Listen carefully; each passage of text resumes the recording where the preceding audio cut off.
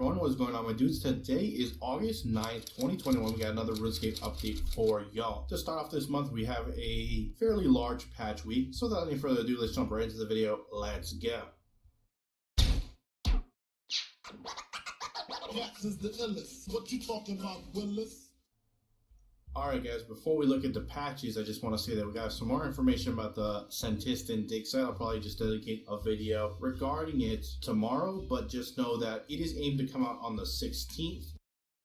This is a microsite, not a full-fledged site, but it is looking to be aimed towards level 60 archaeology. Next up, I want to touch on some Solak changes. So recently they tried to lower the cost of the Grimoire by adding pages to Slayer creatures in the Lost Grove. It didn't have the effect they intended, and they have made the following changes. So Solak will now have a 100% chance to drop torn pages, up from 25. As a result, players will no longer be able to roll a 50% chance to get 2 pages in one drop. And they've added the item Cluster of Torn Grimoire pages, which essentially is a stack of 25 pages at a drop rate of 1 in 200 kills. So it's going to be very interesting to see exactly how that's going to affect the prices going forward. Hopefully it gives them the intended result and makes the Grimoire a much more affordable option. So with that out of the way, we're now going to look at those patch notes and see what's been added with today's update. So let's check it out. Starting off, we got the note in front. The drop rate for Narisa's Journal has been increased. Dyed versions of the Fractured Staff of Armadale are no longer tradable. The Pontifex Shadow Ring can now be reclaimed from Azanadra in the Sentistan Cathedral. Attack options are now hidden on Kerapac during his death animation to make looting easier. Added a 1.2 second anti-spam to the Warp Time ability to prevent spam clicking from accelerating it. Cooldown indicators on various abilities found in the note in front have been made more opaque for better visibility. Clue scrolls will now drop with the rest of the loot piles in the Kerapac encounter. If players attempt to stand beneath Kerapac during the shatter mechanic, the time thread tear will now pick a random direction to fire in instead of not firing at all. Added a check to the Kerapac magic attack to stop him from dealing damage while he's in the process of dying. The Staff of Armadale special attack is now affected by the Altar of War cooldown reset. The Greater Concentrated Blast ability animation no longer shows the player held in place if they attempt to move while casting. And the following are hot fixed. Since the release of the front, the maximum number of players able to join an instance is now capped correctly. Poison no longer bypasses damage caps when Kerapac transitions through phases. The dyed Fractured Staff of Armadale will now retain its dye when transitioning to certain states. Drops from the Nodin will no longer appear under siege engines. Iron Man will now be awarded drops and progress on their Slayer tasks when using siege cannons against the Nodin. The Warp Time ability from the Kerapac boss fight will no longer re-trigger upon leaving the instance. The extra damage from Dwarf multi-cannon kits will now be applied after the upgrade has been unlocked. Kerapac will now attack straight away after transitioning into phase 4 on hard mode, and can no longer be damaged during phase transitions. The Staff of Armadale special attack no longer gives extra spell casts via non-ability based critical hits, and Iron Man will now reliably receive loot and XP from Kerapac. Moving on, we got some changes to the path system. The activity tracker archaeology tutorial, the path will now progress as expected. The Breaking the Seal archaeology mystery achievement is now free to play. Remove the assistant, associate, professor, and guildmaster qualification achievements from the path, and it now completes upon breaking the seal and entering Kared Et. The qualification intern hint trail now leads to acting guildmaster Rainiger instead of the entrance to the archaeology guild. The archaeology path hint trail is now suppressed when following the archaeology tutorial, which has its own trail. For the activity tracker achievements, they remove the Lumbridge achievement path book. It will return when the path system is rewritten or removed. The Work for Idle Hands achievement now has entries for taking each statuette as well as for delivering them to Xenia. And the Dungeoneering path has been moved from the default path book to the Berthorpe and Taverley path book as it points the player to Taverley docks. Path rewards are now displayed in a central pop-up which also describes the completed path. This will replace the previous pop-up. Certain interfaces are no longer zoomed into full screen on mobile. When on a path containing dialogue choices, the first choice will be selected by default in cases where the player taps out before making a choice. Clarified and standardized the text for choosing a path in Turiel's dialogue. The leather crafting path no longer requires the player to pick up a cowhide before unlocking it. Improve the user interface tutorial when choosing a path via the I want to choose a different path dialog. Users will now be forced out of the troll cave if they disable the guidance system during the Morning Star instance. The area outside the Berthorpe troll cave is now a little less gloomy. Your path will no longer clear upon teleporting to Tutorial Island. Should you lose your weapon following the Tutorial Island or Davendale tutorials, you will now be able to claim it back from Turiel. Address several issues during the collections portion of the archaeology tutorial, which stemmed from collection logs being converted from modal to overlay interfaces. New players are no longer kicked off of the Berthorpe path when they gain a total level over 1000. While on the mining and smithing path, players will now be directed back to the Berthorpe mine if they create the wrong item. Prevented Dwarfweed incense sticks from transporting items to your bag while in an item restricted area. Moving on to the environment changes, they have added new lighting in Sithrid Abbey's cellar. A variety of rocks and pillars in Letya have been made more solid and can now no longer be walked through. A ladder tile in the outpost north of West Ardoyne is no longer visually blocked by ground decorations. A section of the fence in East Farrock has been updated to match other fences. Wooden props in Berthorpe Castle now fit snugly against the wall. A rock blocking access to a source of the Rogue's Purse herb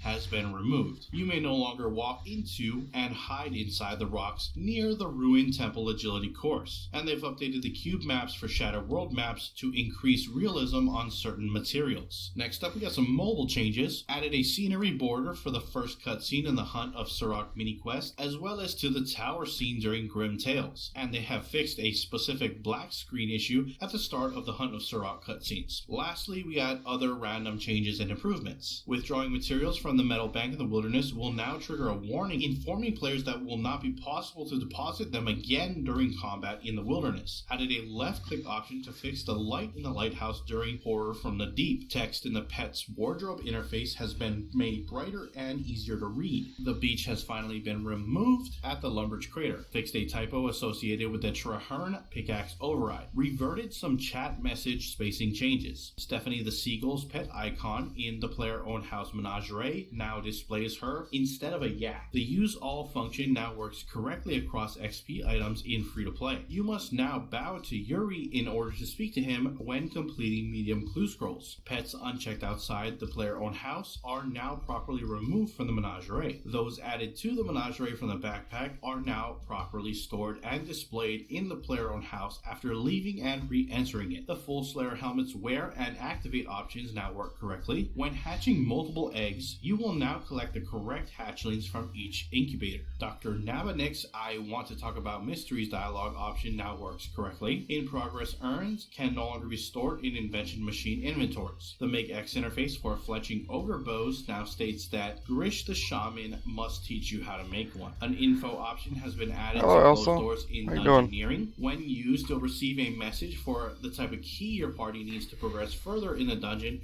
and whether you already have that key required. Portents of Restoration are now correctly consumed when players' HP drops below 50% after standing on the Grave Creeper's poison pool. Characters and objects will no longer float in the deep sea fishing hub. Presumably this does not affect fish. The correct player will now receive XP when assisting in the creation of Primal Extract. Implings can no longer fly into towers through walls and closed doors near the Imperial District in Manifos. The Thaler shop no longer deducts currency if a purchase fails due to a full backpack. Upon using the Luminite injector, all the forges and furnaces in the area will now change color from orange to blue as expected. The slow-mo walk override will now consistently display your worn main hand and offhand items. Fixed a blocking issue with Trindy and Ollie the Wise at the Archaeology Guild. The Greater Fury ability will now work in PvP encounters. Skeletons spawned during the Terraket boss fight will now trigger the Ruthless perk if killed by a player. The latest fruit trees will no longer give players double XP when the farming skill cape is equipped. Using the Reaper portal while on a care pack task will now correctly teleport players to the Coliseum Gateway. And finally, melee area effect abilities will now correctly hit NPCs larger than 5x5 squares when attacking them away from the southwestern corner of the NPC's hitbox. That is it for your patch notes. Links and everything discussed in this video will be down in the description below. Head on over there, check them out if you wish to do so. With that, I'm going to wrap up the video. If you enjoyed it, hit that like button. If you're not subscribed yet and you want to stay up to date on all things RuneScape related, then hit that subscribe button. Anyways, I appreciate you watching. I am out. Aloha. Quite a lengthy updates. Not a lot going on this week, as there was no game update, as you obviously. But either way,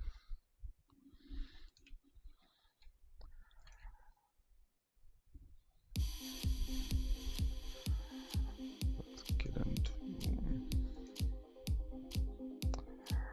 RuneScape.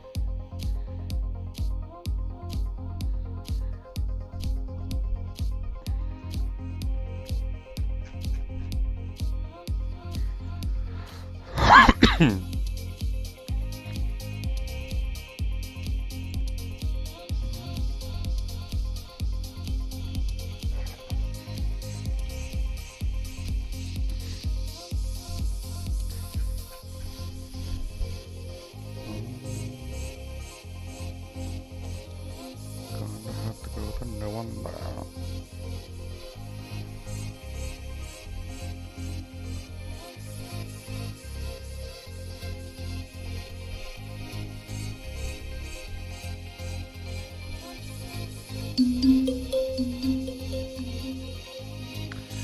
Thank you for the follow, Elsa.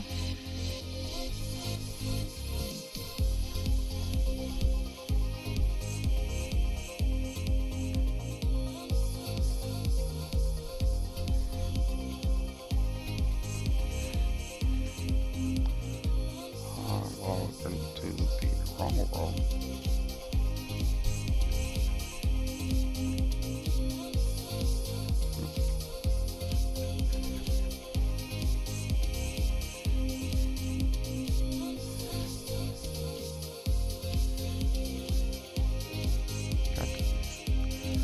Why did it lock me out?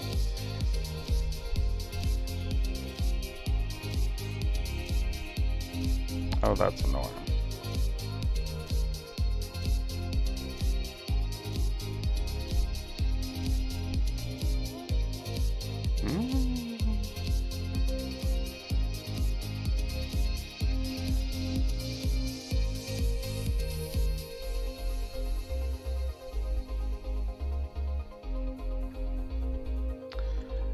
Really?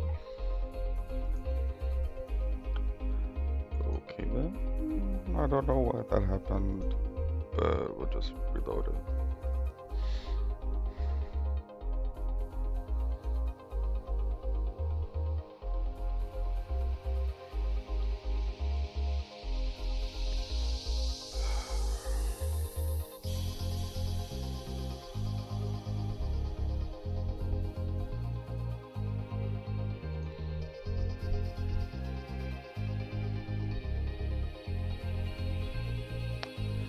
Is it because of the world population? That's probably why. Alright, we'll try World 2. Or is it 99? No, we'll go to this one.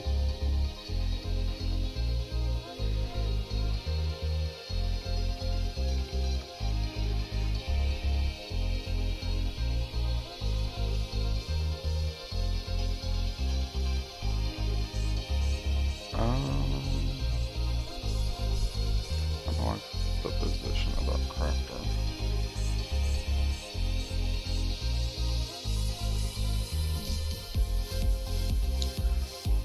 Try 99. much better.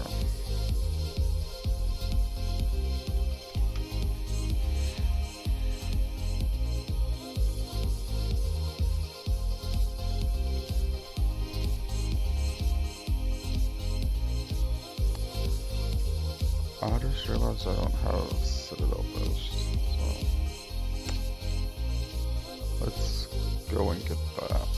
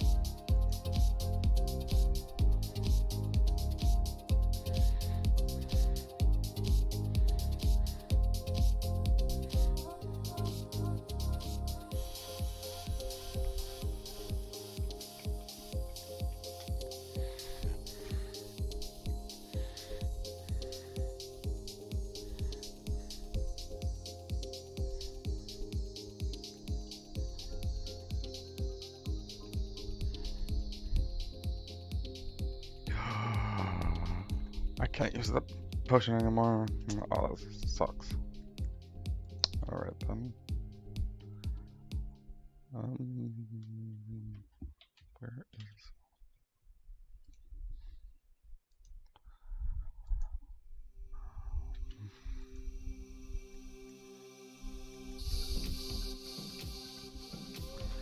Alright, we'll go with this then.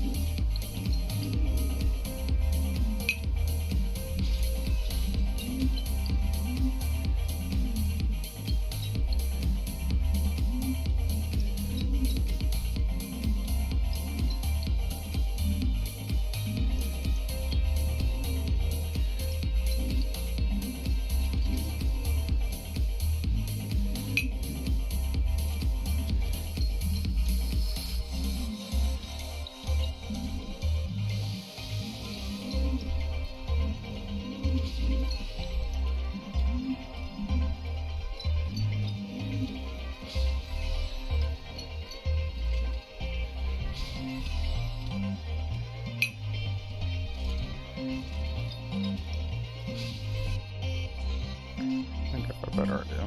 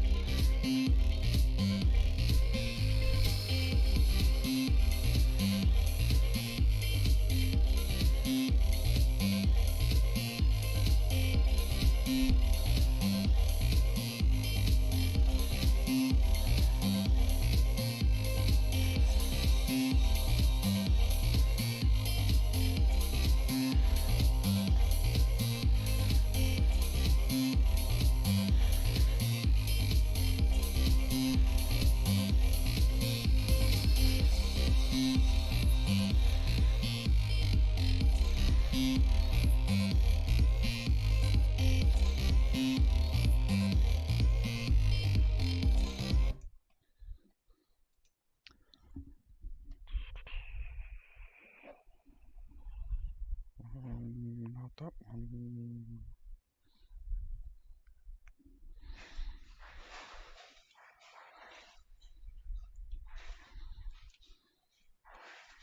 Hey, Hi. welcome to the Food Wars Season 1 Marathon, where we compared some of the biggest differences in UK and US fast food. We've compiled every episode from Season 1 into one convenient bundle for your viewing pleasure. But stick around for some behind the scenes info from myself and from Joe to show you how we brought the show to life. From calorie count to portion sizes, we wanted to find out the biggest differences between UK and US McDonald's. So the McDonald's episode is where Food Wars all began. Joe, did you have any problems filming this episode? Yeah, I had to go back and forth to McDonald's 3 times to get everything, and they still didn't have the McNuggets boxes that we wanted. This is what a small drink looks like in the UK. This is a US small. This is what a medium drink looks like. This is a US medium. And this is a large. And this is a US large.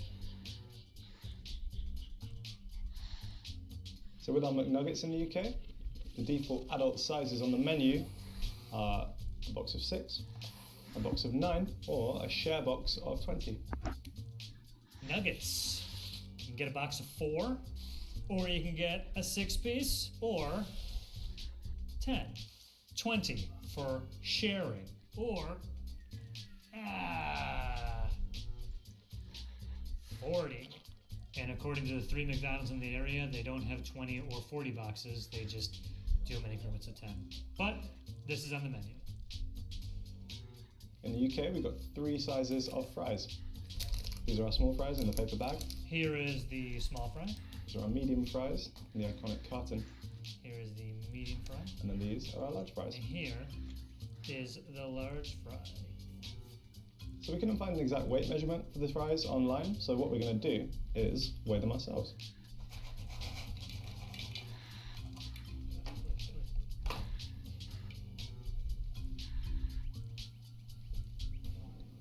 Damn. Just out of curiosity, I'm going to bring our trusty friend the scales back, and we're going to weigh the Big Mac and see if there is any difference in size. Not sure there will be, but let's find out.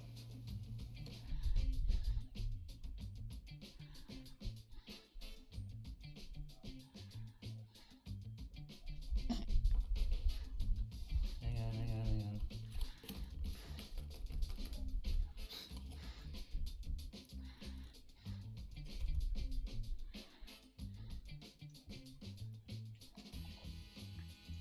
So while McDonald's fries might look and taste pretty similar in the UK and the US, in the UK we only have 3 ingredients, which is oil, salt, and potatoes.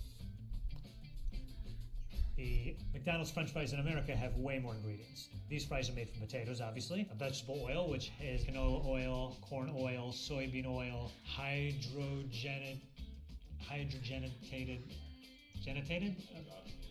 ha! Thank you. Hydrogenated soybean oil, natural, beef, flavor, dextrose, sodium, aspartate, pyrophosphate, sodium, acid, pyrophosphate, which is used to maintain the color. Are they that much of a different color than the ones in the UK? Is it worth it? Can we get a side-by-side comparison? Are they that much more bright yellow? We need to put sodium, aspartate, pyrophosphate, or whatever it's called in it. Salt. And I should mention that a natural beef flavor contains hydrolyzed wheat and hydrolyzed milk as a starting ingredient. And of course, I have no idea what that means. So the biggest calorie difference in a Big Mac actually comes from the sauce. In the US, they've got about 40 more calories than we do in the UK. We're not sure if this is because there's more sauce or because of the ingredients list. In the UK, it's just a little bit more simple. Our sauce is made of soybean oil, sweet relish, which is made of diced pickles, sugar, high fructose corn syrup, distilled vinegar, salt, corn syrup, all right, two types of corn syrup, xanthan gum, calcium chloride spice extractives, water, I've heard of that, egg yolks, distilled vinegar, spices, onion powder, salt, propylene glycol alginate, garlic powder, vegetable protein, which has hydrolyzed corn, soy, and wheat, sugar, caramel color, turmeric, extractives of paprika, and of course, soy lecithin. I don't know which one it is. So if you are trying to eat healthily at McDonald's, it might actually be the drinks that you have to look out for. That's nothing, guys. Our chocolate shake, It's 840 double. calories. That's as many calories as 2 cheeseburgers and 1 hamburger. So what does that all mean? If you were to walk into a UK McDonald's and order yourself a large Big Mac meal with a milkshake, it would be around 1,400 calories.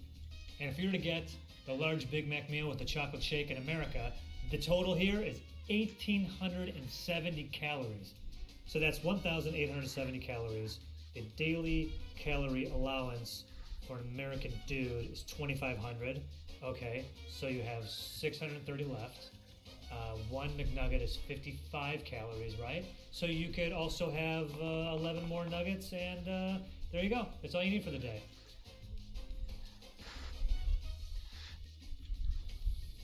Here's everything you can only get at a UK McDonald's. So here we've got the Veggie Deluxe Burger, which is a veggie burger that's served with some mayo and some lettuce. Here we've got a Chicken Legend, which is a chicken burger, again served with mayo and lettuce. Chicken Legend, I don't even know what that is. Not going to catch on. That can stay in the UK.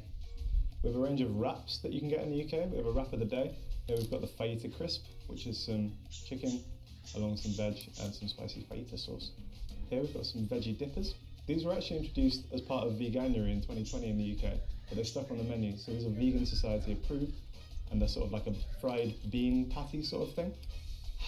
Like, pick a more unappetizing thing to get at McDonald's. Veggie dippers.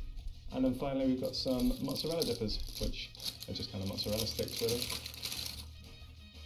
Well, sucks to be in the UK, because everything you see right here is USA only, baby.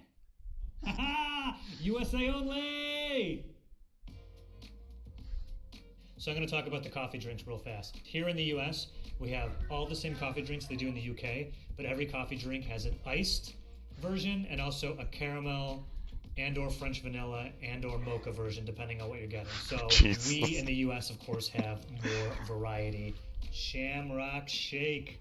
The Shamrock Shake is it's like vanilla and mint shake. Strawberry sundae. This has recently been discontinued in the UK. Sorry, guys. Still got it in the US. My favorite as a kid. Caramel sundae. Fruit and yogurt parfait. Maybe it's healthy. I have no idea. Probably not. Those were the cold items I wanted to get out of the way as they slowly melt under these lights. Got a lot more to go through. Harry, bear with me here, buddy. Buttermilk, crispy chicken sandwich. Yo, I think this was introduced when the chicken sandwich wars were really heating up when Chick-fil-A started taking over. Let's see what's under the hood. Look at that. Look at this. Yeah. Quarter pounder with cheese, deluxe. This is your fancy quarter pounder with cheese. This is for Sunday dinner. When you have company over. There's so much. Sausage breakfast burrito. Even after it's, for a while, it's like still like glowing yellow. Now these are the buttermilk crispy chicken tenders. These smell amazing. Oh, I want to just bite into these so bad. I just take a big bite. I want to talk about sauces real quick. Okay, I'm at McDonald's and I go, give me one of everything. I've heard from Harry and the team over at the UK that some of these I don't have, including sweet and sour, honey mustard. What else don't you guys have? I don't think you guys have ranch either, or buffalo. I gotta say though, the sauces are everything. We've got a couple of sauces that are kind of unique to the UK as well. We've got a sweet curry dipping sauce, and then we've also got a salsa dip as well, which I didn't know existed until today. Oh yes, donut sticks. These donut sticks also come with a chocolate dipping sauce. Another thing I'm certain they don't have in the UK. Yo! Breakfast is served! Look at this. Oh yeah. Who's ready to start the day? It's McGriddle talk.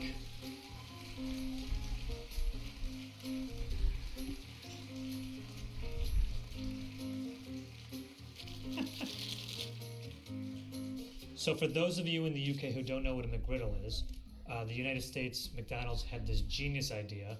What if we took breakfast sandwiches, replaced the buns, and made them pancakes, and somehow injected some sort of syrup flavor into the pancakes? And the McGriddle was born, and I have to say, they're fantastic. This one right here, the bacon, egg, and cheese McGriddle. This is the sausage. Yeah. This is the sausage, egg, and cheese McGriddle. American food engineering at its finest. Look at that. In the UK, you guys call biscuits cookies. Here, no. So in the UK, biscuits are cookies, what we call cookies. In the US, biscuits are what we call, I don't know what else you can call them. Like, you bake them and they're from the South and they're dry and I don't know what they are. Much like the McGriddles, we have a version of every breakfast sandwich that instead of the regular bun bread, it's biscuits. Not the cookie biscuits like you guys have. These biscuits. Joe, you were so close on the whole cookie biscuit thing. What you guys call biscuits, we would actually kind of call scones, or scones, depending on where you're from. And the thought of putting breakfast food in between them is kind of weird. They're usually reserved for cream and jam for an afternoon tea.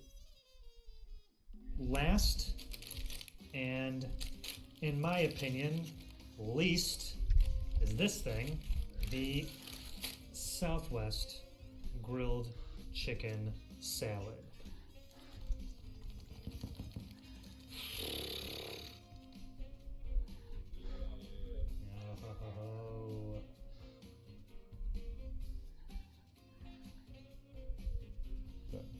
Can I eat now? Yeah. I don't care how many calories, it's just really good.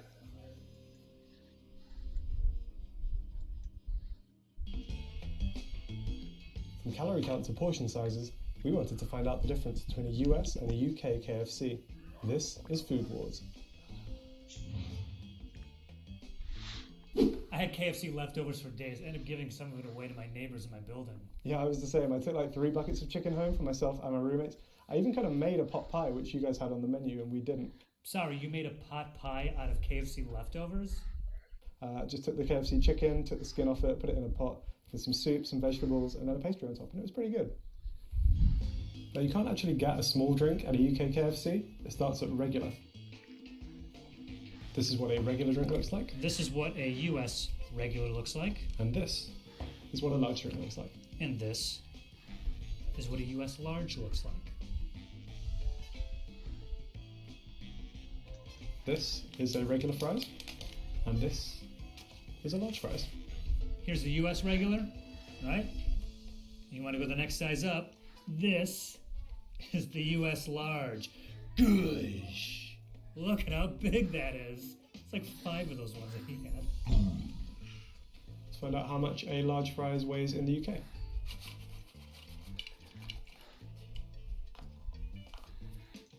Let's weigh our large fry. Oh man. Oh, they're packed in there, dude. Look at that. Is that everything? This is what a regular popcorn chicken looks like. We have a large popcorn chicken. And this is what a large popcorn chicken looks like. And if you want to go even larger than the large, you can get yourself popcorn chicken box. Something for you and your buddies, I'm sure. Not eating this by yourself. Did I lose any? No? No way. Am I doing this without... Oh, don't jinx it. Oh! Yep. And, yep. Hold on. In the UK, you can get buckets in 3 sizes. You can get a 6-piece, you can get a 10-piece, or you can get a 14-piece.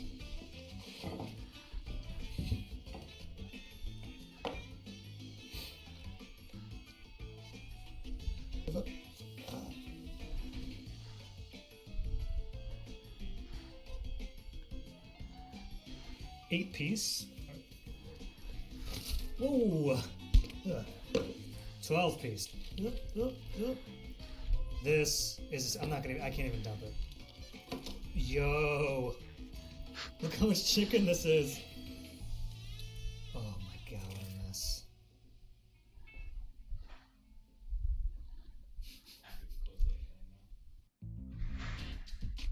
Unfortunately, KFC in the UK doesn't disclose its ingredients, but what we do know is calories. For example, in the UK, a drum is 170 calories. And in the US, one of these guys for the original recipe is 130 calories. But if you get extra crispy, like this guy right here, it's actually 170. USA is actually still winning on calories. That's largely thanks to the sides and the drinks. If you were to walk into a UK KFC and order a 3-piece meal and they gave you a drum, a thigh and a wing with a large fries and a large Pepsi, that would come to 1,155 calories.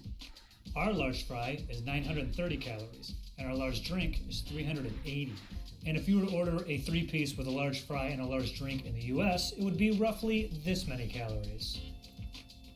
The KFC in the US has released its ingredients list. I would like to go over the ingredients of the French fries at the KFC in the US.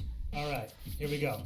Sea salt, monosodium glutamate, maltodextrin, salt, dextrose, vegetable powders, tricalcium phosphate, hydrolyzed soy proteins, spices, soybean oil, natural flavors, potassium chloride, paprika extract, color, turmeric extract, color, potatoes, obviously, vegetable oil. It has soybean oil, canola, cottonseed, and or sunflower, bleached wheat flour, and it contains 2% or less of rice flour, durum wheat, semolina,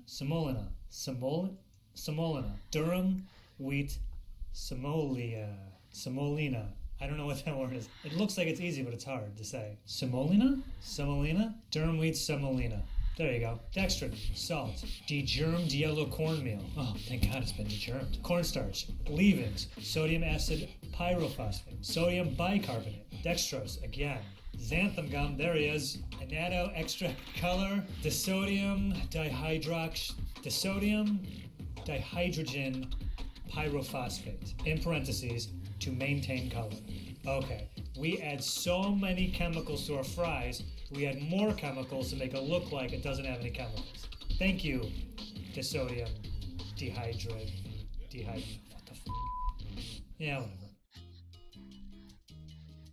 Here are some things you can only find on the menu at a UK KFC. So instead of a chicken sandwich, what we call ours is the chicken fillet burger. I think it's pretty much the same thing. It's like breaded and fried chicken between 2 buns with some lettuce and some mayonnaise. We also have something called the Zinger burger, which is pretty much the same thing, but the spice level is amped up a little bit. You can also turn these burgers into a tower burger. What that does is adds cheese and a hash brown to the burger, which in my opinion, very worthwhile addition. We have some stuff on our KFC they can't get in the UK, and surprisingly some things I thought were kind of paramount to the KFC menu. Mashed potatoes and gravy. This to me seems like something that has just always been part of KFC along with the chicken. Look at his mashed potatoes, man. It's a tub of mashed potatoes. Okay, let's make a mess. Oh, yeah. Oh, my goodness. Put that on the cover of Gravy Aficionado magazine. Another thing I didn't realize you guys don't have, biscuits, or as you call them, scones. This is called a Famous Bowl. It is mashed potatoes and gravy and corn, topped with popcorn chicken, topped with cheese, all in one bowl. Yeah, this thing, I don't think I've ever had one of these, because it looks ridiculous. Now Joe, I'm glad you also think that the Famous Bowl doesn't look that great, because to me that looks like a nightmare. Now we have a slightly different approach to sides in the UK compared to the US. For example, our corn comes on the cob, baked beans. These are slightly different to the regular beans that you might put on toast in the UK. They have kind of a barbecue sauce flavour to them. There's a few other language differences, like instead of chicken tenders, we call ours chicken mini fillets. Mini fillets, chicken tenders, they look exactly the same. We got those. Yes, they have corn, but we have ours off the cob, which I think is not as good as on the cob. This pile right here, and I know, they do have wings at KFC in the UK, yes I know, but only in the US can you order them by 48. 48 wings. I'm dying right now, man. They smell so good. The pot pie, when I saw pot pie in the menu, I was like, yeah, a little side pot pie. No, dude, this thing is like a puppy. This thing has kind of got some weight to it. I've got to say, the pot pie actually looks quite good. We love meat pies here in the UK. You'll often see people tucking into like a steak and kidney pie or a chicken pie, but yeah, they should probably put that on the menu over here. I think they'd cash in on the British market. Let's talk sauces. It's sauce talk. Sauce talk. I think that these sauces are also specific only to the US and not the UK. The KFC finger looking good sauce. See that? We also have the summertime barbecue sauce, honey mustard, and of course, buttermilk ranch. There are a few sauces which are exclusive to the UK. For example, we have this spicy supercharger dip, which is kind of like a spicy mayo type thing. We have some sweet chili sauce, garlic mayonnaise, another really good option. Garlic mayo on chips is just fantastic. Why don't we have those sauces here? Oh man, I want those. Now usually we'd have even more exclusive menu items to show you, but unfortunately UK KFCs are currently operating with a reduced menu. Here's what you could normally find on the menu at a UK KFC.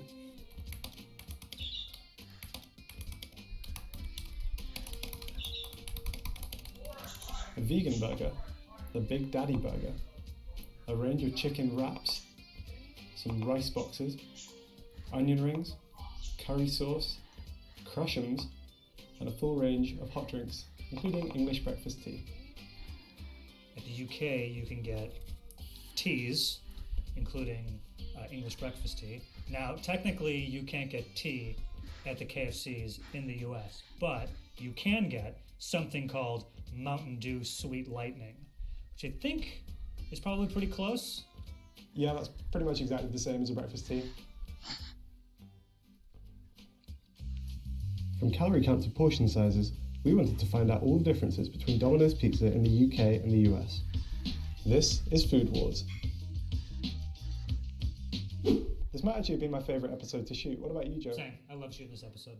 I just thought some of the visuals were really cool, particularly the bird's eye view. We actually had our camera person Charlie shooting that one, and he was just standing on a table getting some stuff by hand. It wasn't the most professional setup, but I think he got the job done. This was also the first USA only exclusive and arguably the worst. I could give a TED talk on how much I hate banana peppers. This is the smallest pizza you can get in the UK. It's called an individual, and it measures 7 inches across. Our smallest is, believe it or not, the small. Here it is, and it measures in diameter 10 inches. The next size up is a small, which measures 9.5 inches. Next size up for the US is our medium, which is 12 inches. This is 11.5 inches. Well, I'm starving. Hey, I grabbed a slice. I'm starving. This pizza smells so good. I skipped breakfast. Next pizza. Next up for the US is our large, which is a 14-inch diameter. Oh, hell yeah. So it's a Look at the half way inch they cut difference? your large pizza, Harry. It's ridiculous. Look at that. And not to be outdone, the US has one more size, the extra large, diameter 16 inches. Bro, look at the size of this thing. That cheese Now, a looks 2.5 wonderful. inch difference might not sound like a lot, but if you factor that into the surface area, it's actually 58 square inches wider than the UK's largest pizza, which is almost a third of an increase. Am I looking at this right? Is it supposed to be 6 slices? It's 6 slices. That can't be right. 6 slices for a extra large pizza? Look at the size of these slices. In the US, at a Domino's, the extra large pizza will cost you a very reasonable $13.99.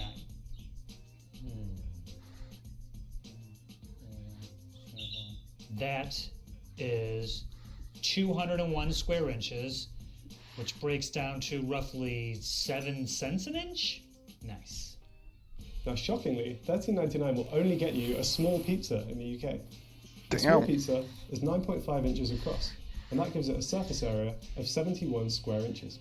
Now, if you divide the $13.69 price tag by the 71, you find out that you're actually paying 19 cents per square inch. Ultimately, it means that if you went into a US and a UK Domino's with $13.99 to spend, you'd be able to get more than double the pizza for your money in the US store. Damn. Let's compare large cheese pizzas in the two countries. This is what a UK large cheese looks like. And this is what a large, properly cut Domino's cheese pizza looks like in the US. It's cut into 10 pieces, and each slice contains 176 calories. That means that in total, The pizza in the UK is 1,760 calories. Instead of 10, we got 8 slices. That means each slice is roughly 280 calories, which makes the whole pizza 2,240 calories. And according to the thing that was written for me, that is almost 480 calories more than the UK large. But why is that exactly? Let's see if we can get any clues from the ingredients. Let's start with the foundation of any pizza, which is the dough. In the UK, the dough is made of wheat flour, a wheat and milk premix, rapeseed oil, water, and yeast. Yes, but here in the US, our dough is made of enriched flour, oh god, I hate reading this stuff. Enriched flour, which is wheat flour, iron, thiamine mononitrate, niacin, riboflavin, and folic acid, water, soybean oil, and it contains less than 2% of the following: sugar, salt, whey maltodextrin, dextrose, dough conditioners such as sodium, stearyl, lactylate, I don't know, it's on the screen, you read it out loud. Enzymes, calcium sulfate, sorbic acid, calcium phosphate, L-cysteine, good for hangovers I hear, yeast, and cornmeal. Yeah, much different. A lot more chemicals. Who saw that coming? How about the cheese? Domino's in the UK refers to its cheese simply as mozzarella, and it's mostly because the ingredients are just that.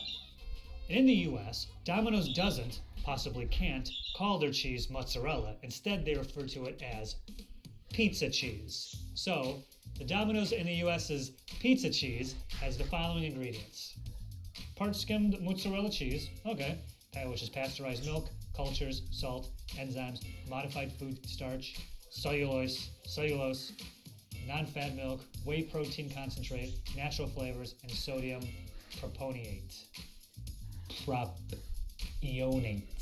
Propionate. Now let's look at the pepperoni. Most of the ingredients in US and UK pepperoni are actually pretty similar. They both contain pork, salt, dextrose, spices, sodium nitrite, citric acid, flavorings, and starter culture. You know, the only difference is that our pepperoni contains beef.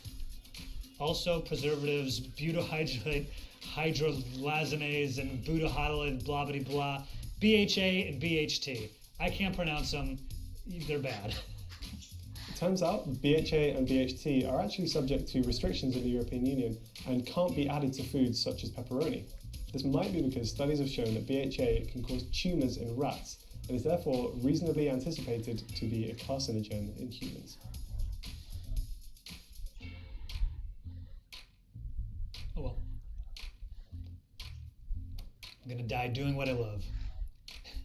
Eating banned chemicals. We reached out to Domino's to get some clarity on the pepperoni situation. We got our info from their ingredients webpage. However, when we checked with them, they told us that their information was incorrect, and they've updated it since to say that BHA and BHT have now been removed from the pepperoni. I think this happened at some point during 2018. They couldn't say exactly when, but Joe, it sounds like you're okay after all.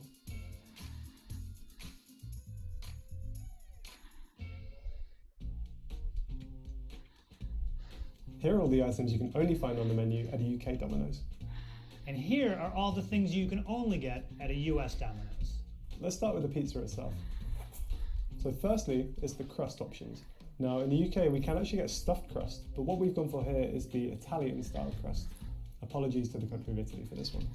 Now the Italian crust is basically the same dough, but just thinner and therefore a bit more crispy. Damn. There are a few toppings that you can only get on your pizza in the UK. These include some options we've got here, like meatballs, sweet corn, and red onion. But that's not all. You can also get things like Catalan chicken, which is a chicken in a kind of paprika spice. You can get tandoori chicken, which is chicken with some Indian spice blends. And you can also get tuna on your pizza. Whoa, wait, did he say tuna? Tuna on a pizza? No, no way. So this right here is a pizza that has everything you can only get at a US Domino's. First of all, the crust. It is our thin Brooklyn style crust. Instead of tomato sauce, we did an Alfredo white sauce. We got banana peppers on here, salami, feta cheese, and also Parmesan and cheddar. This should be known as the US only. Like Pizza Hut should have this on the menu. You go, give me the US only, and this is the pizza they give you. Yuck. Don't get this. Yeah, I hate that. Grab a slice, see what you think. So here are some UK sides that you won't find on the menu at a US Domino's. First of all, we've got the garlic cheesy bread, chicken kickers, which are just like nuggets with a spicy coating. Pretty recently, they've added these poppin' chicken bites to the menu, which are kind of similar to KFC's popcorn chicken. You can also get chicken strippers, which is just kind of like chicken tenders. Potato wedges, if you wanted some kind of potato option to go with your pizza. And then you can also get a tub of coleslaw. I don't think we have garlic cheesy bread, but we do have this, which is like a stuffed cheese bread. Also, the side they have these chicken pieces, and then these right over here, these Parmesan cheese kind of bread nuts. Also, I think it's pretty cool, is Domino's will hook you up with a side of grated Parmesan. That's pretty nice. Chicken carbonara, which is a pasta dish, what looks like obviously chicken, bits of bacon, onion. In the US, Domino's offers a lot of different varieties of sandwiches. I just picked one. I got the chicken parm sandwich. Let's take a look at that right there. Look at that chicken parm. How good does that look? Classic garden salad. We found something green on the menu, which is nice. What do we got here? Tomatoes, onions, cheese, lettuce, croutons. Who cares? Now the default dipping sauce that will come with your pizzas is this garlic and herb dip in the UK. But there are also a couple of sauces which are exclusive to the UK. These include a little pop of Frank's Red Hot sauce, and we can also get a honey mustard. The Domino's in the US has their own exclusive sauces. This kicker hot sauce, the sweet mango habanero sauce. This one is really good. Ranch. You guys don't have ranch? Thought you did. Guess not. Blue cheese dressing. And of course, marinara sauce. And finally, if you're someone with a sweet tooth, Domino's has some exclusive dessert items to the UK. Firstly, we've got Domino's cookies, which are actually like really good, especially if you get them when they're warm and they kind of stay warm when they rest on the pizza boxes. And then you can also get a range of Ben & Jerry's flavors from Domino's in the UK. They're like a licensed vendor, which is cool. And for dessert in the US, you can get either these marbled cookie brownies or these chocolate lava crunch cakes. They also threw in this, the sweet icing. I'm sure it's amazing, so you can pour more sugar all over the sugar. Let's put some icing on the lava guy. Oh! Oh! That's too much. Stop. I gotta get this. I'm gonna like eat this whole tray. I gotta get this out of my face. I'm ready to destroy these brownies. From calorie count to portion sizes, we wanted to find out all the differences between Subway in the UK and the US. This is Food Wars. This was probably the first time I had Subway in 10 years. Now that actually surprised me because the way you slid the party sub out of its container looked like something that you've done a lot of times. It's called acting. I'm a natural. That was actually the first take we did of that too. Funny story about that party sub. I ended up giving it to our cameraman, and he took it to a party, and his bro buddies were like, "Yo!" At Subway in the UK, you can get sandwiches in 4 different sizes. Firstly, we have toasted bites, a 6-inch sub, a foot-long sub, and then you can get a platter. And in the US, we have 3 sizes. The 6-inch, the foot-long, there you go, for you and your team. The big boy. Party platter. The old Subway platypus. Now in the UK, a platter looks like this.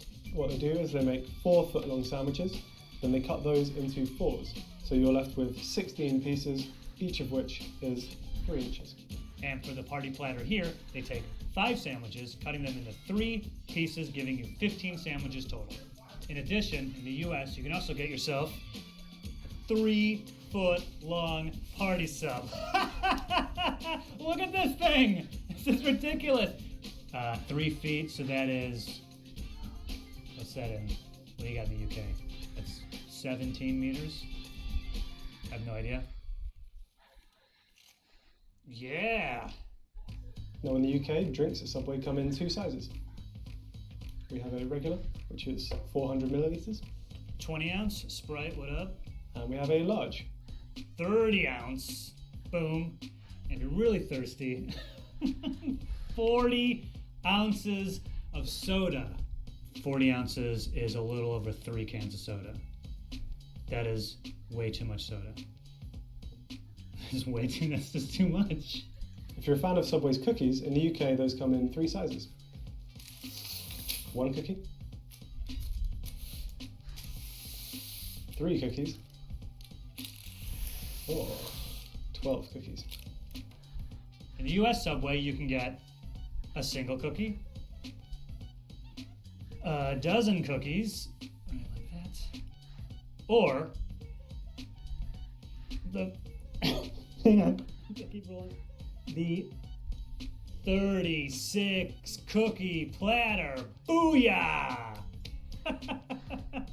Like in Vegas, baby, all in. We want to make sure that you're getting the same amount of filling as you do in the US here in the UK. So what we've got here is a foot-long Italian BMT on hearty Italian with lettuce and olives. We're going to weigh it to see if the quantities are the same. All right. BMT.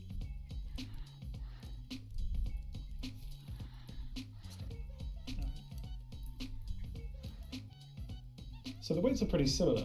What we're going to do is take them apart and see how it all adds up.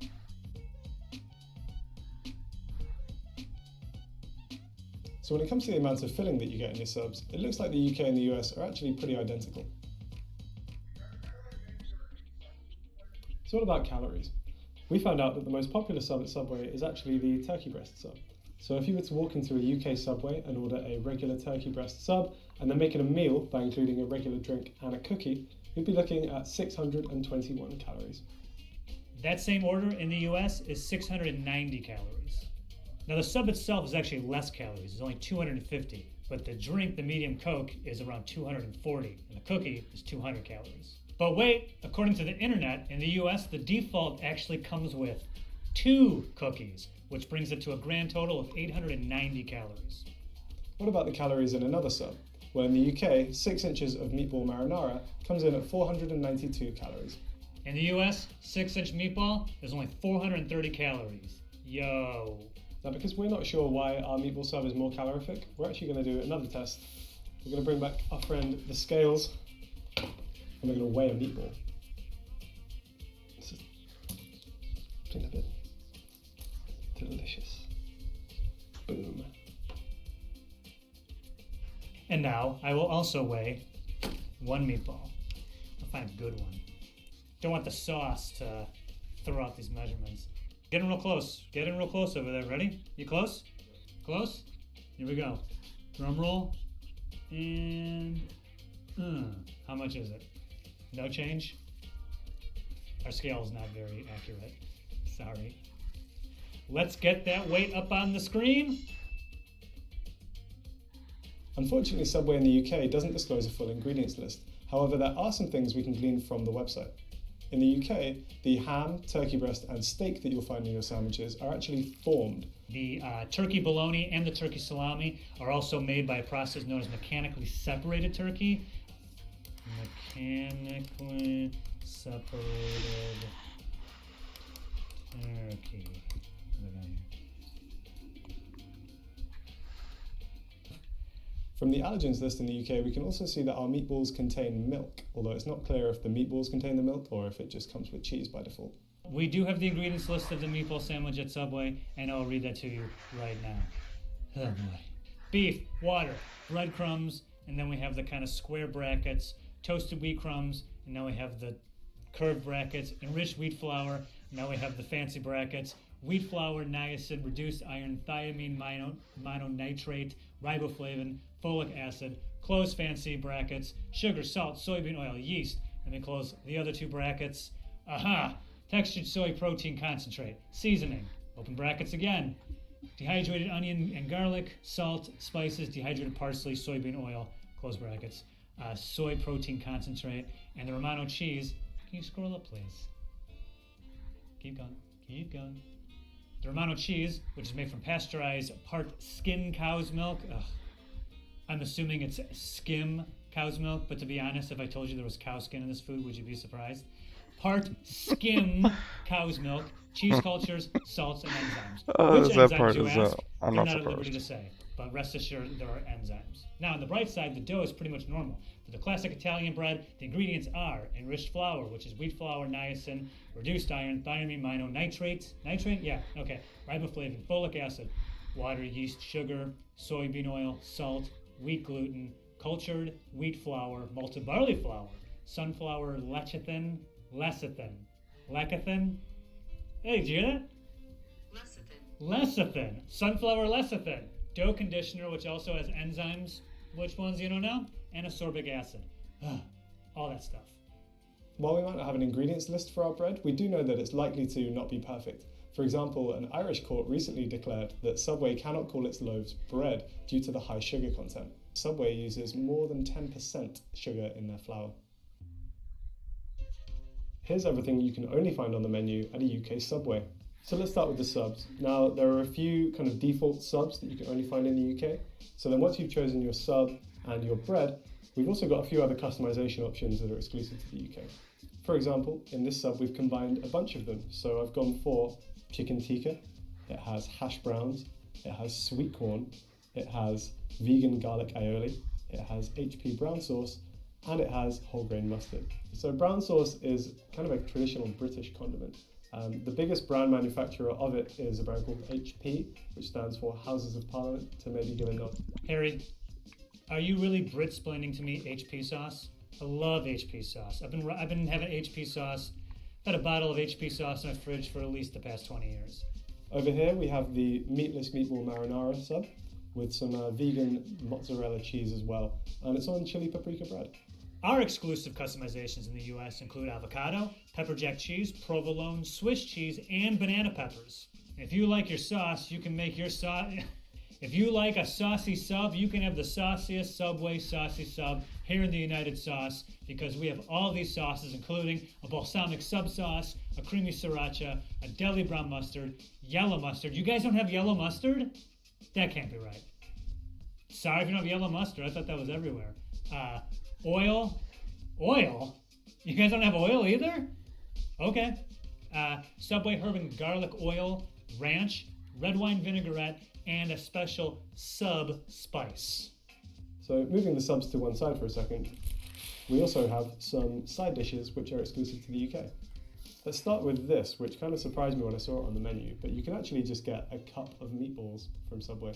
Next, we have the garlic cheesy bread, which I think is just half of their hearty Italian 6-inch with some garlic butter on it, and then they kind of sprinkle some cheese on top and throw it in the toaster oven. The last side dish is nachos. They actually just get some Doritos, throw them into a box, give you some cheese, some jalapenos. That is an insult to nachos. Those are the kind of nachos you make in your 20s when you're drunk at 2 in the morning. Chips, cheese, microwave it, throw on some salsa. That's the most depressing plate of nachos I've ever seen. That is the worst thing associated, that is the second worst thing associated with the Subway franchise. The only exclusive side that you can get at a Subway in the US is the applesauce pouch, which we don't have. Unfortunately, the 2 Subways we went to did not have them available. Could we get a graphic of the applesauce pouch on the screen somewhere near my head? Yeah, it looks like that. Now we wanted to get as many UK exclusives into one sub as possible, so this is my creation. I'll be clear, this is not my usual order.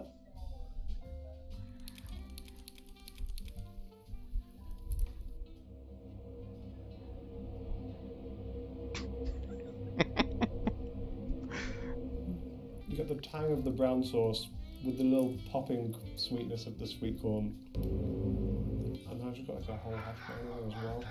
Do not order the UK only stuff. And of course, we put together a sub with all the USA only ingredients, which is a foot-long barbecue rib sandwich with the jalapeno cheddar bread, and avocado, and pepper jack cheese, and provolone cheese, and Swiss cheese, and banana peppers. Ah, the US with banana peppers. I don't know what our thing is with banana peppers. I'm not into banana peppers. I don't know why they're so popular here. I mean, banana peppers are good. That's actually pretty good. I actually like that. The jalapeno bread? Wow. Oh man, the sriracha sauce? Oh, and the avocado. Whoa, it's got some heat to it too. I'm totally surprised. I kind of like that. Yeah. From calorie counts to portion sizes, we wanted to find out all the differences between Burger King in the US and the UK. This is Food Wars. 2 words together in a number. Frygate 2020. In the UK, we have 3 drink sizes. We have a small, which is 250 millilitres. This is a US small. We have a regular, which is 400 millilitres. This is a US medium. And we have a large. And here, ugh, is a US large. Burger King. Now in the UK, we have 3 sizes of fries. Small, regular, and large. Here's a Burger King small fry. Here's a Burger King medium fry. And a Burger King large fry. So of the 3 sizes of fries that we were given, I'm actually not sure which one is the regular and which one is the small, because these 2 kind of look identical. We're going to weigh them all. We're going to start with this orange bottomed bag. 88 grams. Now we're going to weigh the slightly darker orange bag and see which size this is. Is he colorblind? So there's only a 5 gram difference, but this one is the small.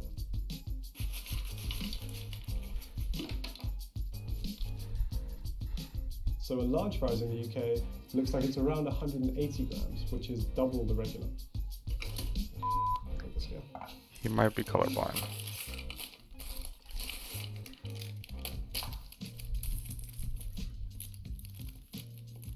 We're actually having some concerns about the sizes of the fries in the UK because our measurements showed that the lighter orange bag actually contained more fries than the darker orange bag. However, when lined up very scientifically like this, what we'll actually see is that the bag sizes go up in that color order instead. So I think what's happened here is that our small was actually bigger than our regular. Wow, a lot of fry drama over there in the UK. As you can see from our sizes, it's pretty obvious what the small, medium, and large is. But, of course, we're still going to weigh them. So let's start with the small fry. Yup. Oh, rogue fry. And now the medium fry. I'm making a face. I don't like that face. It's like, yeah, it's pretty similar. I know how we will solve this, but not that way. Over here, Burger King is in the hot seat, baby. Burger King's in the hot seat. Large fries. So I'm gonna do something really tedious and boring.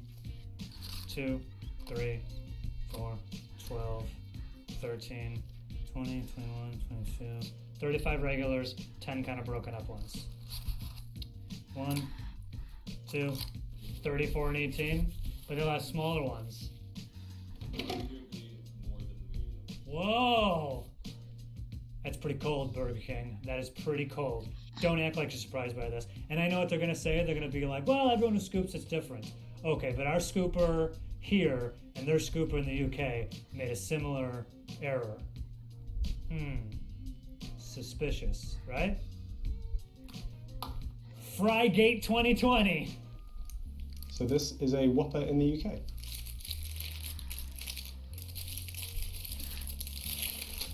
No, it's not. That's a Halloumi King.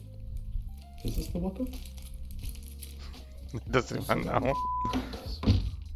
Burger King.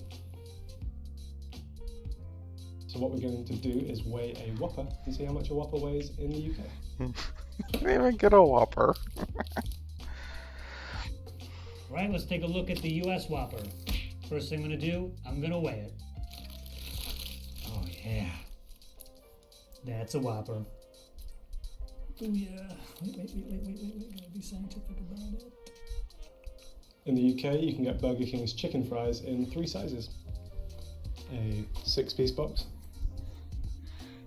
a 9-piece box, or if you're really hungry, a 20-piece box. In the US, according to the Burger King website, they have 3 sizes of chicken fries. We went to like 5 Burger Kings two, and both of them said that they only have one size, the 9-piece chicken fries. I don't know why that is. And after Burger King Frygate 2020, I'm gonna count these. There's 9. So what about calories? Well, for example, a large Whopper meal, the Whopper itself is 627 calories. Our 180 gram serving of large fries would be 437 calories, and a large Coke would be 209 calories. That brings a total of a large Whopper meal in the UK to 1,273 calories.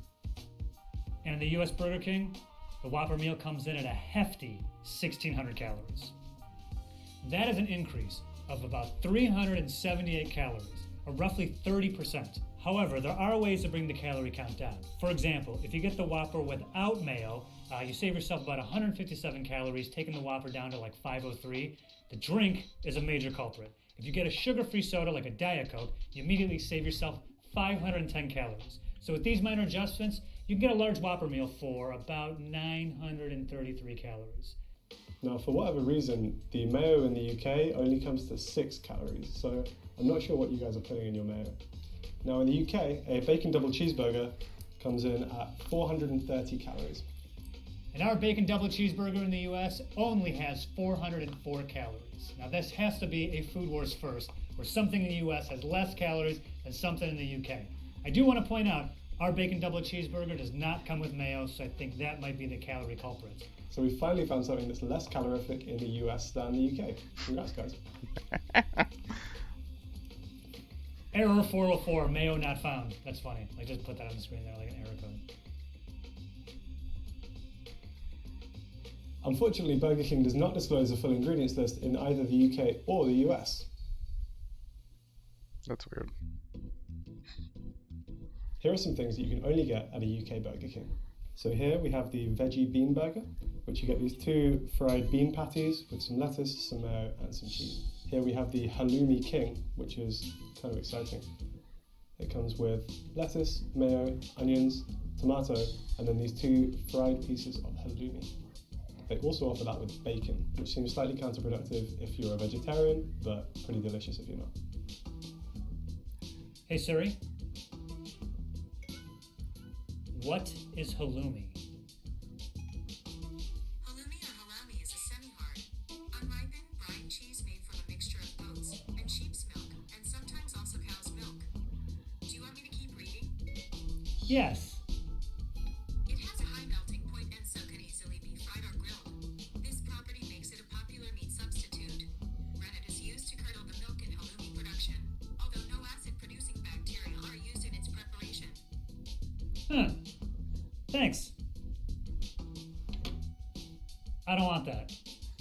At the back here we have a chicken royale with bacon, which is a longer chicken patty that's fried, comes with lettuce, bacon, and cheese and mayo. To round out the burgers, we have the Bacon King, which is kind of like a larger version of the bacon double cheeseburger, but it also has mayo on it. And then finally available to us right now, we have the jalapeno chicken fries, which are kind of like their standard chicken fries, but with a spicy jalapeno coating. I'm furious we don't have those. That is ridiculous. How do they have the jalapeno chicken fries and we don't? That is ridiculous. So on top of what I've got in front of me, there are also a lot of exclusives that we have in the UK, which I'll read for you now. The Steakhouse Angus, a classic cheese melt, a barbecue double melt, a chili cheese melt, the Roadhouse crispy chicken sandwich, the crispy bacon king, a rebel whopper, mac and cheese bites, chili cheese bites, apple slices, a breakfast king, a range of breakfast sandwiches including a bacon butty and a sausage butty, porridge, and an Oreo fusion, which is like an ice All these burgers here look like the burgers at Carl's Jr. cream with some Oreos in it. It has to be said that Burger King isn't the friendliest place for vegetarians. They have some kind of vegetarian options like the Halloumi King or the Rebel Whopper, but unfortunately these are actually cooked in the same oil and on the same grills as the meat, so it's not 100% vegetarian. Here is everything that is exclusive to the Burger King in the United States. I'm just gonna start here. Impossible Whopper. Even when we're trying to be healthy, we still manage to figure out a way to be unhealthy. There's stuff in our Impossible Meat that has not been approved in the UK yet. Crispy Taco here in Burger King, USA only. I don't know why there's tacos at Burger King. I don't know who's getting a taco at Burger King. That's ridiculous. Crispy. The Stacker. Ooh, bacon. The Double Stacker. These things are so heavy. This is so much. Now, from my understanding, what separates the Stacker from the bacon double cheeseburger is these are quarter-pound patties, and also there's some sort of Stacker sauce on here. Special Stacker sauce. Spicy, crispy chicken sandwich. The barbecue bacon crispy chicken sandwich. Spicy chicken sandwich junior. For the little guys, you can also get an order of mozzarella sticks, 4 with marinara in there. Applesauce. Oh yeah, breakfast. Oh, good lord. All right, so you get pancakes and of course syrup, and of course we're gonna do a syrup pour. Wouldn't be a Food Wars episode without me pouring something on something else. Ooh, yo! You like that? You like how that looks? Ah, yes, the croissant sandwich. So as you can see, what a croissant sandwich is a breakfast sandwich where a croissant is the buns. How's it look? Look good?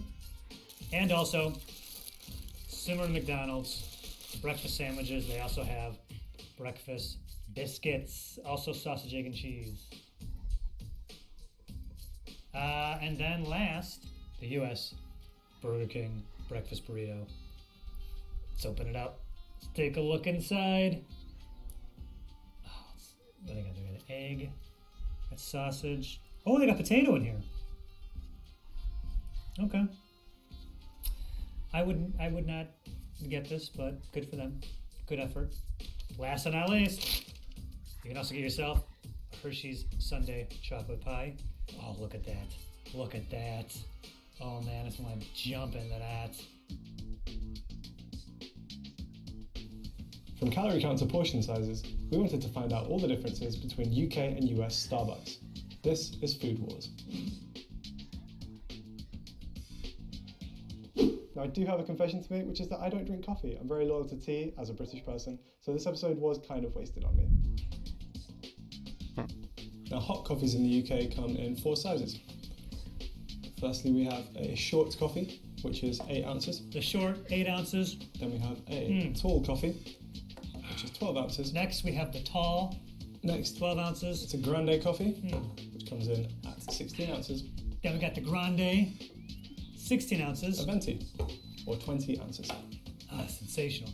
And the biggest one, the venti, 20 ounces. In case you're wondering, it's called the venti because 20 in Italian is venti twento.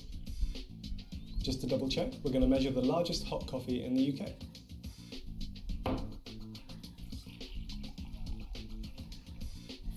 So our venti coffee actually came to closer to 18 ounces. Sort that out, Starbucks. Where's my 2 ounces?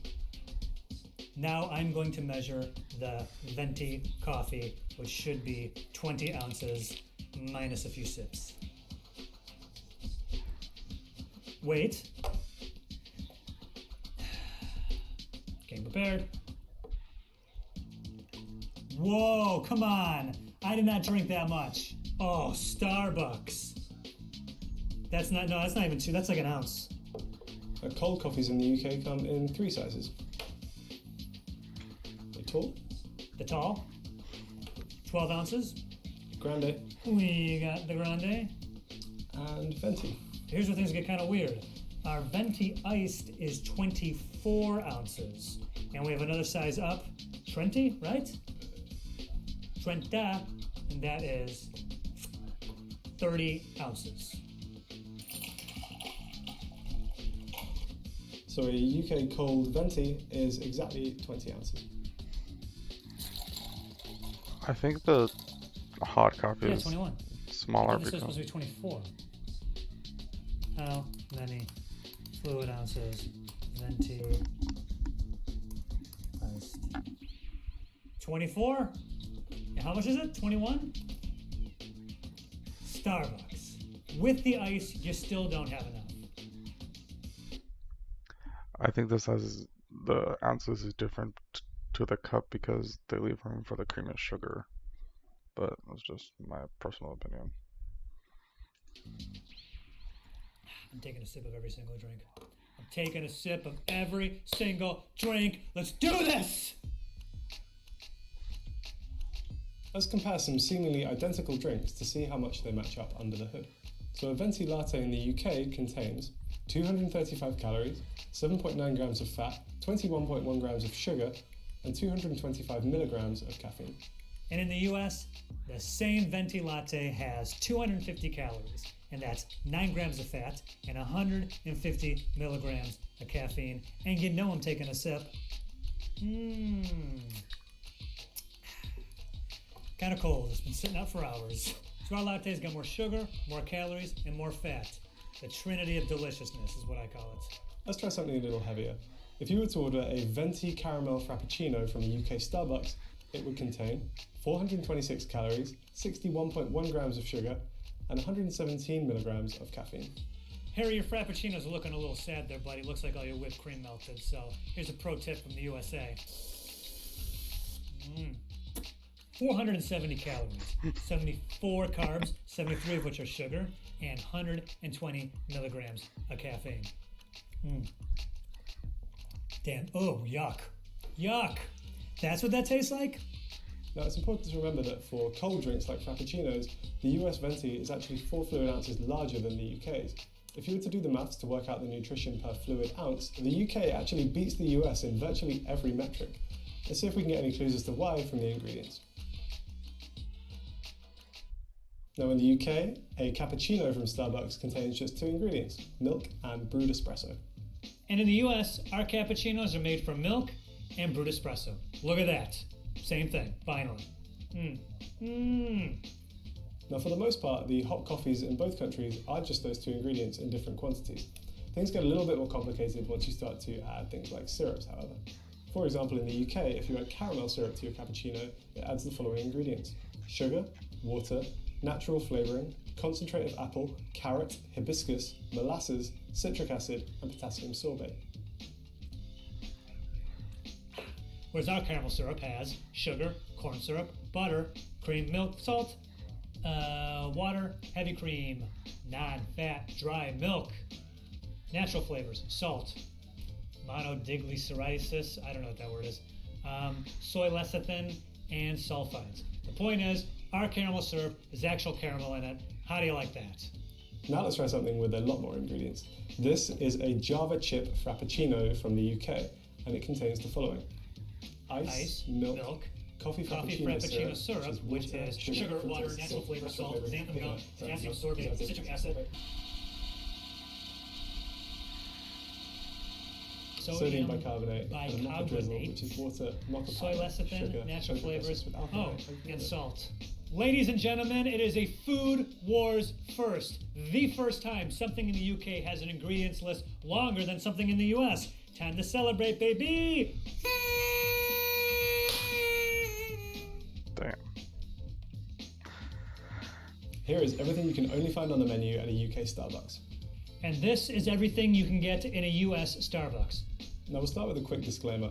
One of the big selling points of Starbucks is that you can heavily customize pretty much everything on the menu. To save ourselves doing a million different combinations of exclusive items, what we're going to do is focus mostly on things that are on the menu as they are, with just like a few combinations of syrups and toppings that you can get in one or the other. Firstly, we have this cute little cortado. Secondly, we have a cold foam cappuccino, which is like an iced cappuccino with just some foam on top of it. Then we have some temporary season exclusives. So at the moment, you can get a peanut butter cup frappuccino in the UK, as well as a chocolate s'mores frappuccino, which sounds pretty damn good. In the US, along with the blonde roast you can get in the UK, we also have a dark roast, and we have something called the Pike Place roast. Now that roast is a tribute to the first Starbucks that's near the Pike Place Market in Seattle, Washington. I've been to that Starbucks. It's fine. Exclusive to the US, we have the Caramel Cloud Macchiato. Ooh, I do not like that. the mocha cookie crumble frappuccino. Oof. The caramel ribbon crunch frappuccino. I mean, the regular caramel one was gross. Let's see how this one is. Oh God, it's worse. Oh, it's so much worse. And we also have this, a vanilla sweet cream cold brew. The ice has melted.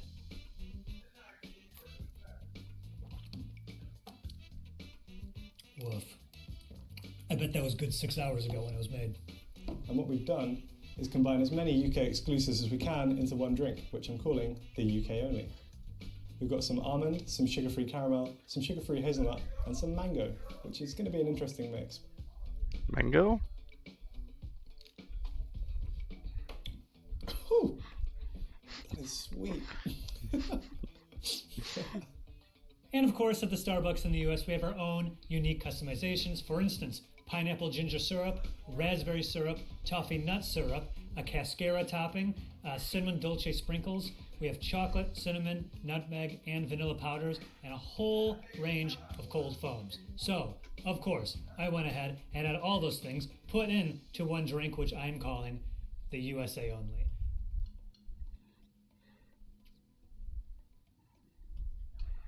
Mm-mm. Mm-mm.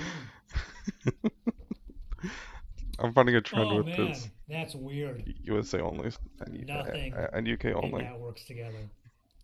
Mm. That caffeine's starting to hit, baby. It's starting to hit.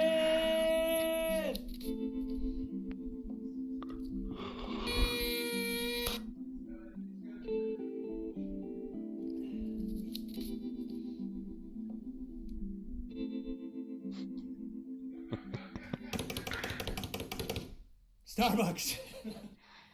Now, this series isn't called Drink Wars, and thankfully Starbucks has lots of food items. Here are some things you'll only find on the menu at a UK Starbucks. Let's start with the bakery section. Here in the UK, on the bakery menu, you will find a chocolate chunk shortbread cookie. You will find this delightful little gingerbread barista map. You will find this pan au raisin.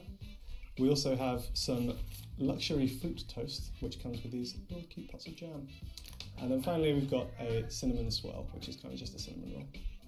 Our breakfast options are slightly limited. Most of what we have is a range of breakfast rolls, which is just kind of like a breakfast sandwich in the UK, but served on crusty white bread. Some options include a bacon sandwich. Bacon sandwiches are a pretty big deal over here. Put that in a moment, ketchup. And then also, if you want something a little bit more, you can go for an all-day breakfast sandwich, which is bacon, sausage, and egg all in one roll. Here are all the US exclusive food items. So, a lot of different breakfast sandwiches for Starbucks. This one right here is the Impossible Meat Sandwich, spinach, egg, and feta cheese wrap. This is my go-to one. Love it. These egg bites, these little, I'm going to definitely pronounce this wrong, these little sous vide egg wraps. Sous vide? I'll be straight up, I've never had one of these.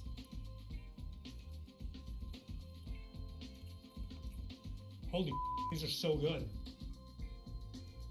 Oh my God. A lot of baked goods, like this little friendly guy just in time for the holiday season, a little snowman cake pop. Bunch of different varieties of sugar cookies. I got this one because I think it looks the nicest, but I don't want this at all. Oh, but you know what I do love? Dude, Danishes, especially cheese Danishes. We also got scones. So, one with the blueberry scone. We got Harry's face on there. Scone Harry. Sorry to break it to you, Joe, but that is not a scone. A few things to point out. Firstly, it's pronounced scone, not scone. Secondly, they should all... The Marshmallow Dream Bar, aka a Rice Krispie treat. What are we doing? We're going to Starbucks in the morning and we're getting cookies and Rice Krispie treats for breakfast? No. No. They got bagels. I asked for cream cheese and they forgot. Pumpkin cream cheese muffin. It's got pumpkin, a little glob of cream cheese in it right there. Muffins are okay in the morning. I'm pro morning muffin. Last and probably least, because I've never had one nor have I ever wanted one, Starbucks in the US have a lot of what they call protein boxes. Chicken and quinoa. Looks like a salad. You guys have pretty much all the lunch options that we have in terms of like paninis, sandwiches, and wraps. One thing I did want to highlight was this, which is a cheese and Marmite mini ciabatta. So Marmite, as some of you will know, is a spread that's quite popular in the UK. It's like the byproduct of making beer. When the yeast ferments, it kind of leaves like a sludge on the bottom of the tank. And that is Marmite. But it somehow tastes really good. Harry, no to Marmite. It's bad. Stop it. So on top of classic English breakfast tea, we also have some exclusive teas to the UK. So we'll start with the Jasmine Pearl Green Tea, which is just our exclusive version of the green tea. Here we've got something called a Youth Berry Tea, which apparently helps keep you young. Here is some chamomile tea, which is great if you just want something to relax before bed.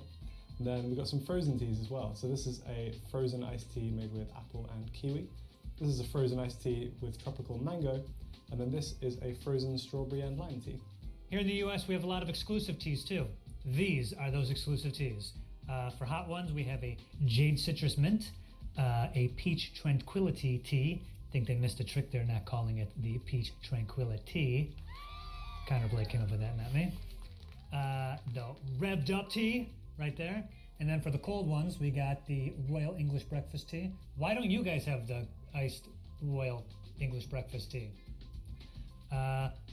A matcha lemonade tea, a iced guava black tea, and the Passion Tango iced tea.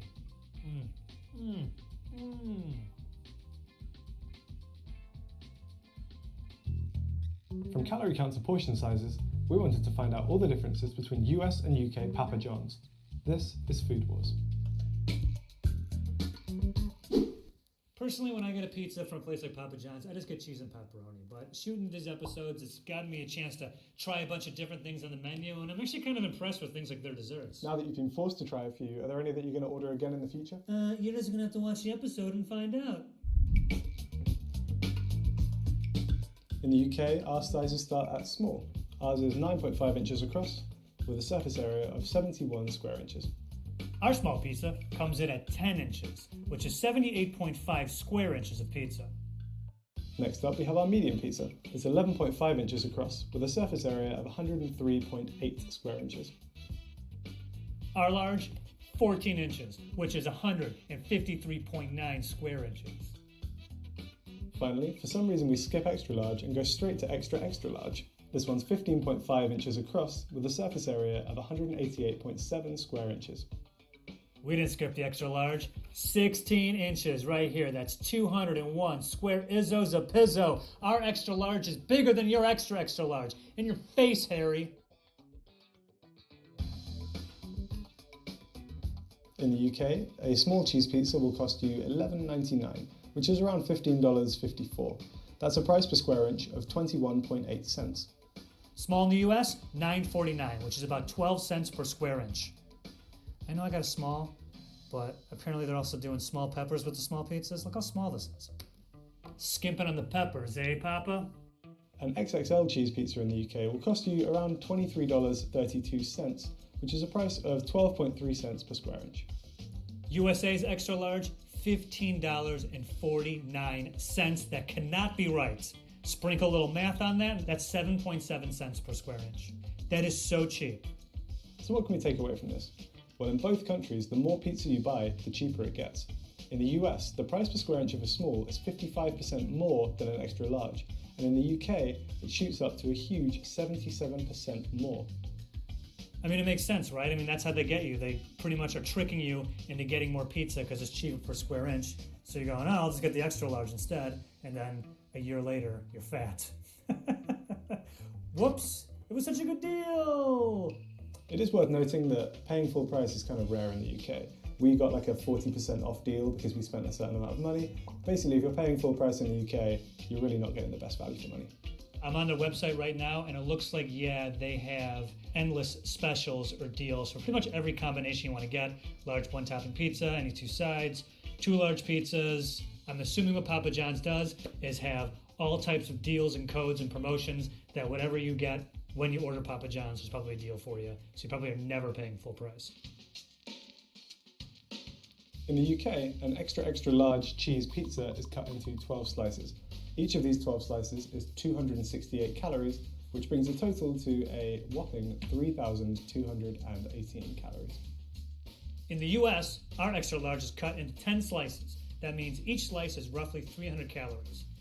And there is no possible way you're eating this pizza without the sauce.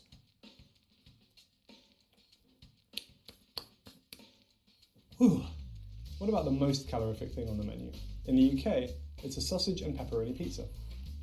Now for an XXL version of this pizza, each slice is 355 calories. That brings the total to 4,260 calories. In the US, if you're going for most calories, it's a tie between the meats pizza and the pepperoni, sausage, and 3 cheese pizza. This used to be John's favorite. They changed the name, they took his name off of it when he left. I wonder what happened to that guy. Each pizza is roughly 410 calories per slice, and since it's 10 slices per pizza, that is a whopping 4,100 calories per pizza. Ah! So despite the average pizza sizes being smaller in the UK, the pizzas themselves are actually more calorific. Who knew? Now despite Papa John's motto being better ingredients, better pizza, they don't actually make their full ingredients list available in the UK. We did reach out to them to see if they'd make an exception for us, but at the time of shooting this, unfortunately we haven't heard back. Now, because we can't get the UK Papa John's ingredients list, we're going to tweak this section a little bit. We're going to compare the US Papa John's ingredients to another very popular fast food pizza chain, Domino's. Let's get Domino's dough ingredients on the screen. Okay, now let's compare that with the Papa John's US dough ingredients. Unbleached enriched wheat flour, water, sugar, soybean oil, salt, yeast. And that's it. How hilarious is that? See? Doesn't need to be a whole chemistry lab. Okay, I gotta give Papa John's props. That's really great. They say fresher ingredients and they mean it. I like that. Here is everything you can only find on the menu at a UK Papa John's. And these are all the USA exclusive items you can get at Papa John's. Let's start with the pizzas. So in front of me I have 3 pizzas, and across these 3 we've covered pretty much all of the items you can only find on the menu at a UK Papa John's. So what I have right in front of me here is a pizza with a butternut squash base. Now this is on the menu as a gluten-free alternative to traditional doughs. Then the pizzas outside of that, as you can see, have a stuffed crust, which is just the classic crust, but then folded over and filled with a kind of cheesy, garlicky mix, which is really, really good. This right here is a pizza consisting of only the toppings and crust that you can get in the US. We have the Parmesan cheese, garlic crusted crust. Now from there you can also customize the base sauce. So instead of the tomato sauce on this one, we have an Amarillo chili sauce. I was not aware of this until recently, but apparently at a Papa John's in the United States, you can substitute the tomato sauce for ranch. And I did exactly that, because there's nothing more American than ranch dressing. Papa John's in the UK actually offers quite a few vegetarian and vegan options.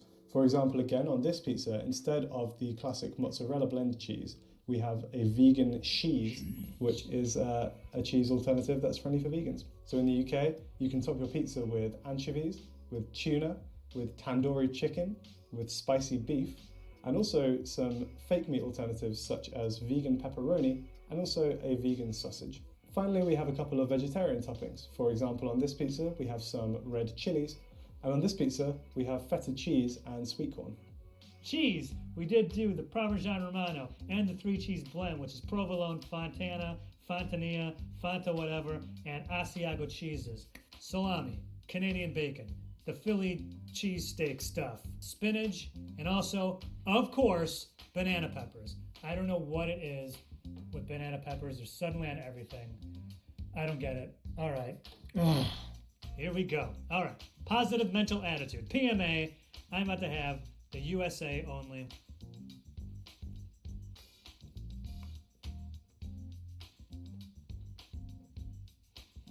No, I do not like that.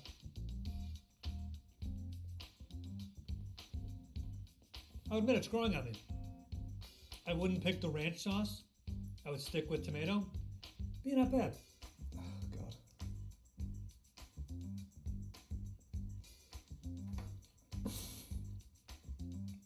That's not good. Oh man, don't order this. Don't order the UK only pizza.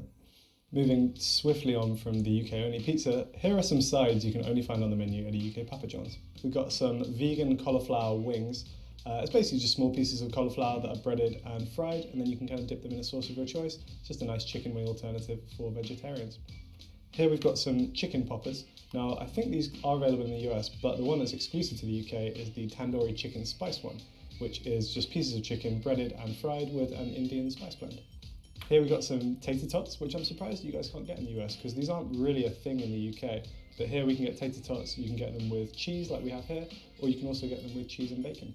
And then finally, again, surprisingly you don't have these in the US, these are some jalapeno poppers, just kind of mini jalapenos, breaded, fried with some cheese inside. Now, I'm super excited to try these. These are Marmite scrolls. What it is kind of pieces of dough rolled up with some cheese and some Marmite in the middle of them. Now, Joe, if you've never had Marmite, it sounds gross because it's actually... Harry, yes, I actually, in fact, have had Marmite. It was a while ago in college. I lived briefly with a British guy. He had a jar of it. I did try it once. I don't remember exactly how it tasted, but I do recall comparing it to the taste of vomit. So suffice to say, I'm in the not fan of Marmite category. So far, the Papa John's sides game is pretty strong. Now for wings, we have a honey chipotle wing sauce.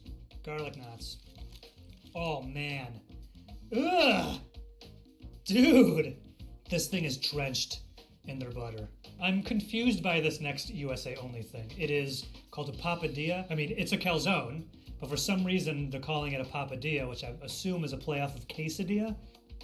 Yeah, look. It's just a pizza that they cut and folded over, right? Moving on. These look good. These look right up my alley. These are the jalapeno popper rolls and ranch. Forgot, we also got breadsticks. Here are some US exclusive sauces. Spicy garlic, ranch, of course.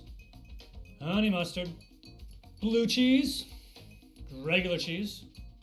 And you can also get, big surprise, side of banana peppers, also side of jalapenos. And I was as surprised as anyone to see, also in the US, you can get these, side of anchovies. Finally, for those of you with a sweet tooth, Papa John's in the UK has a few exclusive desserts. We have some chocolate scrolls on my right and some cinnamon scrolls on my left. And then finally, we have some Ben & Jerry's. Papa John's in the UK is kind of like a Ben & Jerry's licensed vendor, which is quite cool. And then also, we can get some milkshakes here, which are a brand called For Real, and they're not bad. And for desserts, the one thing we got that you don't have, UK, cinnamon pull-aparts. Again, apologies. It's been sitting for a while. Dude. Yes to these. From calorie count to portion sizes, we wanted to find out all the differences between Taco Bell in the US and the UK. This is Food Wars.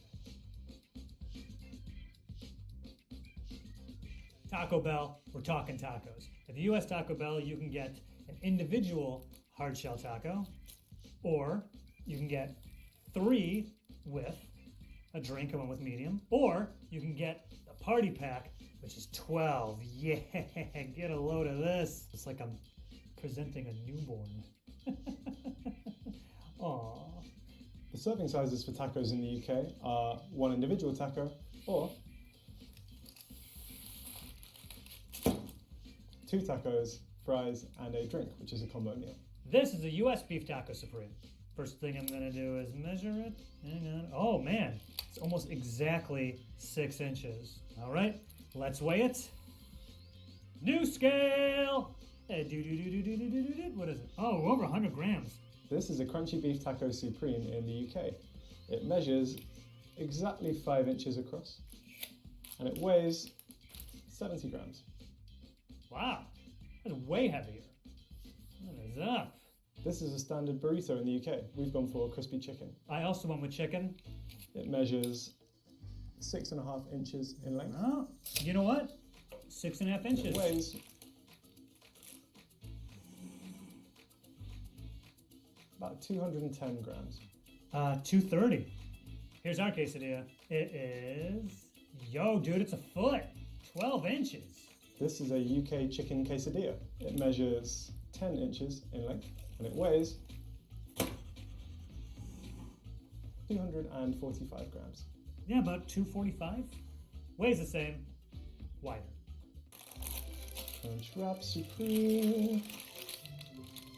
This is a Crunchwrap Supreme in the UK. It measures 6 inches point to point, and it weighs about 240 grams. What's six-sided? Without looking it up, does anyone know what a six-sided shape is? Hey Siri, what is a six-sided shape? According to GiantBomb.com, regular hexagons are six-sided Hexagons! Yo, dude. Guess how many inches?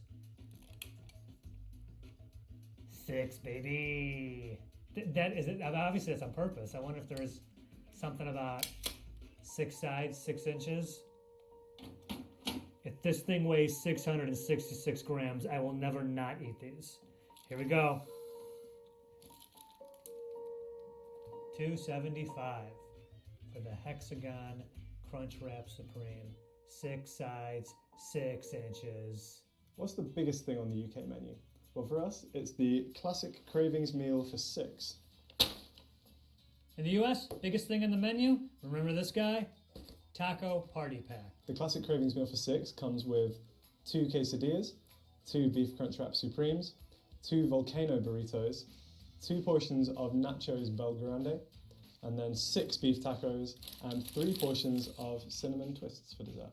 As you can see, it's just 12 tacos. I know that seems very simple, but sometimes simplicity is the best. It's 12 tacos. You can get them either hard shell or soft shell, regular or supreme. At least half of them I know you can get as Doritos Tacos Locos. If you don't know what that is, you'll find it a little bit later here in the US. Let's take a look at some of the nutritional info for Taco Bell, starting with the basics.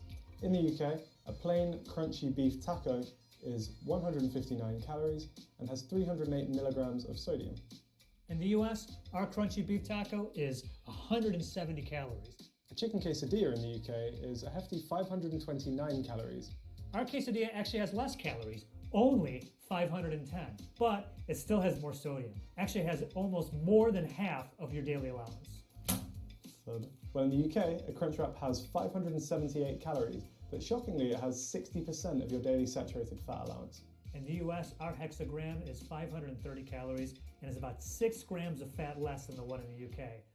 But, surprise to no one, ours has more sodium. As is always the case, in the US, you have to look at the beverages. This right here is a large Mountain Dew Baja Blast. This is 30 ounces of a liquid that is the most unnatural green I've ever seen. It glows in the dark. It's so bright when I close my eyes, I can still see it, like when you look at the sun.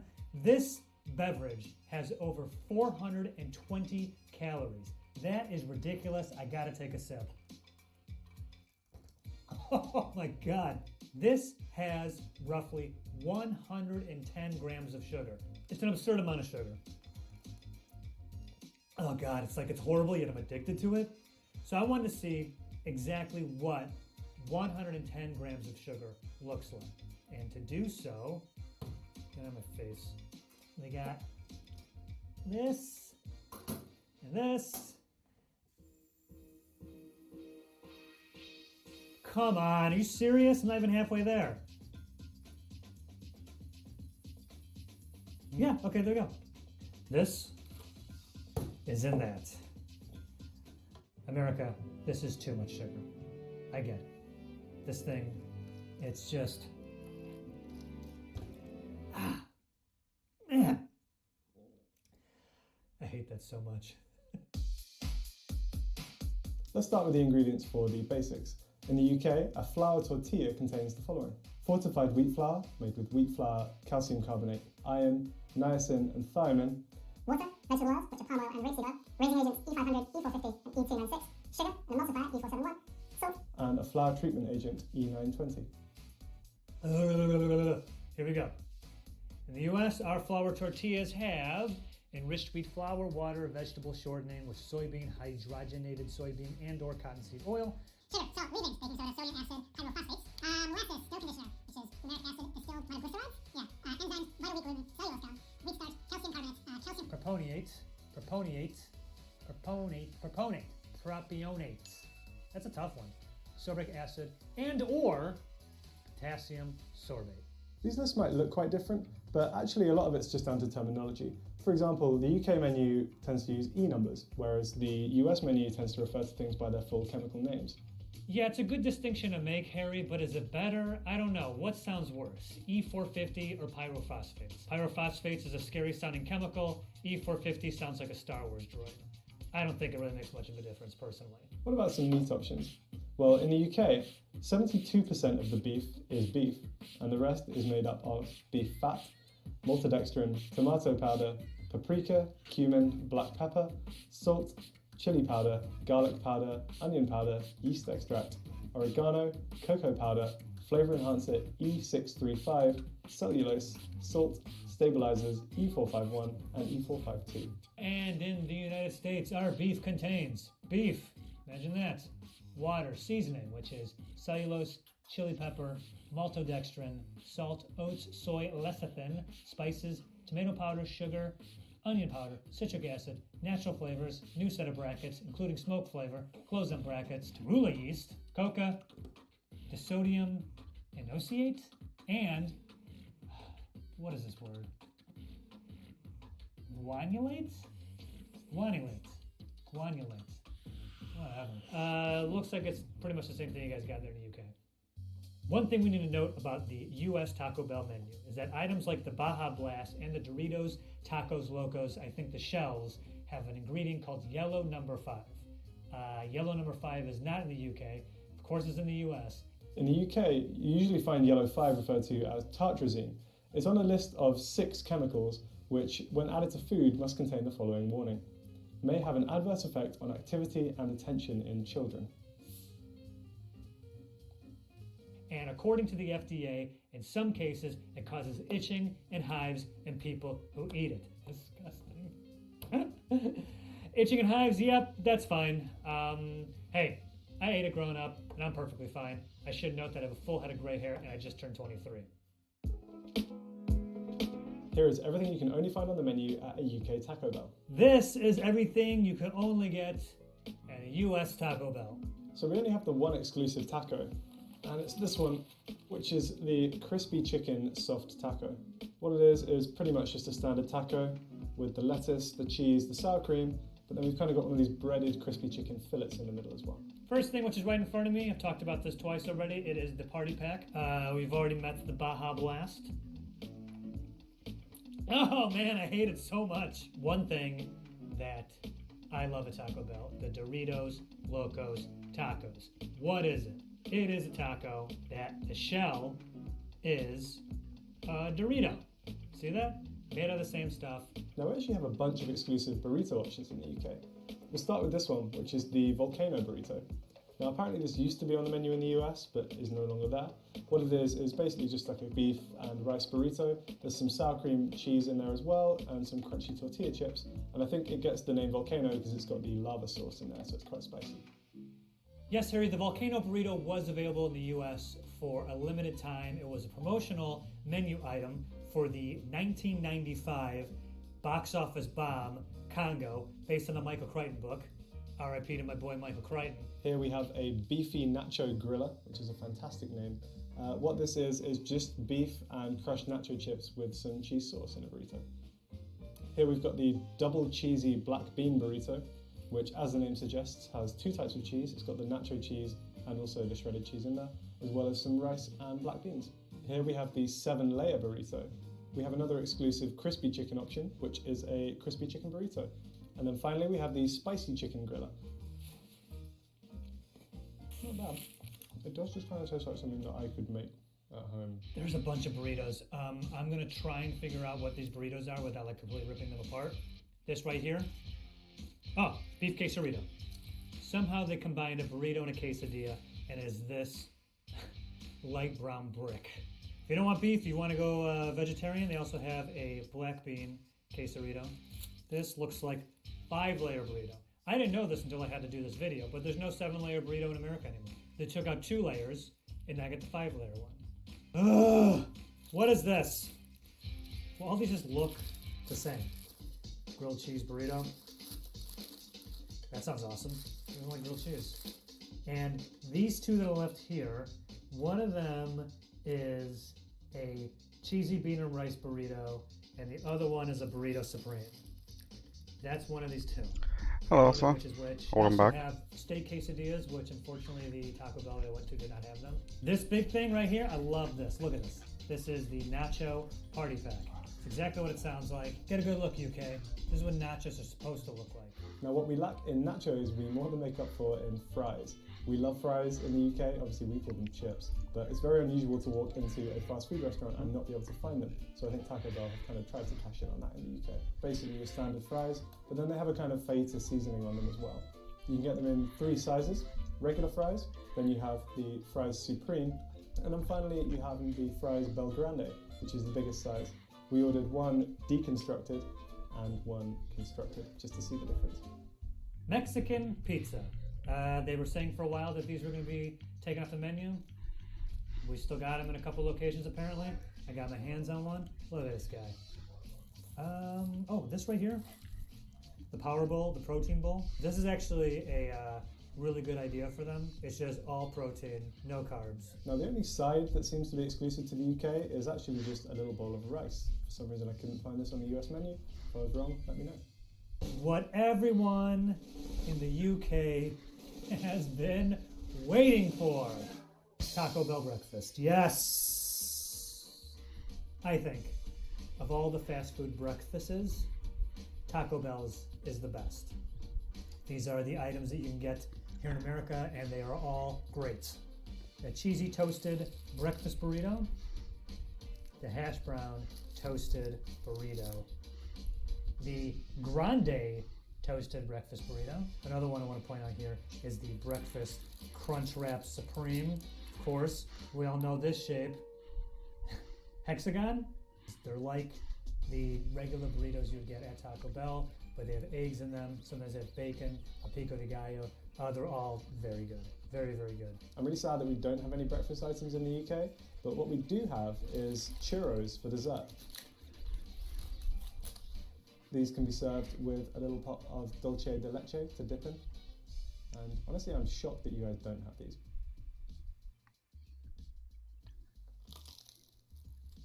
For the US Taco Bell desserts, the one thing we got here you can't get in the UK are these Cinnabon Delights. They're like little cinnamon balls. You can get them in either an order of 2 or 12 or any number in between. Oh my God. There's cream inside of these. I was not expecting that. Exclusive drinks in the US. This one is a dragon fruit freeze that was like a Slurpee. You can also get Powerade. They got Fruit Punch Powerade on tap. Right here, pink lemonade. And for the Baja Blast fiends, they also have a Baja Blast freeze. Yuck. In the US, our Taco Bell also has iced coffee and iced tea. From calorie count to portion sizes, we wanted to find out all the differences between Five Guys in the UK and the US. This is Food Wars. So Harry, what did you think of Five Guys? Yeah, I thought this episode was really cool. I really enjoyed learning more about the fries because they appear to be really good value, but if you watch, you'll find out that actually you might not be getting as much value as you think. Yeah, they're not generous, okay? They factor the price of the fries into the extra scoop. When you're buying the fries, you're paying for the fry cup and the extra scoop, they factor it in. Don't get me started on the hot dog. Burgers from a UK Five Guys come in 2 sizes. Five Guys in the US also has 2 burger sizes. Firstly, we have the Little, which is just 1 patty. And the regular, which is 2 patties. Now, our patties are supposed to be lighter than the US patties and should weigh 67 grams. We're going to weigh one and find out if that's accurate. So this patty actually weighed 52 grams, which is 15 grams less than what we're supposed to get. According to the US Five Guys website, they say that one of the patties should weigh 94 grams or about 3.3 ounces. We will weigh a hamburger patty in the US Five Guys. That's about 52, 53 grams. It looks like our patties weigh just about the same as the ones in the UK. We're not sure if they measure it before or after cooking. Maybe it's before and then some of the liquid leaves as it cooks. But either way, not quite what we're expecting. This right here is a hot dog from a US Five Guys. And before I measure it, what in the heck is this? Did you know this? They cut the hot dog in half? I hate that they cut this in half. Cursed image. Okay, how long is this monstrosity? 6 1/4 inches for the hot dog. So a hot dog from a UK Five Guys is about 6 inches in length. Now, like the burgers, this has an estimated weight, and it should weigh 146 grams if the website's ingredients information is correct. But ours actually weighs 154 grams, so we're actually getting more than expected. Okay, let's weigh this thing before I throw it in the ocean. We're about a hair over 150. Okay, I want to talk to one of the Five Guys. Get me guy number 3 or 4. I don't care. I demand to know what is going on with these hot dogs. A Five Guys chocolate milkshake in the U.S. I believe it's 12 ounces. Let's see what it actually is here. This one's a little bit more. Ooh, a little bit more melted. Wait. Oh yeah, that's way more than 12, buddy. That's way more than 12. It is just over 450 milliliters, almost 16 ounces. This is a milkshake from a UK Five Guys. We're going to measure it to find out how much you get. Oh, look how thick that is. Yes. I want it. Now, the UK portion size is advertised as 454 millilitres. We've got just over 400 here. If we scraped around the side, we could probably get a few more in there as well. Now, Five Guys in the UK is notorious for overfilling its fry portions. We also get 3 sizes, little, regular and large. We ordered all 3 and they came in one bag, and here's what we got. Little fries, regular fries, large fries, and this is the rest of the bag. Now, we're not sure which of these fries belongs to which of these portions, so we're going to try and figure it out. In the US, we also have 3 sizes of fries at the Five Guys. The small, the regular, the large, and yes, so many more fries. Look at that. So all in all, Five Guys is very generous with the fries. I mean, I guess I'll start by filling each cup and then try and portion this into like vague 3s, I guess. Yes, that sounds right. I don't know if it is, but I'm just going to follow Harry's lead on this one. So this is roughly what we think would go with each of the portions. Now, in the UK, a regular fries is supposed to weigh 414 grams.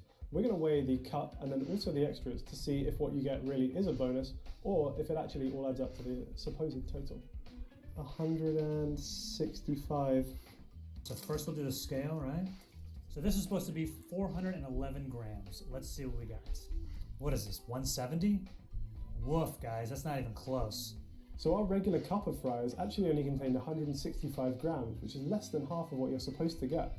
We're going to weigh the rest of the fries to see if that makes up the difference. So even with all the bag fries which we assigned to the regular portion, we're still only looking at 276 grams, which is well below the portion size you're supposed to be getting for a regular. Excellent idea, Harry. I will do the same. Now we are up to 275. Still not, it's supposed to be 411? So it looks like we've been a bit shortchanged on the fries. Because it was all given to us in one big bag, it's hard to tell which portion came out small. So what we're going to do is add the little fries to this one, get a total figure for all 3 portions, and then figure out how much we've been shortchanged overall. So we've done the maths, and between our large, regular, and little fries, including the bag fries, we only got 830 grams. However, we were supposed to get 1,220 grams, which means we've been shortchanged by roughly a third here. Frygate 2020. Technically, Harry, this is Frygate 2021. Check the release schedule. With the rest of the bag fries, the large and the little. So they gave us 851 grams of fries total. They're supposed to give us 1,225. Hey Siri, 851 is what percentage of 1,225? 69%. Nice. So at least in our case, it seems as if the generosity of Five Guys has been a bit overstated. Maybe they just overfill smaller containers so you kind of think you're getting more than you should be, whereas in reality, if you measure it all, you're actually maybe getting less. Let's compare the prices of both Five Guys and see who's getting the better deal. Okay, USA. This hamburger costs $9.12. That is way too much money for this burger. A hamburger from a UK Five Guys will cost you £6.95, which is equivalent to $9.20. The prices do seem similar, but it's actually per gram 26% less in the US than it is in the UK. What about the fries? Well, in the UK, a large fries is £5.25, which comes to $6.95. In the US, our Five Guys large after tax is $7.06. You must be joking. If you do the maths for the fries, it turns out that the US is getting a better deal, but only fractionally. You guys get like 1% more value for your money when it comes to the large fries, so not too mad about that one. A big draw is that when you're in Five Guys, they have just crates open with peanuts. And while you're waiting for your food, you can just scoop some peanuts and just like crack the shells open. What do you even mean? So if you go in the store and you wait, you can eat like, you can peel and eat peanuts and throw the shells on the floor like it's a saloon in the 1800s? Who cares? Especially if you're going there to eat. Let me fill up on these cheap peanuts before I get this ridiculously priced food. Compared to some of the places that we reviewed on this show before, Five Guys is a more expensive option, but I mean, particularly in the UK, I don't feel too mad about paying a bit more for a Five Guys than I might do for a meal at McDonald's. It's just more of a treat, but it does feel a bit more exotic. They've branded themselves as a kind of like American import. Americans know their way around a burger sort of thing. So if I go, I know that I'm getting something of a little bit higher quality than maybe a standard fast food place, even if the prices are going to cost me more. I hate Five Guys. The hot dog is ridiculous. I don't care about peanuts. Welcome, The stuff Kit is Kat. way overpriced. Forget it. Let's take a look at the calories of the Five Guys cheeseburger. This says 2 patties, 2 slices of cheese, and a bun, and the total calories is 984. What about a UK cheeseburger? Well, this one comes to 756 calories, which is more than 200 calories less than the US burger. The US burger doesn't just have more calories either, it's got pretty much more of everything else. It's got more fat, saturates, and sodium than a cheeseburger in the UK. In the UK, if they actually give you what's advertised on the website, a large portion of fries is a hefty 1,491 calories. But despite that, we still somehow end up with less sodium. Our large fry in the US is 1,314 calories. I also want to point out our fries come in lower than the UK in terms of fat content as well as saturates. And finally, we have the drinks. This chocolate shake at a Five Guys in the US is 830 calories. A chocolate shake in the UK comes to slightly more at 891 calories. So what if we combine all 3 into a meal? So a plain cheeseburger, regular fries, and a chocolate shake from Five Guys in the US totals at 2,767 calories. Yo, dog! Also, I think this is about $70. The same meal in the UK? Well, that comes to a total of 2,769 calories, 2 calories more than in the US. The differences between the burger and the fries effectively cancel each other out. Let's start with the basics. Here's everything in a hamburger patty from a UK Five Guys. Ground beef. Here in the US, our burger patty is made up of ground beef. If you prefer to add cheese to your burger, here's what's in the cheese in the UK. Cheddar cheese, water, butter, cheese, milk proteins, whey powder, emulsifying salt, trisodium citrate, natural cheese flavoring, salt, lactic acid, sorbic acid, beta-carotene, paprika extract, and sunflower lecithin. Five Guys cheese here in the US is made up of milk, whey, milk fat, milk protein concentrate, salt, calcium phosphate, sodium citrate, whey protein concentrate, sodium phosphate, sorbic acid, apocarotenol, what? Apocarotenol, apocatarnol, annetto, enzymes, vitamin D3, and cheese cultures. The burger buns are also pretty similar. In the UK, a burger bun is made with wheat flour, water, sugar, vegetable fat, milk, dry yeast, eggs, sesame seeds, salt, soya flour, calcium carbonate, and spirit vinegar. The bun in the US is made up of water, salt, sugar, vegetable shortening, milk, eggs, bleached bread flour, yeast, and sesame seeds. Now you'd think that the fries would be pretty similar in the two countries, and for the most part you'd be right. In the UK, the fries are made of potatoes, peanut oil, and salt.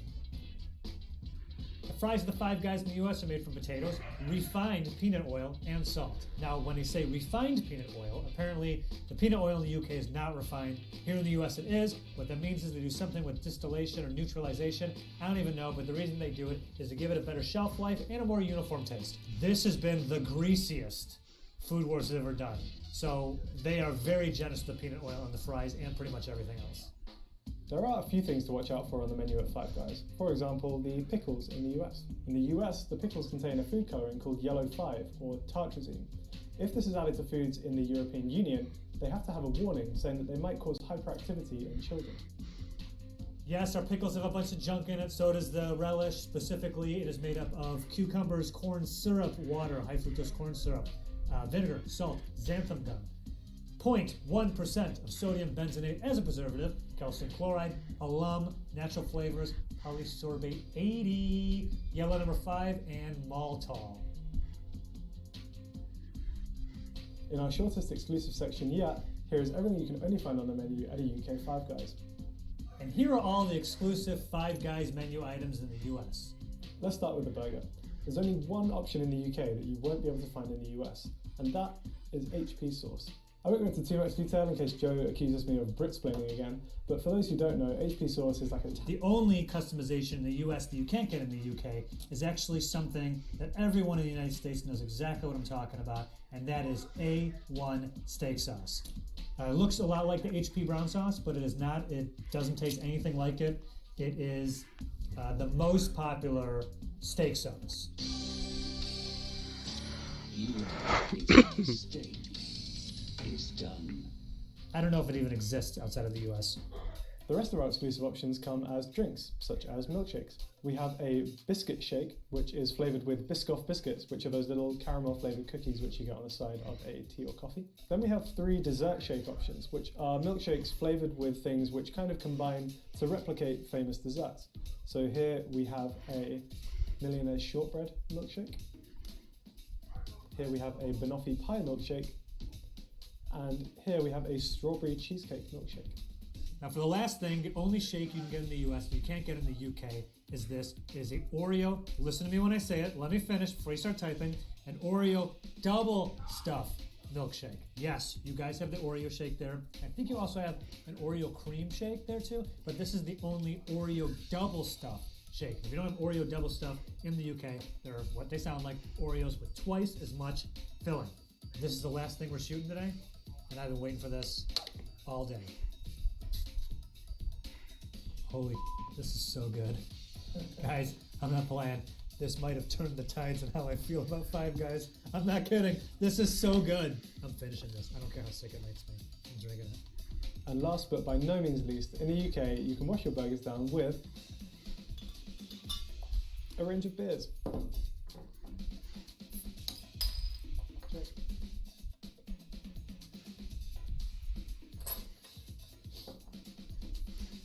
Yeah, well, they don't serve beer at our Five Guys, but I brought my own.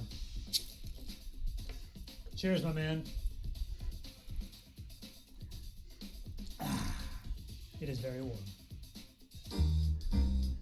From calorie count to portion sizes, we wanted to find out all the differences between Chipotle in the UK and the US. This is Food Wars. Chipotle was by far our girthiest episode to date. I was really struggling to keep it together in the studio, but our camera person Charlie was insisting that I say that over and over again. This is a UK chicken burrito. We've also got some black beans, some white rice, some lettuce, cheese, sour cream, guac as well inside. We're going to measure the length, I don't want to say girth. You're gonna have to say girth. I'm gonna. Oh man. There's gonna be a lot of girth in this episode. Good face. We're going to measure the length, the girth, and the weight of this burrito. So our burrito is 7 inches long. I have the same burrito Harry has right here. Well, not the same one, the same order. I don't know where the burrito ends and the tinfoil begins. I'm kind of eyeballing it. Looks to be about between 7 1/4 and 7.5 inches. A girth of 10 inches. It has a girth of... It's weird that he can't say girth. I'm a professional. It's circumference. Girth, really? Going all the way around. Almost exactly 10 inches. Burrito is a 10 if you're thinking about making it a tux.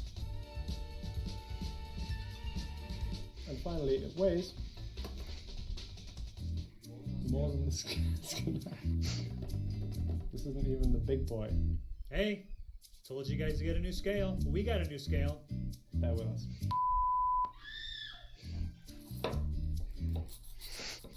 He cut it So in we're half. going to weigh this burrito half at a time to see what the total is.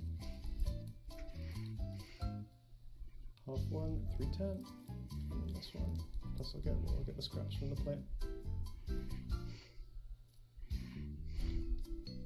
So combined, the two halves of our burrito weighed 597 grams. Chipotle's burrito order weighed, man, that's hefty. That is a hefty boy. In the UK, we can also get our burritos in bowl form. This bowl contains the same ingredients as our burrito, but obviously without the tortilla wrap. Let's weigh it and see what it comes out to. So this one came out to pretty much exactly 500 grams, which even with the bowl factored in is like 100 grams less than the burrito. So this here is that same burrito ingredients in bowl form. Whoa, gonna have to go this way. Oh wow, I'm really smart. Wait, is it heavier? Wow. So correct me if I'm wrong, but there's more here than there was in the burrito. Finally, we can get our meals in the form of a salad. Now this has all the same ingredients as our bowl, but without the rice. Let's weigh it and see how much difference that makes. Strangely enough, this came to pretty much exactly 500 grams, the same as the burrito bowl. And here is the salad version of that bowl, which was the bowl version of that burrito. Sticking with me so far? Being weighed.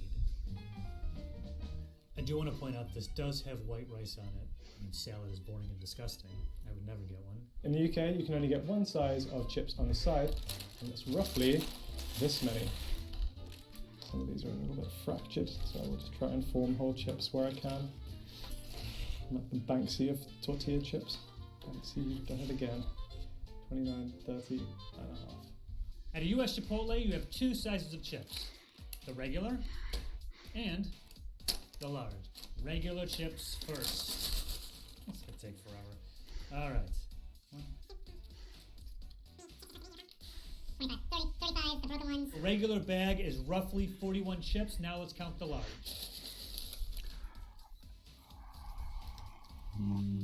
75, 76. Nearly double for the large bag of chips at Chipotle. Very nice. In the UK, we can only get one size of guac on the side. It's supposed to be 4 ounces. We're going to measure it to check if that's the case.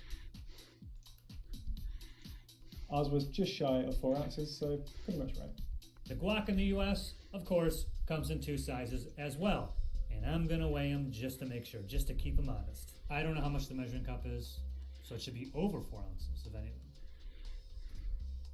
3.75. That's including the cup, which, correct me if I'm wrong, you do not eat. Skimping on the guac. Don't act like 0.25 ounces isn't that much. If it's not that much, then put it in there. 8 Ozzers. It's a little over 7. Zoom in on that. I want to shame these people. Shame on you, Chipotle. You're already charging us extra for it, and you're also just not giving us as much as we pay for. Tisk. Tisk! And finally, we have tacos. Oh, hell yeah. When we looked at the menu, they were only available in a portion size of 3. In the UK, this taco is 6 inches in length. We got a veggie taco, which includes guac, salsa, sour cream, cheese, fajita vegetables, and black beans. And ours weighs. At a US Chipotle, you can get tacos in orders of 1, 2, or 3. This guy's falling apart. It's a 6-incher. And of course, I did not get a vegetarian taco. This one has meats aplenty. So it has different ingredients than the one that they weighed, making this weighing completely arbitrary. Now this is the biggest burrito you can get at a UK Chipotle. We chose chicken as the base, but then we added every other meat as an add-on, and we've also got all the vegetables and all the sauces. They were a bit reluctant to make this, but eventually they got it done, and it seems to not be leaking, so good job, guys. This right here is the biggest burrito you can get at a Chipotle in the US. So big, in fact, I named it the Big Boy. Got that? Fantastic. Okay, what's in it, you ask? Well, it's a carnitas burrito with double carnitas, and I also got double barbacoa. Of course, it's double wrapped because it has guacamole, white rice, fajita veggies, black beans, queso blanco, mild tomato. I actually got all the salsas, sour cream, cheese, and lettuce. This runs about $18.20 in the US, which is about 13 pounds and 16 shillings. This burrito set me back £16.75, which is around $22, which is quite expensive. You're looking at kind of £2.70 per meat you add in. So honestly, if you're looking for just quantity for lunch, it's probably cheaper to just get 2 single burritos. Now it's the same length as the other burrito, coming in at 7 inches, but you do get 1 extra inch of girth. And as we all know, a little girth, as we all know, extra girth goes a long way. Now I will measure the length and thickness of this one. Almost 9 inches. Okay, it's about 8 3/4. Yo, this guy's a lot thicker. So that's about 11.5 inches of thickness. It's much bigger. What about the calories? Well, this is the most popular burrito from Chipotle. It contains 8 ingredients: chicken, white rice, black beans, sour cream, guacamole, cheese, fresh tomato salsa, and lettuce. This contains 1,320 calories, 540 of which are from fat. It does contain 2,610 milligrams of sodium, which is 113% of your daily allowance. And in the US, that same burrito, according to Chipotle, is the exact same nutrition and calorie count. They use the same smallwares and utensils to make the burritos in the UK as they do in the US, so everything should technically be the same. That's what their PR people told us. And hey, if you can't trust major conglomerates PR people, who can you trust, right? And if you got that same order in salad form and didn't put rice on your salad like a maniac, that would bring this calorie count down to about 800, and it lowers the sodium to only 1,520 milligrams, or 66% of what you should have in the day. Chipotle also gives you the option of having their vinaigrette salad dressing on the side, which adds 220 calories, bumping it back up over 1,000 to 1,020 calories, and bumping up the sodium to 2,327 milligrams, Jeez. or 101% of your daily. Basically, it's liquid salt. That's what the. Jeez. If you choose to get your burrito in a bowl form, that loses you 320 calories, bringing it down to an even 1,000. Now it's only around 40% of your daily caloric allowance. It still contains 1,855 milligrams of sodium, however. In the UK, a side of chips is 540 calories. Same with our regular chips here. Now, if you upgrade to the large, that's going to be 810 calories. If you were to enjoy these with a side of guac, that's an extra 230 calories. Now, if you wanted to upgrade to the large guac, that's going to be an additional 460 calories. Now, Chipotle as a brand prides himself on being quite a healthy option and not using too many artificial ingredients. In the US, they actually make a big deal of only needing 53 ingredients across the entire menu. However, in the UK, when we totaled up all of the ingredients, we found 67. So, as you all know if you watch Food Wars, that's kind of unusual that there's more things in the US than in the UK. The only ingredient in the US Chipotle that gave me a bit of pause was something called gypsum. Gypsum is also known as calcium sulfate hydrate, right? Okay, and Chipotle uses that in the tofu process when they separate the chunks from the liquid. Gypsum is also found in drywall, chalk, and shampoo. Of course it is. Now, does the gypsum stay in the Jesus tofu, Christ. or is it just used for the separating purposes? I don't care. I'm never getting tofu from Chipotle. The beast back in front of me. Sounds Let's look at some scary to ingredients have for the tofu. flour tortillas. In the UK, the tortillas contain fortified wheat flour, which is wheat flour, calcium carbonate, iron, niacin, thiamine, water, vegetable oils, palm oil, rapeseed oil, wholemeal flour, salt, and raising agents, sodium carbonates, diphosphates, and malic acid. In the US, our flour tortilla only has 4 ingredients: wheat flour, water, canola oil, and salt. That's it. Huh. Now I know how Joe feels when we film pretty much all of these episodes, because it's not very nice to have that many things in your food, knowing that the other side doesn't. Like, why did we need it, but they don't? It's weird. Now, given the fact that we have way more ingredients in the UK than in the US, it does beg the question as to why the calorie count for the tortillas is the same. We did reach out to Chipotle for an explanation, but unfortunately at the time of recording they hadn't got back to us. Besides the tortillas, a lot of the other fillings in Chipotle have pretty similar ingredients lists in the UK and the US, maybe with some minor differences in the spices used. For example, the chicken in the UK is flavoured with chicken, water, chile de árbol and jalapeno, cumin, garlic, oregano, black pepper, sea salt, and sunflower oil. Whereas our chicken is chicken, obviously, water, chipotle chili, cumin, garlic, oregano, black pepper, salt, distilled vinegar, and sunflower oil. All words I can pronounce. Huzzah! Our guacamole is pretty simple. It only has 6 ingredients: avocado, red onion, jalapeno, citrus juice, sea salt flakes, and coriander, which is what we call cilantro, and we're definitely right. US guac is very similar: avocado, cilantro, or coriander, whatever it's called, jalapenos, lemon juice, lime juice, onions, and salt. A serving of white rice in the UK is made of long grain white rice, bay leaf, sunflower oil, coriander, citrus juice, and sea salt flakes. And our white rice in the US contains white rice, bay leaf, cilantro, lemon juice, lime juice, rice, bran, oil, salt, and water. Finally, our Monterey Jack cheese contains milk, starter cheese culture, sea salt flakes, and enzymes. Don't know which enzymes, just enzymes. The concept of enzymes. Whereas our cheese contains cheese curds, nope, cheese cultures, milk, salt, and vegetable rennets. Rennets? Rennets. I don't know what that is. Here is everything you will only find on the menu at a UK Chipotle. These are all the US exclusive items at Chipotle. Now we only have one exclusive food item on the menu in the UK, and that is the protein pump bowl. It contains rice, a double order of chicken, some lettuce, some salsa, and some cheese. This first one right here is the Whole30 bowl for those of you on the Whole30 diet. In the middle, cheat sheet number 2, this is the Paleo bowl, and that is a chicken salad with guacamole, lettuce, fajita veggies, chicken, and the medium green salsa. And the last bowl over here is the protein pump bowl. It's got all that stuff in it. This right here is Chipotle's queso cheese, not available in the UK. What is the story with this? They figured out a way to make natural melted cheese, and I gotta tell you, this stuff is really good. Yeah, oh man, like their queso is trouble. I love that stuff. It's really good. A protein that you can get in the US is carne asada. You can get that instead of the steak, and cauliflower rice. Now, there was no cauliflower rice available at the Chipotles we went to for this video, but besides that, I went ahead and made a US only Chipotle taco. It's just a queso and carne asada taco. I figured a burrito of just carne asada and queso is a little ridiculous. This is like what I would have gotten when I was in the 7th grade as a kid, just like melted cheese and meat and nothing else. So here we go. Yeah. I love the queso, it's incredible. Carne asada is really good. Chipotle also has a children's menu. You can get 2 tacos or quesadillas. I was surprised to learn with the tacos, for the kids' meal, you get 1 meat and 2 toppings. That yes, kids are picky eaters. But only 2 toppings, Mom and Dad? Only 2? Also comes with your choice of chocolate milk or apple juice. What we lack in exclusive food options and in fountain drink, we really make up for in cans and bottled drink. So we'll start with these things over here, which are Tenzing brand natural energy drinks. It's kind of like when you want a Red Bull / coffee, but you don't want the guilt associated with it.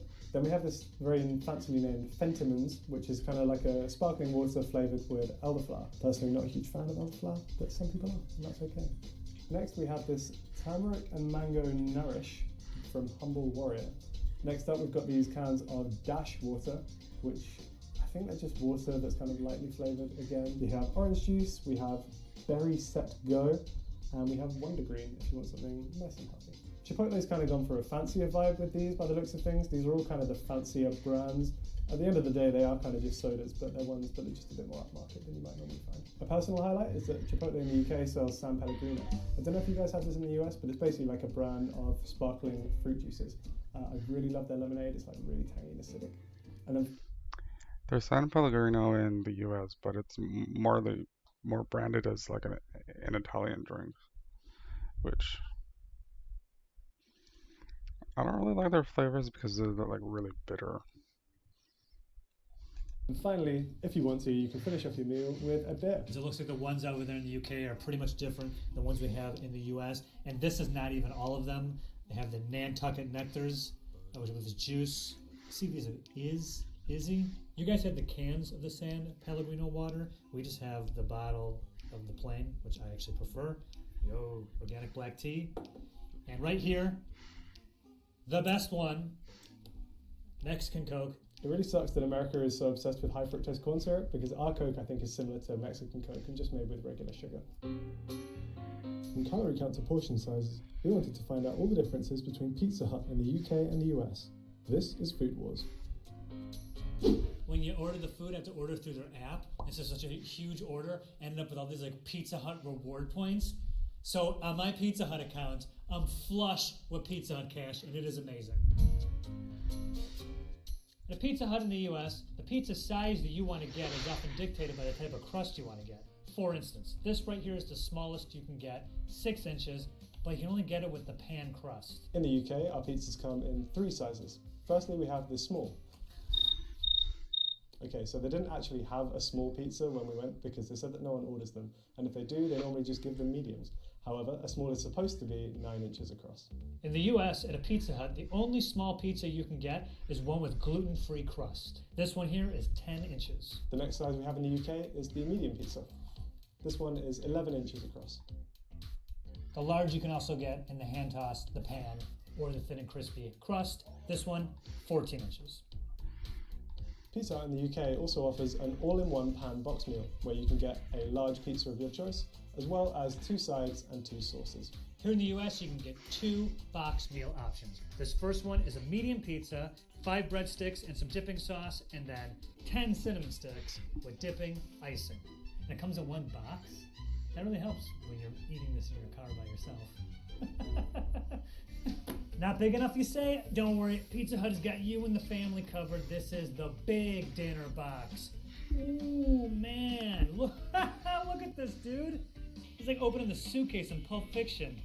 Ah, this looks awesome. You got 2 pizzas, I got pepperoni and I got sausage, 10 cheese sticks, and you get an option of either pasta or chicken wings. Get real, get wings. In the UK, we got these ones from a restaurant and they gave us a portion of 6 barbecue wings. Not to be outdone, we went ahead and proved a point to no one by going just a little bit further with our wing size options. You can get 6, you can get 12, you can get 18, or 36.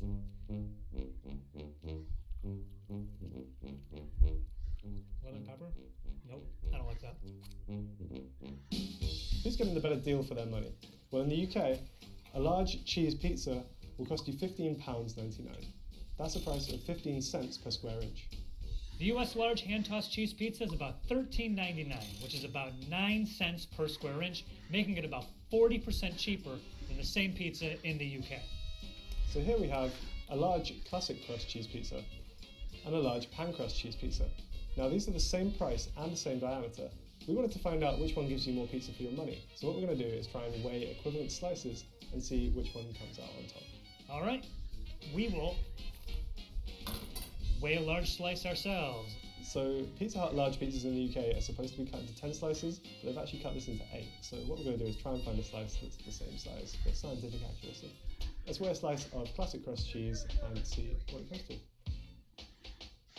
Now let's weigh the pan crust. So our equivalent size slice of pan pizza is about 103 grams. Similarly here in the US, this is the hand toss, this is the pan, both large cheese. Pan. So 1 slice of pan is about 125 grams. The next one, slice is almost the exact same size. 80 grams. That's like significantly less pizza. Same price.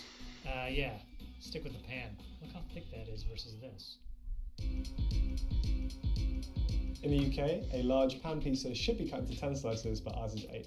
Assuming it was 10 slices, each slice would be 226 calories, and that brings the total for a large pan to 2,260 calories. In the US, our pizzas apparently are all 8 slices regardless of size, so 1 slice of a large pan pizza is 360 calories, making the entire pie 2,880 calories. One of these also contains 99 grams of fat, as well as 3,400 milligrams of sodium. This entire pizza also has about 135 grams of fat. 54 of those are saturated fat, which I'm certain is the bad fat. And it also has 5.31 grams of sodium. That, in case you didn't know, punch in, is 221% of your daily sodium intake. Don't eat this all in one day. It's got 100% of your daily flavour in it. What about the most calorific thing on the menu? Well, in the UK, that's a large stuffed crust pepperoni feast. If it is 10 slices, each slice is 292 calories, bringing the total to 2,920. One of these pizzas contains more than double your daily sodium allowance and more than triple your saturated fat allowance. If you want to have even more calories in your pizza, then you got to go with the most calorific pizza on the Pizza Hut menu. And thank you, Connor. That is, of course, the Meat Lovers. This entire thing is 3,760 calories, 400% of your daily saturated fat, 400! And it also is 3 times your daily sodium.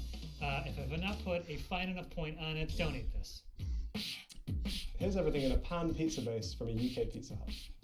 wheat flour, water, yeast, baker's yeast, rehydrating agent E190, vegetable rapeseed oil, salt, premix, salt, calcium sulfate, emulsifiers E481, E472, E471, flour treatment agent E300, enzyme alpha amylase, xylanase, glucose oxidase, protease, cellulase, sugar, flour treatment agent, ascorbic acid E300. In the US, our pan dough has enriched flour, which is bleached wheat flour, malted barley flour, niacin, furious sulfate, and don't mess with that sulfate, he's pissed. Thiamine mononitrate, riboflavin, folic acid, water, yeast that contains 2% or less of salt, soybean oil, vital wheat gluten, sugar, enzymes, ascorbic acid, sodium stearyl lactite. Lactolite. I think it's lactolite. Now the UK list might actually look worse, but you shouldn't be too scared of E-numbers. For the most part, the chemicals actually exist in the US though as well, but are referred to by different names. For example, E481 is just another way of referring to the sodium stearyl lactolate. Also, the E472E that's found in the UK dough is otherwise known as datum, and that appears in the US hand tossed crust. What about the marinara sauce? Well, in the UK it contains tomatoes, citric acid, sugar, oregano, basil, marjoram, thyme, salt, onion powder, maltodextrin, yeast extract, rapeseed oil, guar gum, garlic powder, and silicon dioxide. Whereas our sauce contains tomato puree, which is water and tomato paste, maltodextrin, salt, spices, garlic powder, tomato fibers, olive oil, canola oil, citric acid, and natural flavors. So it sounds like it's pretty much the same thing. How about the cheese? In the UK, we refer to our cheese as mozzarella, and it contains the following: mozzarella cheese, salt, lactic cultures, and potato starch. It's actually pretty short compared to the first two. In the US, the Pizza Hut refers to its cheese as cheese, which contains mozzarella cheese, pasteurized milk, cheese cultures, salt, enzymes, modified food starch, sugarcane fiber, potassium chloride, natural flavors, ascorbic acid. There. There is one thing to look out for on the menu. If you're in the US and you get a salad, the croutons contain azodicarbonamide, or ADA. This is a substance that's usually used to make vinyl foam plastics, which form things like yoga mats. It's actually been banned from use in food in the UK since the 1990s. So this is my comment on that yoga mat thing. It's always something. Even when we're trying to be healthy, a salad has yoga mat plastic in it. It's ridiculous. Like, why do our croutons have plastic in them? Just get regular croutons without plastic. It doesn't make any sense. This peach is the bomb, dude. It's really good. Here is everything you can only find on the menu at a UK Pizza Hut. And you've got quite a few exclusives. And these are all the exclusives you can only get at a US Pizza Hut. So I'm not sure if it's like this in the US, but in the UK, Pizza Hut's operations are kind of split into two halves. You have a bunch of restaurants where you will go and have a sit-down meal, and then you also have a bunch of carry-out locations which just do delivery orders. The menus are actually slightly different depending on where you get your food from. The brown ones are actually from a sit-down restaurant, and the red ones are from a takeaway restaurant. We wanted to get a selection of both to see all of the foods you can get from UK Pizza Hut. Per what Harry was talking about before, places for carry-out versus delivery only, I have no idea.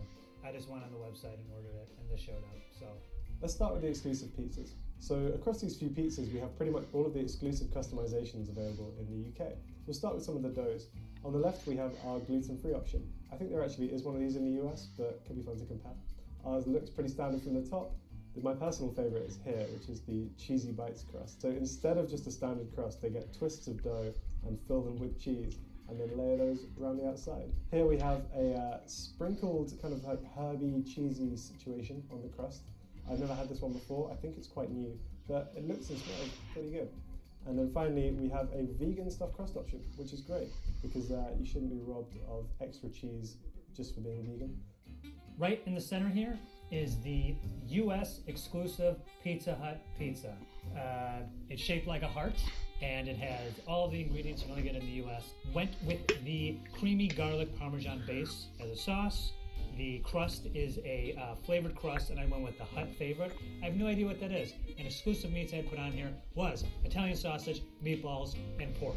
Also has banana peppers. Shaped like a heart. Why it's all year round and not just on Valentine's Day is beyond me, but apparently you can do this. Nothing says romance like a heart-shaped pizza. How do you cut that thing though? It seems like getting even slices out of that would be an absolute nightmare. Look what I brought. Alright, so I guess I will just do Right?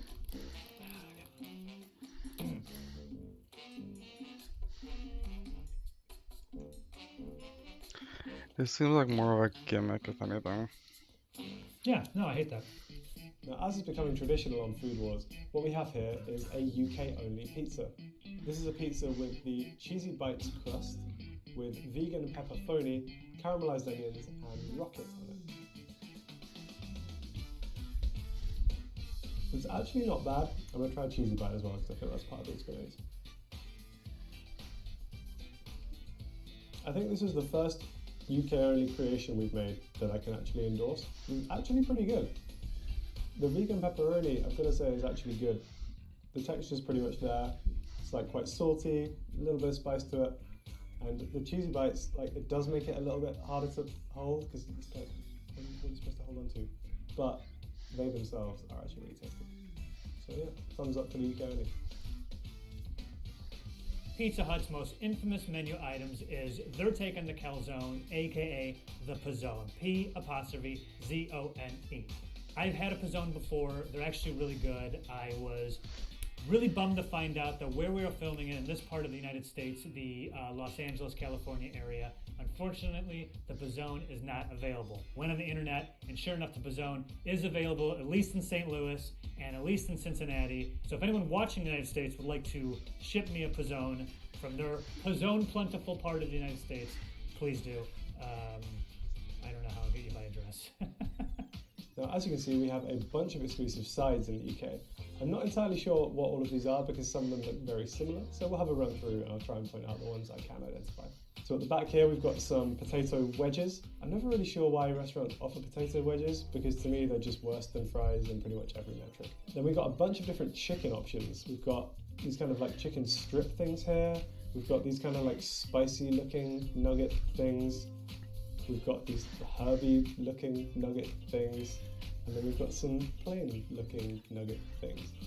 As well as these like, I think southern fried bites. Apologies to actual Southern Americans because I'm sure they are an abomination. Here in America, we have something called Wing Street. What I understand, Wing Street was a separate business or separate restaurant chain that is owned by the same brand. Therefore, you can get Wing Street wings when you order from Pizza Hut. Anyway, we have a bunch of different sauce options, like we have honey barbecue, buffalo, which can be mild or medium or burning hot, garlic parmesan, and of course, what was this one that I hate?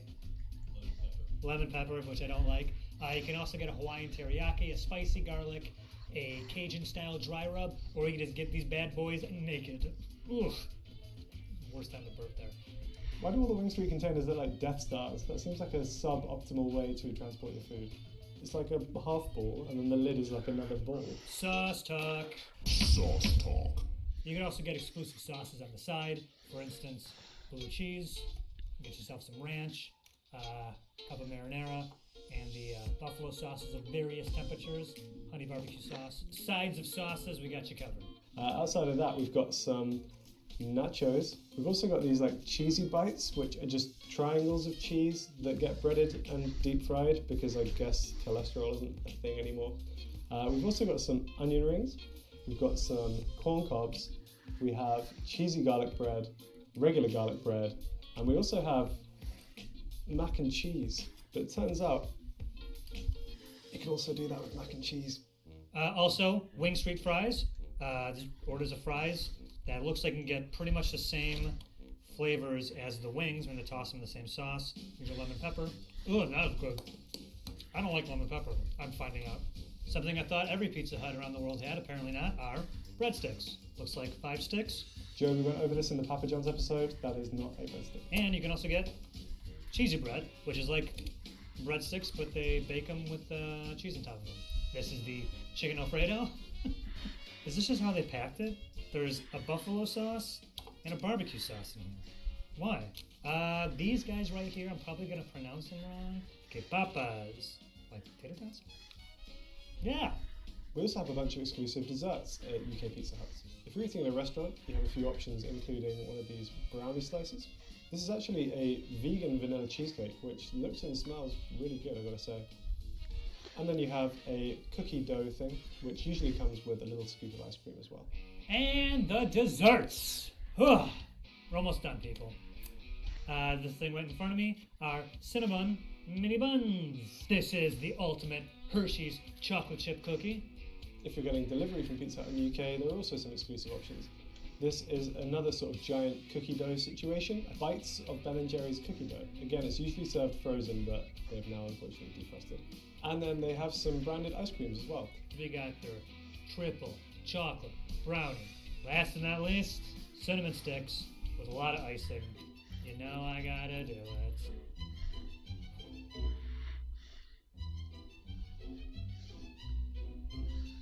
Just looks weird pouring icing. From calorie counts to portion sizes, we wanted to find out all the differences between Shake Shack in the UK and the US.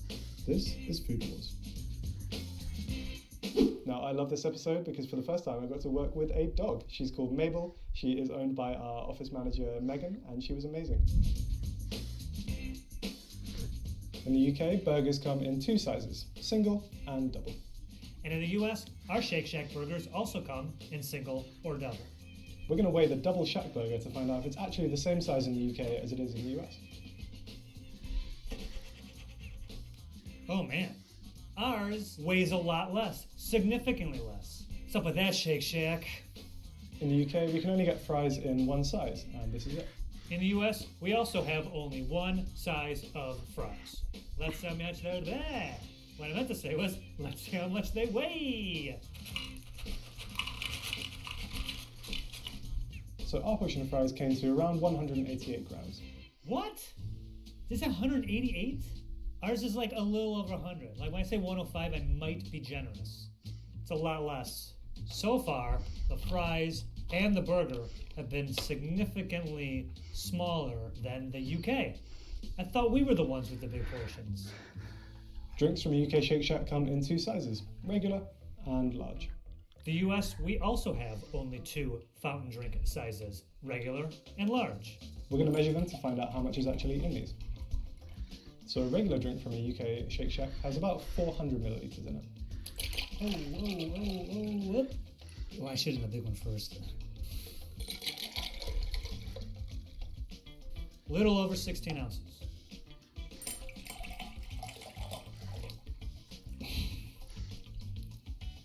It fits, that's good. It has gone slightly over the scales. I'm gonna, in my infinite wisdom, assume that's around 600 millilitres, give or take a few. Is that 16? To the little guy. 6.5. 16 plus 6 is 24. Right? 22. And we'll give it a half, so 22.5 fluid ounces for the large. Milkshakes in the UK only come in one size. We're not sure what it is, so again, we're going to measure it. In the US, our shakes also come in one size. I mean, this thing might be to the line 16 ounces. Uh-oh. Got some bad news, Connor. Looks like it's a little under 16 ounces. Hey, Percival, how you Importantly, doing? in the UK, you can also get beer from Shake Shack. This normally comes in a serving of 1 pint. However, unfortunately, due to the reduced menu from the pandemic, we couldn't get one today. The Shake Shacks in the US are still serving beer, so the ones we got to go were cans. With the 12 ounce and the 16 ounce, I'm going to assume, since it's the same size cup, that this is a pint.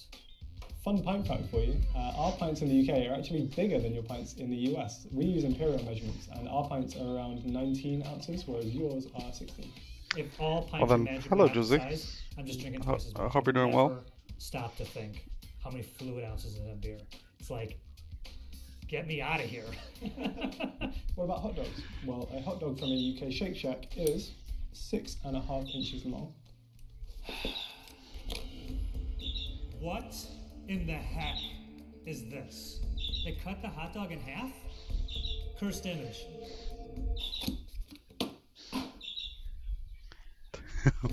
How did they cut it in half? Punked here. First Five Guys and now Shake Shack? I'm doing pretty good. How about yourself? I'm fighting a losing battle against normal hot dogs. Yeah, I mean, Five Guys reached out to me. Haven't heard back from them, though, at the recording of this. Shake Shack, you're on the list now, too. You're on the list now, too. I want to know what's going on with these hot dogs. I did not bring the tape measure, but the good people at Apple have an app that measures stuff for us. This shoot, of course, is sponsored by Apple. All right, so I'm going to measure this hot dog. This is actually working. 6.5 inches. Thank you, Apple. And it weighs 126 grams. It looks like it's like exactly on 125. And last but by no means least, Shake Shack in the UK and the US are both known for being quite dog friendly, and as such, you can get dog treats. These are red velvet dog treats, and they come in packs of 5. They were saying there's a red velvet. I don't know what ours is supposed to be. Oh, it's got the Shake Shack logo on it. You see that? Ooh, I don't like how they smell. Oddly, a little bit like a communion wafer.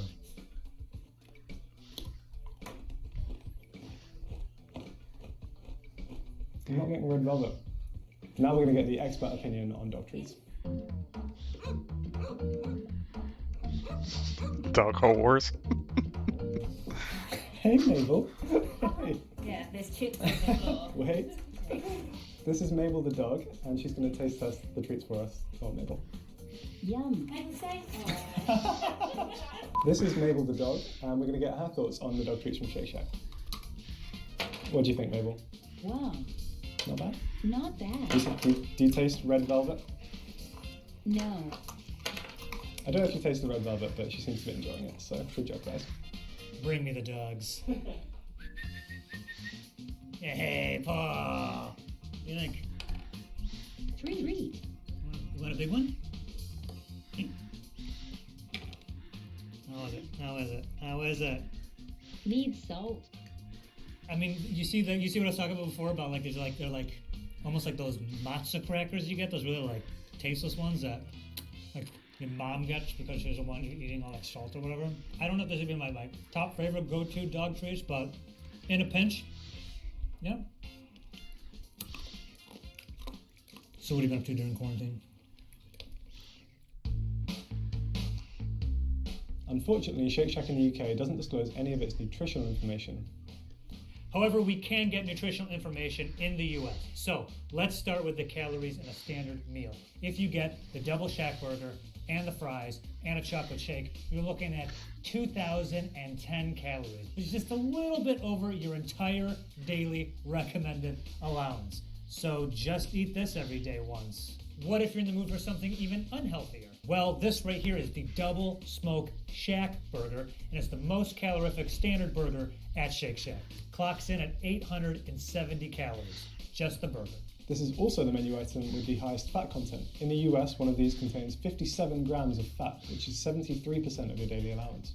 It's also the saltiest thing on the menu. A Double Smoke Shack contains a huge 3,030 milligrams of sodium. That's over 130% of your daily allowance. Shake Shack is also unique in its approach to regional specialties, with pretty much every location having an exclusive burger or custard. However, some of these are way less healthy than others. For example, the least healthy burger found on any Shake Shack menu is the Lockhart Link Burger. This is exclusive only to Austin, Texas. So listen up, all you relocating tech bros and Joe Rogan. This is a burger with jalapeno cheese, shake sauce, pickles, and a sausage link from Perez Market in, you guessed it, Lockhart. If you get one of these as a triple, it contains over half of your daily calories, more than 100% of your daily fat, and almost double your daily sodium. But the most calorific item found on any Shake Shack menu actually isn't a burger, it's something called the Double Down Fries. They are found only in Vegas. Double Down, got it? Okay. And they contain 1,910 calories. Those fries alone are 95% of your daily allowance. I mean, give me a break. You're in Vegas, like you care at all, right? Give me the fries. I just lost my fortune. Unfortunately, Shake Shack in the UK also doesn't disclose its ingredients. Bit shady. What's going on there, guys? Give us some info to work with. And that's also the case here in the US. We've reached out to them to see if they'd make an exception, but they Thank you for the cannot follow. help us out. What we can get is a list of allergens, and it has a couple of fun things to note. For example, there is a significant risk of there being traces of seafood in our banoffee concrete, and there are also sulfites in our chicken bites and in the Shack sauce. We may or may not also have shellfish in our Shroom Burger, Shack Burger, Shack Stack, and Smoke Shack. So there's no potential seafood in the UK equivalents of these burgers. So I have no idea why there might be shellfish in ours here in the US. I couldn't even guess why. But in better news, all our Shake Shacks US beef is freshly ground 100% Angus beef that's free from hormones and antibiotics, and the buns are non-GMO.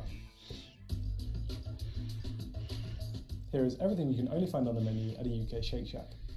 Here are all the US exclusive Shake Shack items you cannot get in the UK. Let's start with the burgers. Here we have the Shackmeister burger. Now this is a double version. It comes with beef patties, cheese, shack sauce, and then some crispy ale-marinated shallots. Yes, we pronounce it shallots. That's the correct way to pronounce it. You guys are wrong. For a limited time in the UK, we can also get a spicy version of the chicken sandwich, which is the hot chicken sandwich. This comes in hot or extra hot if you're feeling bold. We would usually be able to get some more exclusive hot dog options, including a Shack Cargo dog, which I think you might be able to get as like a secret menu item in the US, and also a Shackmeister sausage, which is kind of like a hot dog but with a Cumberland style sausage, which is... Why is that sausage brown? It's kind of popular here in the UK. But unfortunately, due to the reduced pandemic menu, we weren't able to get these. Henry, you know my feelings about the hot dogs. You know my feelings about hot dogs in general. And I will say, as someone who was born and raised in Chicago, I would love to try the Chicago hot dog at the UK Shake Shack. So when I come to visit, that'll be our first stop. Now, on top of the limited edition hot chicken burger, we can also currently get some hot chicken bites, as well as some spicy fries. So the only two sandwiches that we were able to get our hands on that are exclusive to the US and not in the UK are the grilled cheese and the Korean chicken sandwich. Okay, first things first. This grilled cheese. Look at this thing. Did you sit on this too? No, this is ridiculous. That's I pathetic. wouldn't pay $1 for this. It looks like they took 2 buns, put cheese in it, and then, I don't know, ran over it with a steamroller or something. Why is this so thin? What does look actually bomb is this, the Korean chicken sandwich. Yo, yes. Yes to this. Oh my goodness. With the kimchi, I'm telling you. You want that. Also, a thing the Shake Shack in the US has you can't get in the UK are the breakfast sandwiches. We're shooting this like at 4 p.m., so surprise to no one, the breakfast sandwiches were not available. But usually, if you get there, I'm assuming before 10:30 or 11, you get bacon, egg, and cheese, sausage, egg, and cheese, and just an egg and cheese. Check them out. I have no idea if they taste good or not. Also, a thing you can get in the US is cheesy bacon fries, but this has been sitting for more than a minute. Oh my god, I think it's gonna come out like a disc! Oh god! I want to make this perfectly clear. This is not an indictment of Shake Shack quality. This has been sitting for, what, at least 2 hours? I mean, it's bacon and cheese on fries. Even at that consistency, it's still pretty good. I mentioned this before, but there's like all these different regional things throughout the country. So I don't know if this whole Korean sandwich and Korean chicken bites is just in this area, but I think I'm about to lose my mind. Yo, you want this? Oh, yes. Yes to these. Yes to these.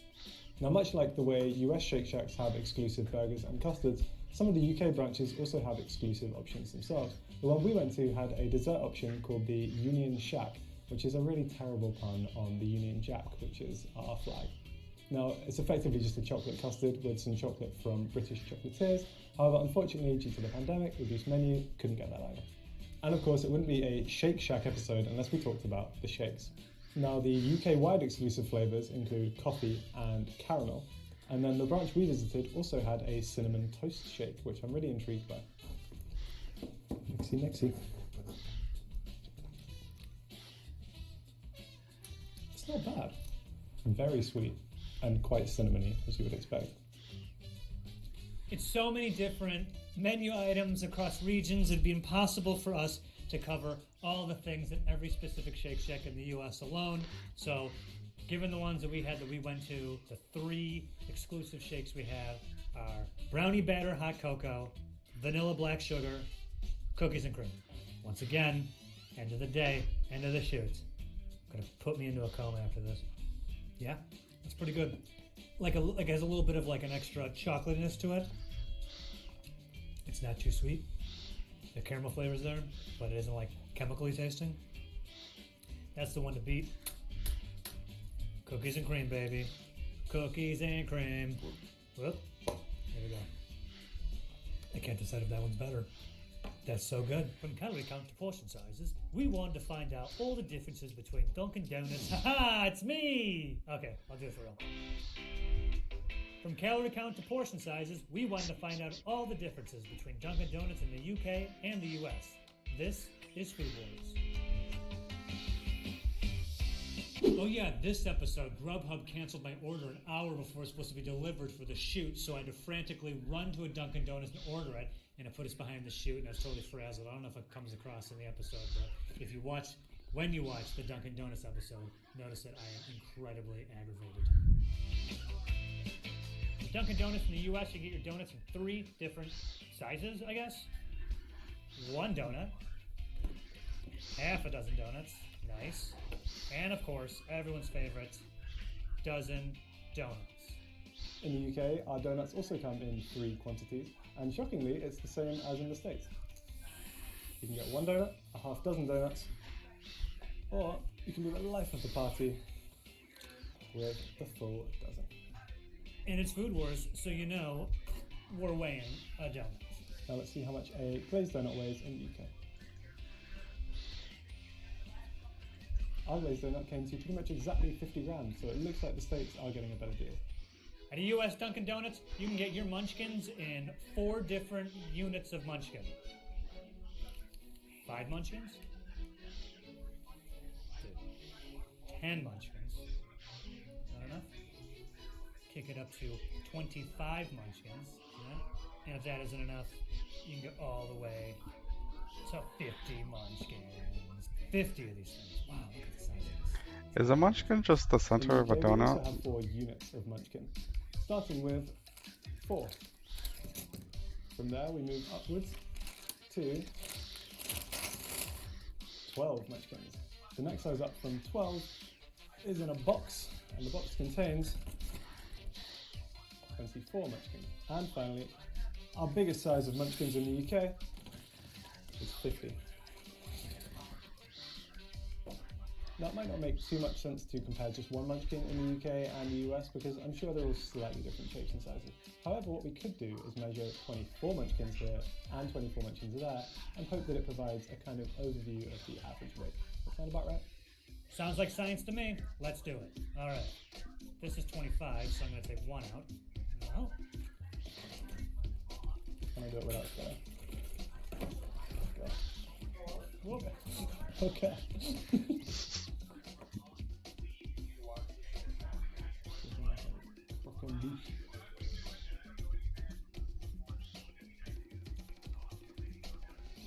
Well, how is that so good? Okay, Munchkin challenge number 1. How many munchkins can I fit in my mouth at one time without dying?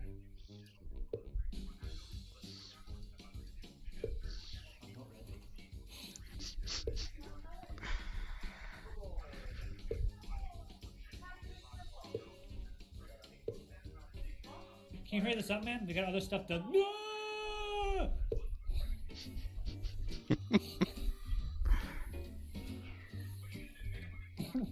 If you guessed 7, you were roughly right. Although I feel like I started cheated because I almost died. In the US Dunkin' Donuts, our hot coffees come in 4 sizes. Small. In the UK, our hot coffees come in 2 sizes, regular and large. Large. And extra large. The Dunkin' Donuts US website says that their large hot coffee is 20 ounces. Got a measuring cup here. Let's find out if that is true. Now, full disclosure. Arctic monkeys. Had a little bit of a spillage, so I'm gonna give this one, we'll say a 2 ounce leeway. Should be 20 ounces, might be 18. Yo! Okay, that's 16. 4 more ounces. Give me a break. That's maybe an ounce. 16 plus 1, I think, is still 17. There is no way there is this much of coffee on my car seat. Let's generously add 2. 16, 17, 18, 19. I don't want to be that generous. Wait a second. I got an idea. 20 ounces, so that means I need 4 in here, correct? Okay. That's 20 ounces. I'm going to settle this right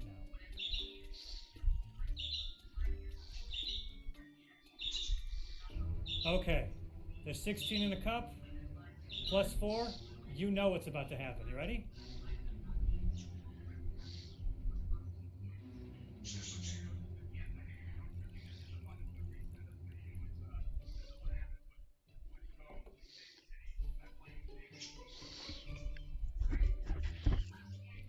Come on. Now that all seems very dramatic, so I'm also going to measure our large coffee. Not black coffee. Did I get that with milk? I'm so stupid. I just remembered I put milk in the large, so we're going to measure it anyway and see what happens. Looks pretty much exactly 16 ounces. Iced coffees in the UK also come in 2 sizes, regular and large. At a Dunkin' Donuts in the US, we have 3 iced coffee sizes. Small, mediums, and the large. I need to take 2 ounces of coffee. That's just too much. 32 ounces. Do I have enough for 32 ounces of 16? And this is 8. No, I don't. We're also going to measure our large iced coffee to see what it comes to.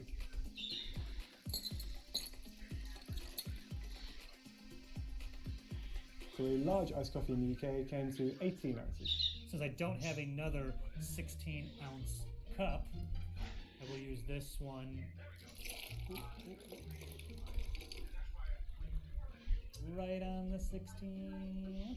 Okay. That's 1 16 ounce. Oh, jeez. This is exactly 16 ounces here. Was this the large? This should be 16 more fluid ounces. Shameful. Absolutely shameful. There definitely was not this much space left in the cup. 27.5 fluid ounces in your 32 ounce large iced coffee. It's still almost to the, I mean, our PA just pointed out that maybe the density is different right when you put exactly the most frozen ice. Maybe. Well, let's ask someone who's a scientist. No scientist, but that won't change anything, and you guys are still kind of getting a bit shortchanged. It's just because the density of the solid or the liquid might change, the actual amount of liquid in there is still going to be the same, so it should all balance itself out eventually. At the US Dunkin' Donuts, the largest single food item you can get is this 2 dozen donuts, and the largest drink you can get is a box of Joe. Look at this. I think that's about 100 fluid ounces of coffee. I've always wanted to do this. I mean, it's like really hot in here. Okay. Just set this down in my seat and be like, this is my coffee. All right? You write my name right on it. It's right there. Joe, do not touch. What? Is it? Oh, yeah. Mine, baby. Mine. Oh, man, I've already drank way too much coffee. Now the biggest thing on the menu in the UK is the Dunkin' Feast. This is 2 dozen donuts, 50 munchkins and 2 boxes of Joe, all for a price of £80. Now unfortunately when we went in today they didn't have any boxes of Joe available. However, one of them is supposed to be 100 fluid ounces of coffee, which is far too much coffee. This here is a US glazed Dunkin' Donut. It is roughly 360 calories. It's 22 grams of fat, 10 of those are saturated, 420 milligrams of sodium, 39 carbs, and 18 grams of sugar. And in the UK, the same donut has 230 calories, 13 grams of fat, 230 milligrams of sodium, 25 grams of carbs, and 10 grams of sugar. So by my calculations, the US glazed donut is 56.5% higher in calories, 69.2% higher in fat, and 80% higher in sugar. I get a burp.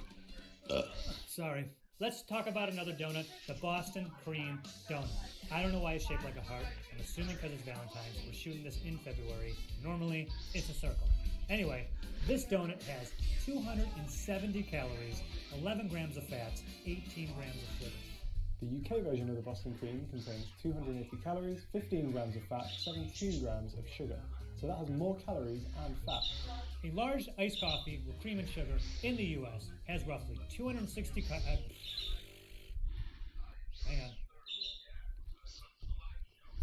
on. Back to life, baby! A large iced coffee at a Dunkin' Donuts in the US has 260 calories, 18 grams of fat, and 37 grams of carbs. That seems like a lot, doesn't it? In the UK, a large Dunkin' coffee with cream and sugar comes to 190 calories with 9.1 grams of fat and 30.4 grams of carbs. If we break it down by fluid ounce, it turns out the US is higher in every metric except carbs. Just look at all that data. Think about adding a flavor pump to your coffee. In the US and the UK, you can get vanilla, caramel, hazelnut flavors. On average, in the US though, when you add those pumps, you are adding 165 calories, 38 grams of carbs, and 37 more grams of sugar.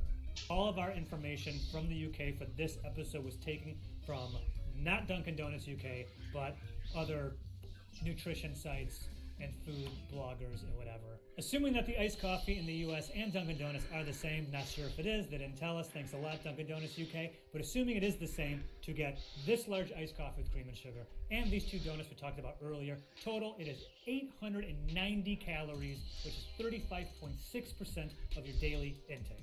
And in the UK, a large iced coffee with cream and sugar, a glazed donut, and a Boston cream donut comes to 700 calories, or 28% of your daily allowance. It's weird that the UK doesn't give the nutrition facts. 3 grams of fat, 60 milligrams of sodium, 7 grams of carbs, and 3 grams of sugar. Now, unfortunately, Dunkin' in the UK does not release any of its ingredients information. We did reach out to see if they make an exception, but unfortunately, at the time of shooting this, they had not.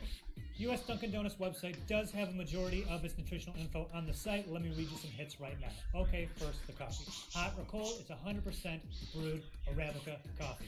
Fantastic. Now, if you want to add cream and sugar to your coffee like a 16-year-old influencer, now you've added milk, cream, disodium phosphate as a stabilizer, sodium citrate as a stabilizer, and sugar. Of the many flavor shots you can add to the coffee in the US, I picked the caramel one because it's also available in the UK, assuming that it is the same in the US and the UK. In the US, the caramel shots are made up of sweetened, condensed, non-fat milk, which is non-fat milk and sugar, high fructose corn syrup, and sugar, water, and brown sugar, so 3 different various sugar substances, fantastic, caramel color, potassium sorbate as a preservative, natural flavors, and salt. A glazed donut at a US Dunkin' Donuts is made up of enriched wheat flour, which is flour, malted barley, niacin, reduced iron, thiamine mononitrate, riboflavin, folic acid, water, palm oil, yeast donut concentrates, brackets, which is soy flour, salt, leavings, sodium acid, pyrophosphate, baking soda, wheat starch, whey, a milk derivative, non-fat dry milk, gum blend, which is a cellulose gum, guar gum, acacia gum, carrageenan, and xanthan gum. A lot of gum. Can you scroll, please? Sodium caseinate, which is a milk derivative, sodium stearoyl lactylate, and it contains 2% or less of soybean oil, soy lecithin, whole egg, natural flavors, turmeric extract for color, enzymes, annatto extract for color, yeast, dextrose, soybean oil, and mono and diglycerides. Okay, that's the dough. Now for the glaze. We ain't even done yet. Scroll up, please. The glaze of a glazed donut has sugar, water, maltodextrin, and contains 2% or less of cornstarch, mono and diglycerides, citric acid, agar, cellulose gum, potassium sorbate as a preservative, and, of course, artificial flavors. It's a lot of stuff.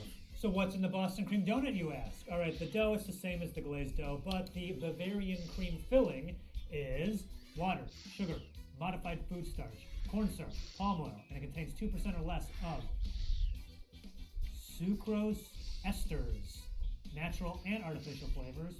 Oh my god. Glucano, delta, lactose. I mean, they're just making fun of me at this point. Glucano, delta, lactose. Sounds like a font. Salt, potassium sorbate, and sodium benzoate for preservatives, agar, and beta-carotene for color. And of course, don't think about the chocolate icing, which is sugar, water, cocoa, high fructose corn syrup, soybean oil, cornstarch, corn syrup, maltodextrin. It contains 2% or less of dextrose, palm oil, salt, potassium sorbate, and sodium perchlorate preservatives, soy lecithin, artificial flavors, and agar. And you know what? I'm not going through every donut. Here's everything exclusive to the US at Dunkin' Donuts. Here is everything you will only find on the menu at a UK Dunkin' Donuts.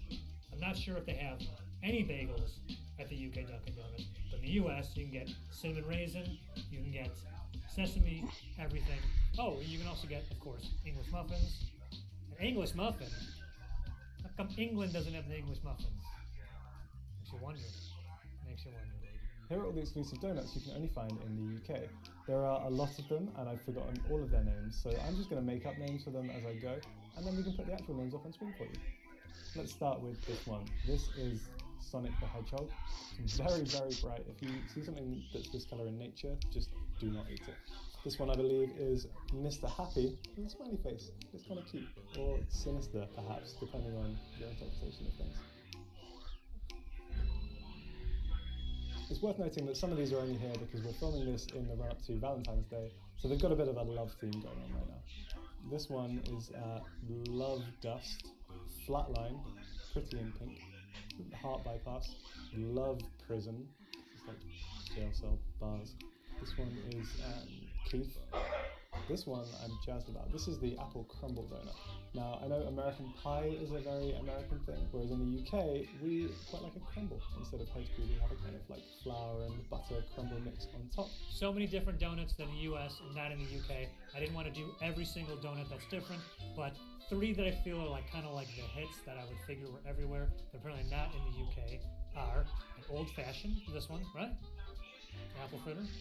Hang on. And the coffee roll. Look at the size of this coffee roll, man. It's like a spare tire. A coffee cake muffin.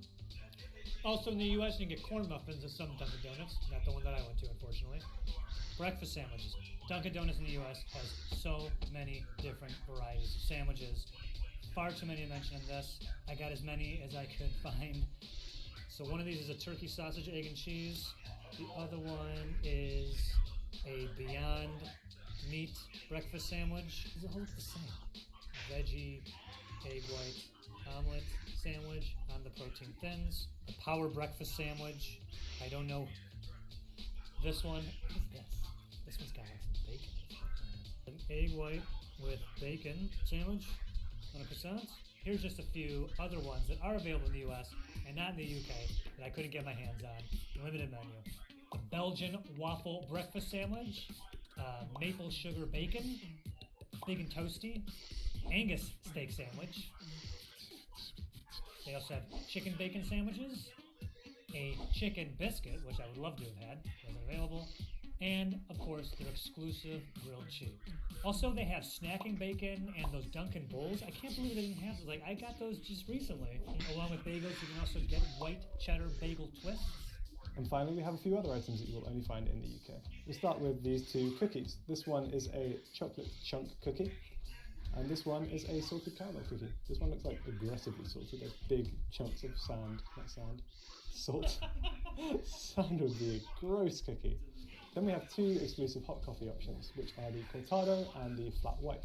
A cortado is a foamed milk and espresso combination, and a flat white is a steamed milk and espresso combination. Then we have a couple of exclusive cold options as well. This one is a mango coolata, which is like a mango flavoured kind of blended ice drink. It looks pretty good. I can imagine that being quite refreshing on a summer's day.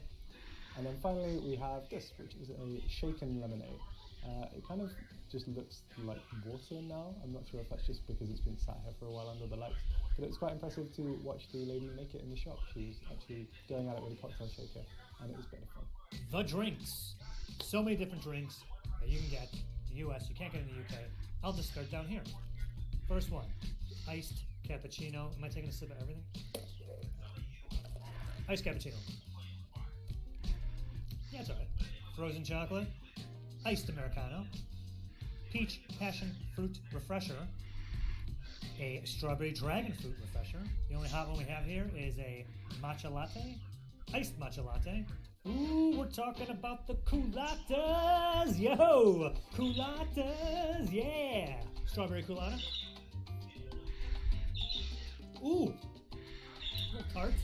like that. Serving straws. Yeah, that's the best one. Blue raspberry. Blue raspberry colada. I love I was on my high horse about how sweet these beverages are and how bad it is for you. Coladas, pretty nice. A green colada. That's something matcha. I don't know what that is. There's matcha in it. And last but not least, at least I don't think. Okay. This is a milk-colored colada. I can't imagine this being good. Whoa, that's actually pretty good. Yeah, it's vanilla. This is too much of any of these, but I would have a colada if it came in like 3 ounces, just like a shot. From calorie counts to portion sizes, we wanted to find out all the differences between Krispy Kreme in the UK and the US. This is Food Wars. This was my favorite episode to shoot. I ate so many donuts. It was awesome. And I also didn't get nearly as sick as I thought I was going to, so that was nice.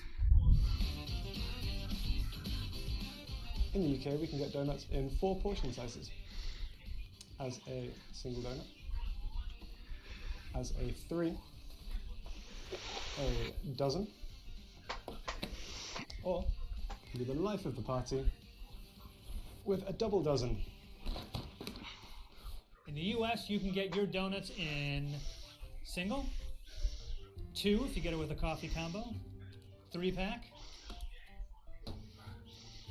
dozen, look at these beauties, or 2 dozen. Ugh. Now technically the double dozen isn't the biggest thing on the UK menu. Krispy Kreme in the UK will cater for events like your weddings or your parties, and they can do something called a donut wall, which contains 216 donuts hanging on a wall. That's 18 dozen. Krispy Kreme will also make you something called a donut tower. It looks almost like a wedding cake and is made of around 216 donuts. You gotta give them a heads up though, because I went to the Krispy Kreme today and asked for one and they said no. Also in the US at Krispy Kreme, you can get mini donuts in 4 or 20. I have to know.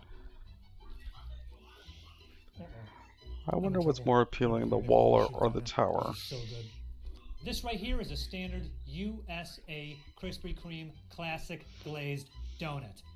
I want to bite into you so bad. But before that, let's weigh it. Now we're going to weigh a glazed donut in the UK to see what it comes to. They're so light. In the UK, our hot coffee sizes are regular and large. US Krispy Kreme, you can get your coffee in 3 sizes: small, medium, and large. And if you're really thirsty, get yourself a brew box. Nice. A large hot coffee in the UK is supposed to be 16 ounces, so we're going to measure that to find out if that's true. And to make sure that this reading is absolutely accurate, got a big boy.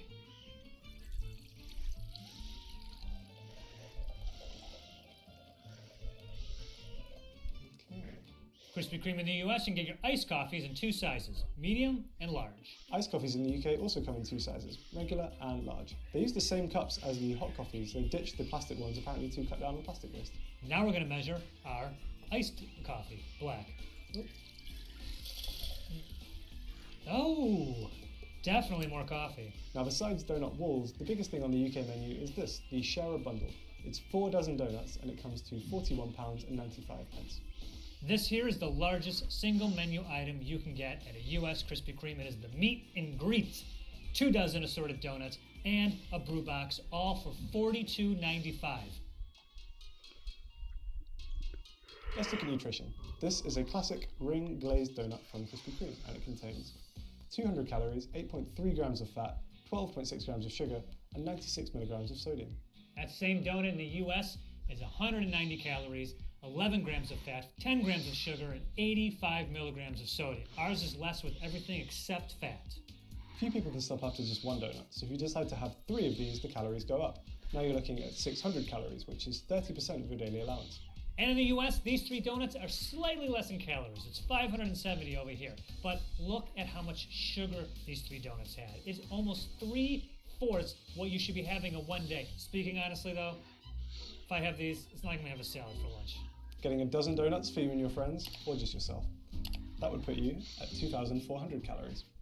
And in the US, our dozen comes to 2,280 calories. I would hope you wouldn't eat all 12 of these by yourself, but if you do, I guess that's all the calories you're gonna need for the day. I can eat 12 of these, easy. Another popular donut at Krispy Kreme is the chocolate glazed. Just ignore the sprinkles on ours because we didn't have any plain ones. Now this one is 237 calories and also beats the classic glazed in pretty much every other metric, probably because of the chocolate frosting. Our US chocolate glaze is 240 calories. So it looks like the chocolate glaze helped put us over the top.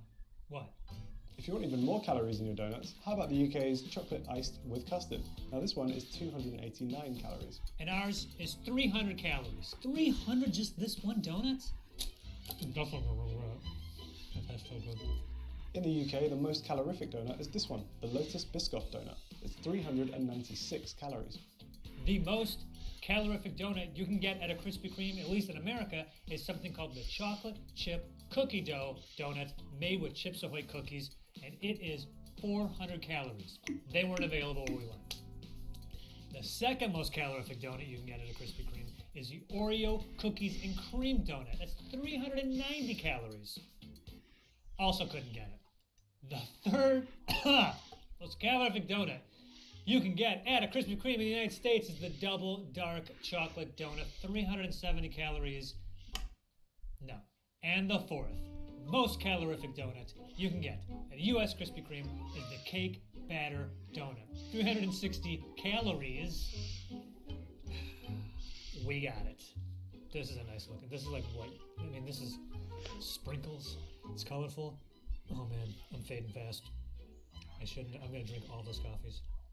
What about the drinks? Well, this is a large mocha with 2% milk, and in the UK, it contains 247 calories, 16.3 grams of fat, 12 grams of sugar, and 80 milligrams of sodium. In the US, our large mocha is 480 calories, 1 gram of sugar, and 260 milligrams of sodium. Come here, you salty mocha dog. Whoa, this is good. I'm surprised. I thought I wasn't gonna like it. I normally don't get like chocolatey drinks. If you get this as an iced coffee, it contains 280 calories, 12 grams of sugar, and 40 milligrams of sodium. Do you want to get it iced? Now the calories are 420, 2 grams of sugar, and 190 milligrams of sodium. Since the UK and US sizes are different, we've calculated it per fluid ounce, and we found some pretty shocking differences. From the UK to the US, there's a 55.5% calorie increase, a 93.3% sugar decrease, and a 160% sodium increase.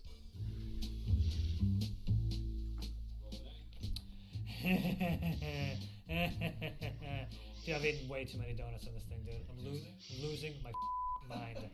And in the US, our donut is made up of enriched wheat flour, which is wheat flour, niacin, reduced iron, thiamine mononitrate, riboflavin, folic acid. I'm getting better at this. Water, palm oil, soybean oil, sugar. And it contains less than 2% of each of the following: yeast, soy, lecithin, hydrogenated soybean oil, salt, mono and diglycerides, wheat gluten, calcium sulfate, monocalcium phosphate, yes, and BHT. Ah, yes, our old friend BHT, aka butyl hydroxytoluene. It is banned in the European Union. The International Agency for Research on Cancer suggests, might I say strongly suggests, there is sufficient evidence that BHT causes tumor growth in lab animals. Also, according to WebMD, BHT is also used to treat genital herpes. All right, dried milk powder, egg yolks, egg yolks, cellulose gum, calcium propionate to maintain So you can eat a donut ammonium and sulfate, you get rid of sorbic herpes? acid, dicalcium That's weird. phosphate, sorbitan monocerate, tocopherols, That has to be the weirdest thing ever. tricalcium phosphates, dimonium phosphate. That last guy, dimonium phosphate, aka DAP, not the sequel to WAP. It is also used as a fertilizer and as a fire retardant. So, when we have the next wildfire outbreaks in this state, because it definitely will happen, we're going to start dropping Krispy Kremes on those wildfires. Problem solved. In the UK, a glazed donut is made of the Wait, so you can cure herpes and put out fires with the same donut? Good lord. following: wheat flour, calcium carbonate, iron, niacin, thiamine, water, dextrose, palm oil, yeast, salt, wheat gluten, emulsifiers, mono and diglycerides, sorbitan monostearate, raising agents, monocalcium phosphate, dicalcium phosphate, sugar, dried egg yolk powder, skimmed milk powder, preservative calcium propionate, stabilizer, carboxymethyl cellulose, firming agent calcium sulfate, flavoring, acidity regulators, ammonium sulfate, diammonium phosphate, flour treatment agent, ascorbic acid, enzyme, amylase, anti-caking agent, tricalcium phosphate. Oh, done. Nope, there's more. That was the donut. Now we're going to talk about what's in the glaze. Sugar, water, and diglyceride. It's a lot of ingredients for a donut. One thing worth pointing out is the differences in the sprinkles between the UK and the US. 3 of the colourings used in the US are actually subject to restrictions in the European Union, and if they're included in foods, they must bear a warning that they may cause hyperactivity in children. Not here though, baby. And not here. Blue 1 isn't actually on this list, but it's also very hard to come by in the UK. It was famously removed from Smarties in the UK several years ago, and it took them 3 years to find a natural alternative to the blue colour, which ended up being spirulina. Here is everything you can only find on the menu at a UK Krispy Kreme.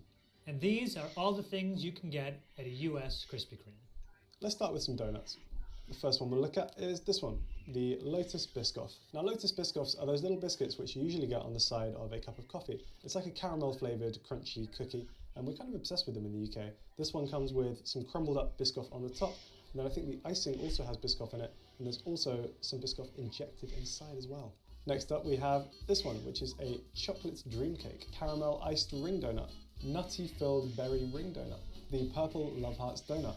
Now this one's been produced in collaboration with Love Hearts, the candy, as you can see by the very cute phrase on top. This is a very thing, we just got one that says OMG. Next up we have the caramel sensation, nutty chocolata. Now it's actually a heart-shaped donut with some chocolate icing on top, and importantly it's full of Nutella. It's a little bit underwhelming. I wanted more Nutella to come out there. Pretty good. And these are all the exclusive items you can get at a US Krispy Kreme. Okay, so US Krispy Kreme has so many exclusive USA only donuts, but they're not available at every Krispy Kreme. So the one we specifically went to had about a dozen of those donuts. A original filled chocolate cream, so you can see the little white spot there, that's where they put the cream in there. Pretty sure that's an apple fritter. That's a birthday cake, the one we saw before. Chocolate icing filled with custard. Yeah, that's definitely a custard one. You can see the yellow in there. I'm gonna assume this is maybe the glazed sour cream cake. Sugared ring and cinnamon sugared ring. See, there's a eclair right here. New York City cheesecake. Glazed raspberry filled. God. Oh.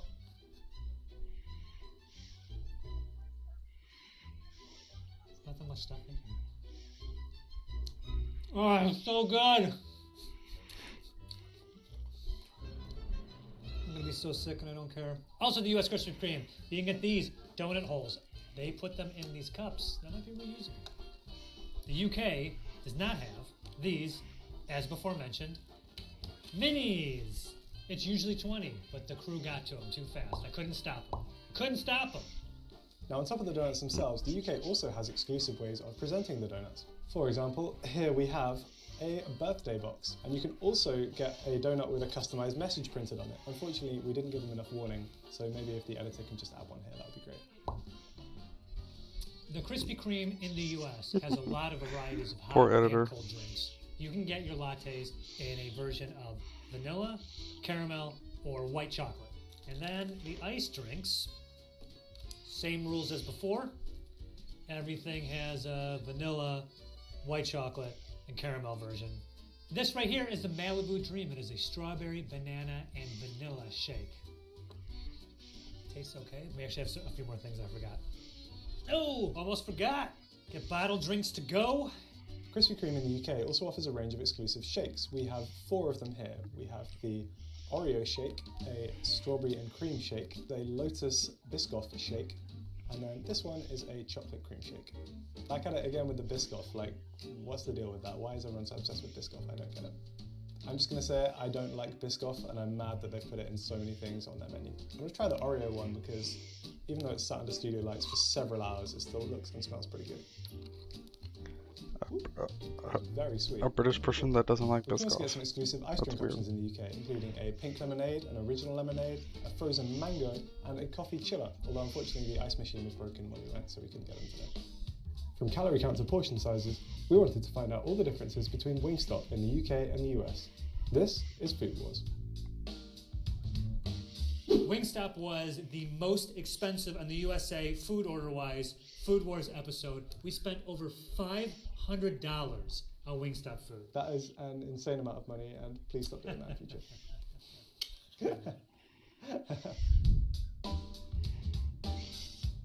In the UK, we can get wing portions in 4 sizes: 8 wings, 10 wings, 12 wings, or a Flavor Craver wing platter, which comes with 24 wings and 3 dips. US Wingstop, you can get your wings in 10, 15, 20, 30. Hang on. And 30. Not enough, you say? I agree. Wingstop also does wings in orders of 50, 75, and of course, 100 chicken wings. I'm in heaven right now. Bury me in these wings. I'm going in. I could do better, but we gotta move on. Sean Evans, I'm coming for you, buddy. So the portion sizes might be pretty different, but what about the wings themselves? We're going to weigh 10 plain wings in the UK and do the same in the US to see how they match up. So 10 plain wings in the UK came to 290 grams, which is an average of 29 grams per wing. Oh, way higher, dude. 360 grams. I needed my calculator app to determine what 360 divided by 10 is, and it is, in fact, 36 grams. Wow. So our average is 36 grams per wing here in the US. What about chicken tenders? Well, in the UK, those come in 2 portion sizes, as a portion of 3, or as a portion of 5. At Wingstop in the US, you can get your chicken tenders in orders of 4, 7, 15, 20, and 30. Yes! I don't know what maniac is at a Wingstop and gets chicken tenders instead of wings. I get if you like take your 10-year-old there. Let's weigh 5 chicken tenders here in the US.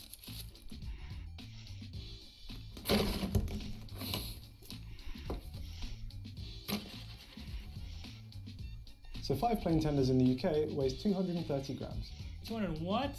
Way over 300 on this one. We're over 300, and they try to pass this off as a tender. Bigger chunks of meat over here in the US. Bigger, tender chunks of meats. What about a side of fries? Well, in the UK, these come in 2 sizes: regular and large. And in the US, our Wingstop fries also come in 2 sizes: regular and large. How those look? We're going to weigh them both to see what they come to.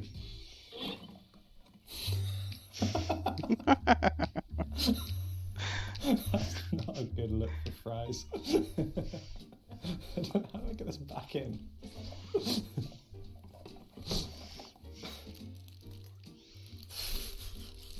Yep. Also a brick. Also a brick. And the large portion came to 255 grams. Our regular is bigger than your large, UK. Okay.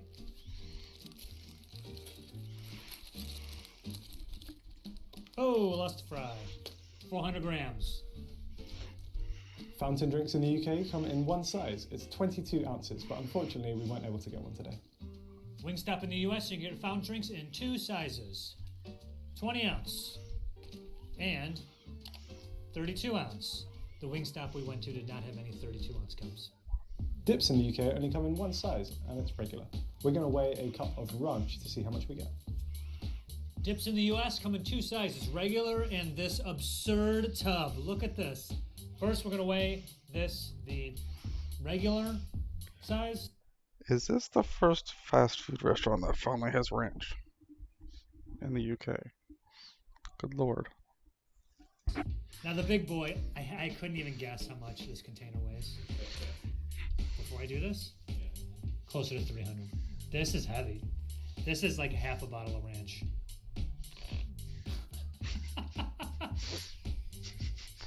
Bro! It is 440 grams of ranch. So fun fact about me, I've never actually had ranch before. This is not a common dressing in the UK. It's just not really on menus. We prefer like a garlic mayonnaise or a ketchup. So I'm about to try my first ever ranch. See how it goes.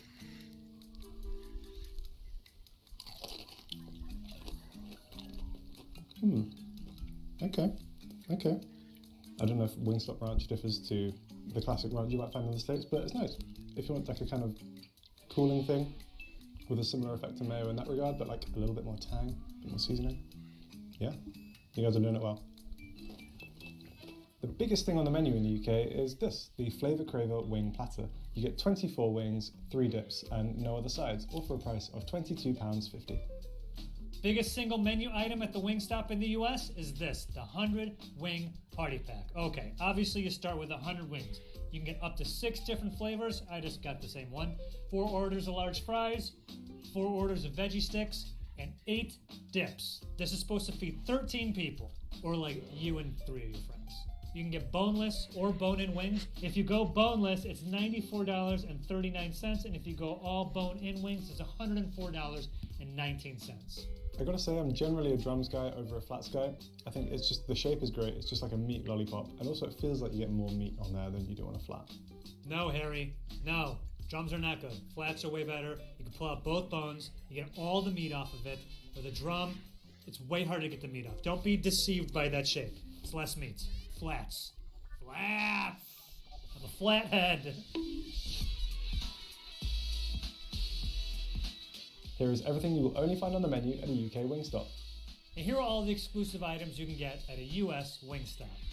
We'll start with the chicken. There's actually one flavour of wing that we can get that you guys can't, which is this one. It's Brazilian citrus pepper. I'm going to try the Brazilian citrus pepper using my patented wing eating technique. Get one of the bones out and then a little neat lollipop. Nice little freshness from the citrus, kick from the pepper. Not bad. So for exclusive wing flavors, you can get these two, the Bayou Barbecue and the Lemon Hot. We can also get any Wingstop flavor on the side. I don't know if you can get that in the UK. Another thing you can do at the US Wingstop is you can customize your fries and you can get regular or extra seasoning. So I got an extra seasoning of a seasoning you guys don't have in the UK, which is the garlic parmesan. Look at the seasoning on this. I mean, they just dusted this thing, right? You know exactly what I'm gonna do. Yeah. These are Louisiana Voodoo fries. They are topped with a cheese sauce, ranch, and Cajun seasoning. Our exclusive fry option is this, sweet potato fries. These come in sizes of regular or large, and you can also get them in the same seasonings as the regular fries.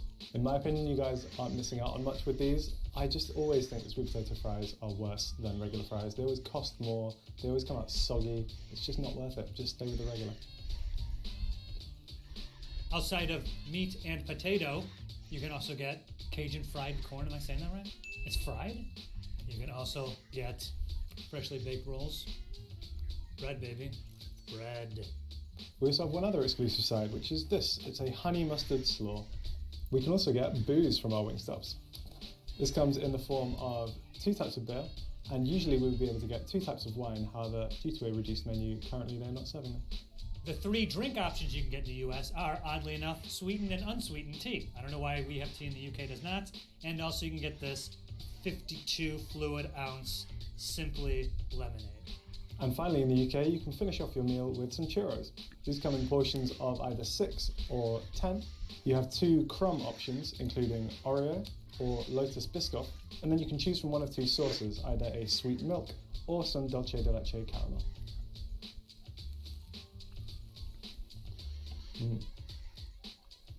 Delicious. What about desserts? Here's one you get in the US and not in the UK at a Wingstop. The triple chocolate chunk brownie. Did I say that in the right order? Fantastic. I'm now going to do something really stupid, which is attempt to eat the hottest wing on the Wingstop menu. which is the atomic wing. These come with gloves, just to avoid getting it on your skin and then getting it in your eyes. I'm not good with spice, one thing to note. Ah, man, I don't really want to do this. What British person is good with spice? I've found that out through all these food videos. But hey, for the content, cheers.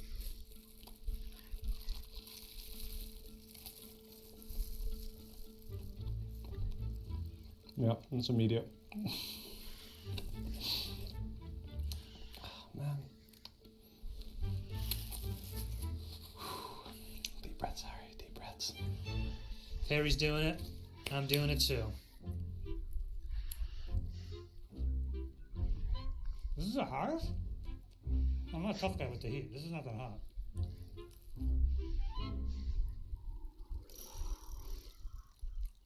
Yeah. It's not that hot.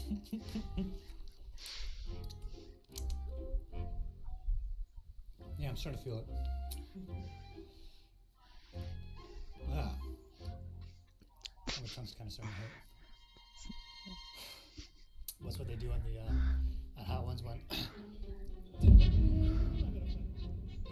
Yeah. Unfortunately, Wingstop doesn't disclose any of its nutritional information in the UK. They do disclose the nutritional information in the US, however, and there are some pretty interesting takeaways. Okay, let's start with this, the classic meal for one, an 8-piece combo. I got 4 hot wings, 4 lemon pepper, regular fry, dip, regular Coke. This meal contains a total of 1,595 calories, along with a lot of your daily fat and sodium allowance. Interestingly, if you get the same meal but boneless wings instead, the calories go up to 1,711, roughly a 7% increase. Even more interestingly, the sodium in the meal rockets up to 5,258 milligrams, which is 228% of your daily allowance. So it looks like boneless wings are way saltier than bone-in wings, but they do contain slightly less fat. What's the most calorific wing at Wingstop in the US? That would be the boneless garlic parmesan wing, which clocks in at 112 calories for just one. The saltiest wing on the menu is the boneless original hot wing. Now it's less calorific than the garlic parmesan, but just 5 of these is your entire daily sodium allowance.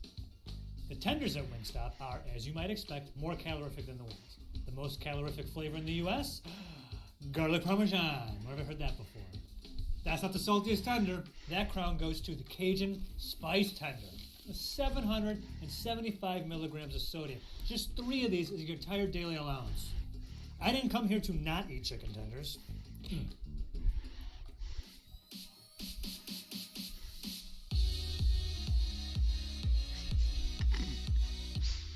What about the dips? Well, the least healthy dip on the menu is this. It's honey mustard.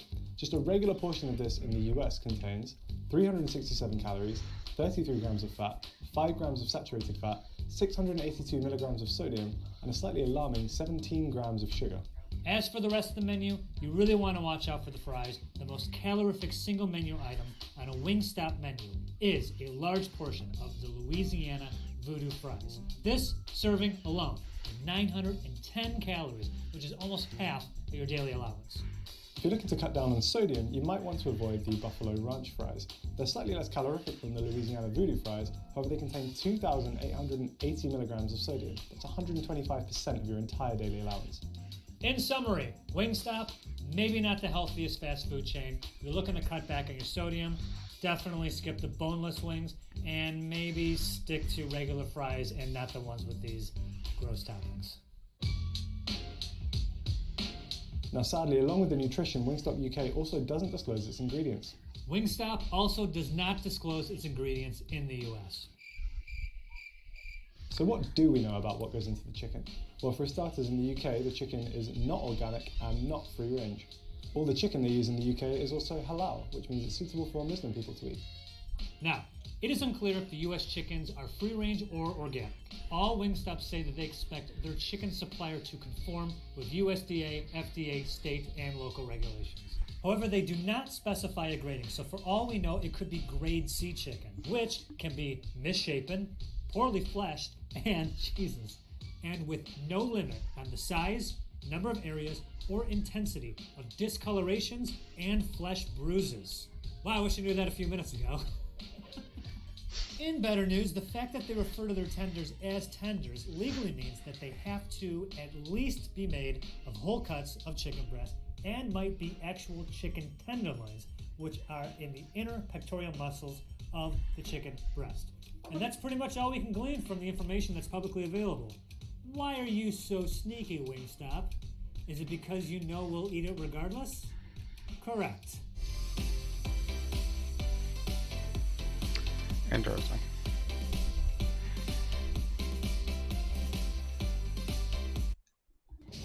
We're going to be skipping a lot, because all these things Mr. Razor Ninja already have. Damn! And right there, we already got one. And right there, Yoimiya acquired 20 wishes in. This is going to be a very big summoning session. Holy. All right, chat. To give a little introduction to this account before we start rolling, okay? This is the biggest whale account in Genshin Impact. No matter what you say, this is the biggest whale account that I've seen on Twitch. And by that, I mean every single character in the game is C6. Every single character is C6. I could go through the entire thing and show you, but you gotta trust me on this. We did a video before titled The Biggest Whale in Genshin Impact, and they have C6 everyone. Not only do they have C6 everyone, but every single character is level 90. You don't even have to worry about levels anymore. On top of every character has friendship 10. We're talking C6 everyone, friendship 10, level 90 for every character in the game. This is the biggest whale in Genshin Impact. A blade embraces Mr. Razor Ninjas. as a jeweler cherishes their gem. We'll take a look at the weapons. You can see many multiple R5 5-star weapons at their disposal. 2 R5 Staff of Homas at level 90. A couple Skyward Harps, because they're like Tartaglia gets one, Fischl gets one. Yoimiya's about to get one too. Psych, we're going to get the new one for Yoimiya. This is probably for someone else. I don't know who this is for. Amos Bow, Elegy for the end. A bunch of 5-star weapons here. A bunch of 5-star weapons. And they still have a fuckload of resources left for future characters. They don't need 2,000 XP tickets. I don't know how the fuck they have 2,000. But they have 2,000 when all their characters are level 90. They have a fuckload of Mora. You tell me. You know? You tell me. This is the biggest whale account we've ever seen. With that being said, let's start the wishing. Let's go through our rituals. Fortune Slip. So the first step in the ritual summoning for Yoimiya is the fortune. It'll settle everything. Rising Fortune. So starting off small, slowly getting better. Okay, we can live with that. Next stop, we go to Amakane Island. Alright, so we're going to be going with Klee, because Yoimiya gets along with kids. So Klee and Yoimiya would be a perfect match. Beidou, because Beidou is in the Yoimiya trailer. These are the 2 characters we're going to be using. 2100. Exactly 2100. Let's take a look at history. Well, that's not surprising. Last one was Yoimiya or Ayaka, and then you stopped. Pretty simple. That was probably the C6 Ayaka. Alright, I don't know if you've been unlucky. Oh, wait, I forgot to add. Apparently, Mr. Razor Ninjas has been very unlucky. Check weapon history. Pepe laugh. Okay, as I was trying to say that you've been very unlucky, how the fuck do you get lucky? Okay, let me just pretend I didn't see that. Like I was saying, Mr. Razor Ninja here has been very unlucky. Apparently rolling for Kazuha, he lost every 50-50, all 7 of them. For Ayaka, he lost 6 of the 7 50-50s. So he's asked us to wish on his account. He has plenty of Acquaint Fates right here, Intertwined Fates. But also 600,000 Genesis Crystals on top. So we are going in for C6 Yoimiya and R5 Thunder and Pulse. We're just gonna hop right in. This is gonna be a different wish, because normally I'll let this fan out and stuff like that. We're gonna be skipping a lot, because all these things Mr. Razor Ninja already have. Damn! And right there, we already got one. And right there, Yoimiya acquired 20 wishes in. There you go. That wasn't actually 20 though. That was like 12 or something. And this is why Razor Ninja wanted to ask me to wish, because apparently we have the good luck charm with our ritual summoning locations and stuff like that. We got one down. Count it up, chat. We got one. How many more do we need? 6 more? We need 6 more. I forgot one thing. Yoimiya music. I wasn't even playing the music. Now we're fucking ready. Let's go! The first one was free. Let's go again. 10. 20. Wish number 30 coming up. As long as we win 50-50s here, it doesn't matter how long it takes. 40. Ooh, we got a Jinyan and a Beidou in that one. Interesting. Let's keep on going. 50 wishes. Miss Diona. 60. 60 coming up. Here goes. First, Sayu. We got her though. Let's keep track, chat. How many Sayus we have here? Sayu and a Ningguang off banner. Be cool. This is 70, right? 70 wishes in? Is it 50-50 win though? Pause, champ. Pause. Ah, it's a Mona. Alright, can't let Mona derail us now. We lost the second 50-50. It's okay, we won the first one and we got it very early. So technically we saved Mora, or resin, or Primo Gems. The currency that we're using to wish right now, alright? 20 wishes in. We technically saved, chat.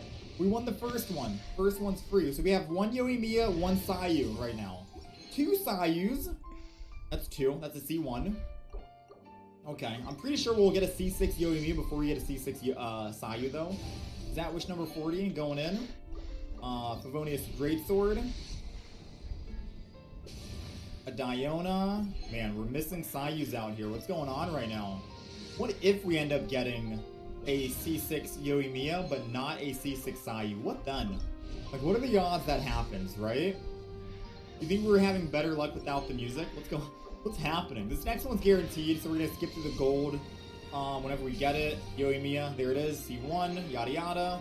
The next one we won't skip because it'll be random, and we'll have to see if it is gonna be winning the 50-50 or not. So C1 acquired right here. Pain Slasher. Ah, that pains me to see it. Feels bad. Wish number 30, I think, coming up. Ooh, Sayu, I think that's a C2. Still a C1 Yoimiya. Can't confuse myself. C1 Yoimiya. Here it is! That was early, right? That was like 50 music? Or 50 music. 50 wishes in. Now let's see if this is winning the 50-50. Let us find out. Ka-ching? Well, we got Sayu as a double in a debate club for a debate. Apparently, we gotta ramp it up a little bit. We gotta change the music. We gotta ramp this up. We were doing a lot better without the music, but fuck it. Kick this shit into overdrive. 2 Jinyans. This one's guaranteed, so it doesn't count. But we can still get it early.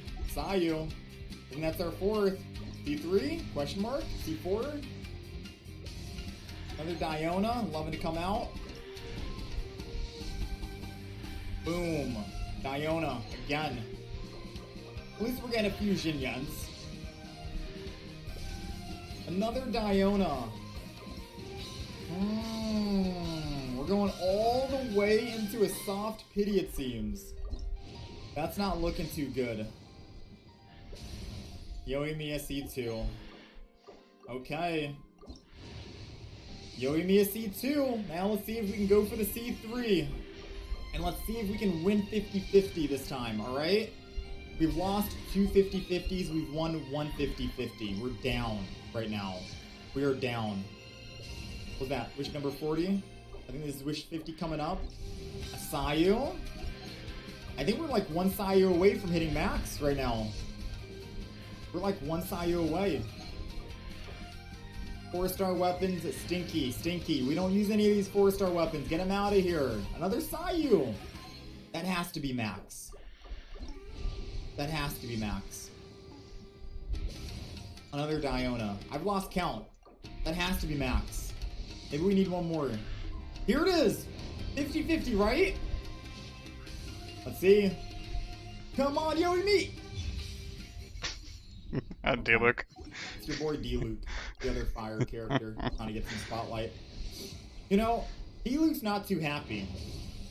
Everyone is like power creeping him. You know, he was cool in like season 1 of Genshin Impact, when there were all cryo enemies in the Abyss. Everyone needed him. Everyone had to rely on him. Because you think people were going to use Amber? No, people didn't want to use Amber. They needed D-Luke. They needed him. He was like the Giga Chad back then. But now, it's all about Hu Tao. It's all about Yoimiya. It's all about Shang Ling now, too. D-Luke, I don't know, man. You're kind of like, you're season 1. We're at season 2, Inazuma, right? That's a max out Sayu. We're gonna try this with no music. We're gonna test our luck right now, okay? That's a guaranteed. Ooh, Sayu in the same ones. That's a C2, right? Is this a C2? Yo, that's a C3 Yoimiya. I'm losing count. C3, okay. We need 3 more. Let's try with no music really quick, just out of curiosity, okay? Just out of curiosity. We're gonna see if this music thing works. Also, I'm gonna see if me going back and switching to Yoimiya will work, because we're still on Klee. Yes, it worked for the first one. It took us like 12 wishes and we got Yoimiya. It was starting off strong. But now let's swap to Yoimiya in the overworld and let's win some 50... Quick. 50s. Damn, we're cycling through everyone. Holy shit. We got Mona, and then Kaching, and then D-Luke, and then Chi-Chi. Is my next one gonna be a Jean? Can I just call that right now and say my next one's gonna be a Jean? We're losing everything right now. Jean's the last one. If we get Jean, I don't know what to tell you. I call it a curse or call it luck. That Chi-Chi was early, I will say. So maybe that was a little bit of good luck. Hey, Barbara showed up there. You don't often see Barbara on some pulls.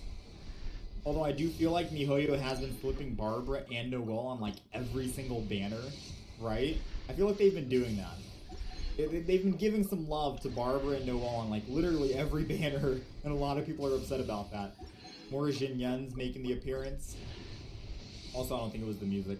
I don't know what's going on with the ritual then. What's happening? Everything's set up. Everything's perfect. Maybe I kick Klee and Beidou out of the party and we just keep it. We keep it Yoimiya and Sayu. That's a C4. Beidou out. Keep the 2 of them. Forever. And let's just see if we can make magic happen now. All right. We got a C4 Yoimiya. Let's see if we can end up getting C5, win the 50-50, and not get a Jean. If we get a Jean, I think it's scam. I think it's rigged. You want me to put Amber in the team? Oh no. I can't put Amber, chat. That's punishing. Let's cue the music! I believe this will be a Yoimiya. I firmly believe. If this is a loss on 50-50, then this music is cursed. This is like 50 wishes in, I think. A lot of Sayus. It looks like it's getting luckier. Oh? Was that 60? Another Sayu. We are rapid firing through this right now. Wishing like you've never seen before. 5-star. Come on, Yoimiya. I swear if it's a Jean, I'm cursed. I don't know if it's cursed or I thought that was another Chi-Chi. Come on, Yoimiya. Come on, Yoimiya. Let's go! I knew it. We just had to kick the other people out of the party. We're back. Redeemed. C5. Won the 50-50. So how many did we lose? We won 2 50-50s. We lost the other 4. And now for the finale. C6. C6. Let's go. One more. One more. No Jean. No Jean. Jin Yan coming out. 50 wishes in. Nothing. Diona peeking through. I think this is wish number 60. Alright, 70 on way, I believe. Wait, did I miscount? Or is this number 70 right now? I must have miscounted. Either way, this is the 5-star. Let's see what we got. Diona. Bow. Bow. 2 bows means Yoimiya. Another bow. 3 bows means Yoimiya. It's a Yoimiya. C6. There you have it. We won 3 50-50s. And no Gene. C6 Yoimiya. C6 Sayu. Someone can go back. We used up 100,000 Genesis crystals to get it done. So if you guys want to see 6 Yoimiya, apparently you just need 100,000 Primo Gems. And you're able to get a C6. Well, assuming you win 50-50s here and there. But wait, chat. We're not done yet. It is time we move over to the Thundering Pulse. Now, we got C6 Yoimiya. The weapon is the last thing we need. Thundering Pulse R5, and we will not settle for anything less. My first time looking at Epitomized Path, how this works is you pick one of the 2 promoted weapons. You chart a course towards it. If you lose 50-50 on it and you don't get the weapon, you get 1 fate point. Once you get 2 fate points, the next one is guaranteed. So technically, you only need to lose Pity 2 times in order to get a guaranteed weapon. With that being said, let's hop in. Will we win these 50-50s? Let's do it. And I say only, but this is Razor Ninja we're talking about. The same guy who got 2 5-star weapons on his 10 pull recently. We'll see if his luck continues. Or maybe I'll give him bad luck on his account. We'll see. 20 wishes in. 30 wishes coming up. And it'll be a lot easier because we only need 80 wishes on a weapon banner to get the 5-star compared to 90. 40 wishes. Jin Yen even popping up on weapon banners. Can't get rid of her apparently, but MiHoYo won't give her a story quest. Goddamn. 2 sacrificial fragments. Pretty pog, but I doubt Razor loves using 4-star weapons. I'm pretty sure those are all stinky to him. Why get a 4-star sacrificial fragment when you can get a lost prayer and put that on anyone? First 5-star. Let's go. And there it is. Winning it. Number 1. How many more do we need? 4? 4 more to go. We're in there. Pain Slasher trying to ruin my day. Not yet. We got the Thundering Pulse. Epitomized Path. Still set up. Let's go. Again. Another one. Pain Slasher. Wish number 20. Sacrificial. Not a bad weapon. Not a bad weapon if you're free to play, am I right? Put a Jade Cutter on everyone, not a sacrificial sword. What are you doing with those 4-star weapons on that Xingqiu? Put a Jade Cutter on him, why don't you? Favonius Bow? Not bad either. I take those. And here we go. I think this was early. 50 wishes in. A bow. Book. Oh my god, I thought that was a character. It was Rosaria. And here it comes! Let's go! Boom! Winning 50-50s out here. 2! You love to see it. You love to see it. R2. Coming up on the R3. More bows. Goddamn, I'm attracted to them, apparently.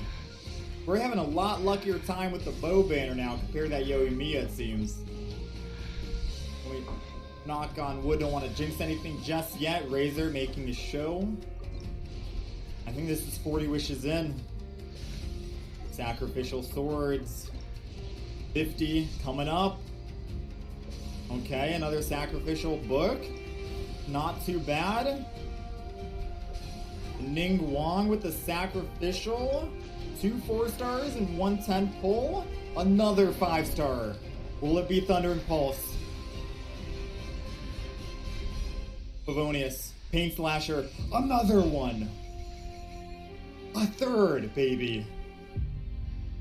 As I am summoning more and more Thundering Pulses and winning 50-50s, it is thundering outside in real life. I don't know if anyone is picking that up on the mic.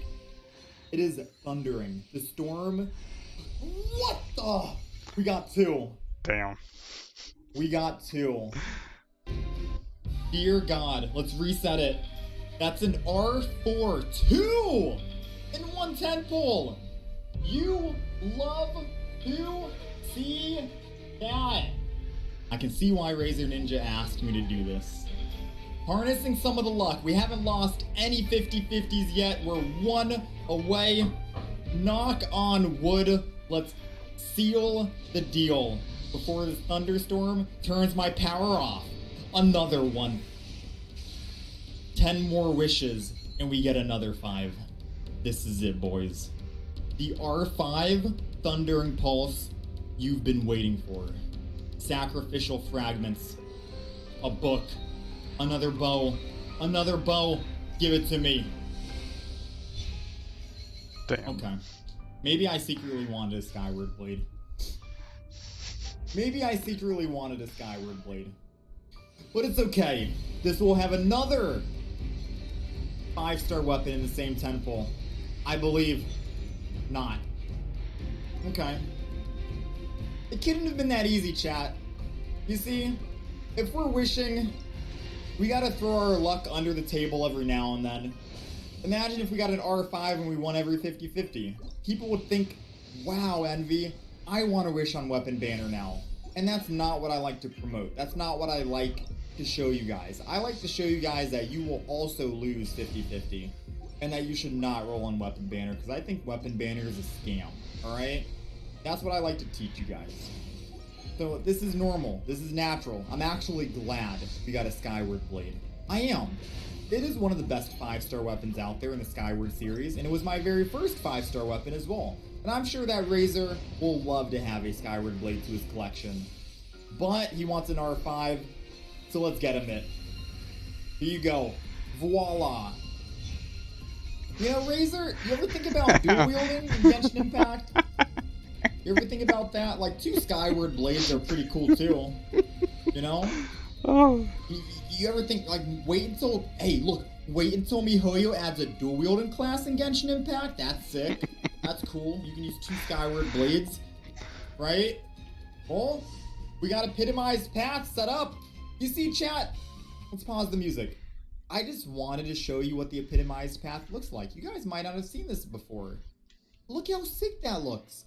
It is harnessing the power and energy for the Thundering Pulse. The next one's guaranteed. It could be in the next 10 pull, right here. Like I said. You see? I just wanted to show you what it looked like. And now that we've seen it, there's your R5, Mr. Razor Ninja. It didn't take that many wishes. It wasn't that hard. You know? It was not that difficult. Just get lucky. As a wise man once told me. Just get lucky. And there you have it. Down to 453,000 Genesis Crystals, 150,000 Genesis Crystals used up for a C6 Yoimiya R5 weapon. It took us less than 50,000 Genesis Crystals to get a R5 Thundering Pulse. Damn. God damn. I want to say a big shout out to Razor Ninja for allowing us to showcase and roll on his account. You know, it's been a real blast. So huge shout out to Razor Ninjas for allowing us to do this. Another time, I think the first time we were just there for the showcasing, but this time we were able to actually roll on Yoimiya, get Constellation 6 and R5 weapon. That was a blast. I feel like we exhausted all of our luck onto your account. Huge shout out to Razor Ninja. He also streams, chat, twitch.tv/Razor Ninja's biggest whale on Genshin Impact, in my opinion.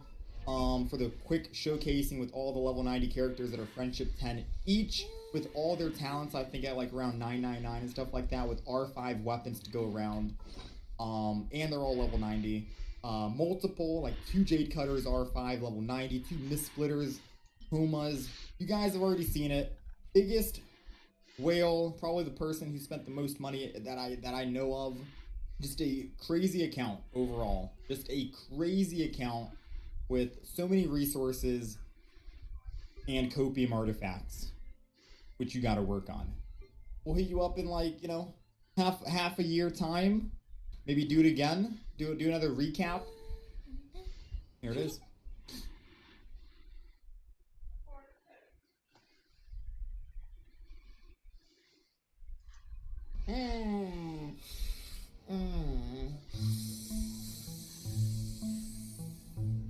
Genshin Impact.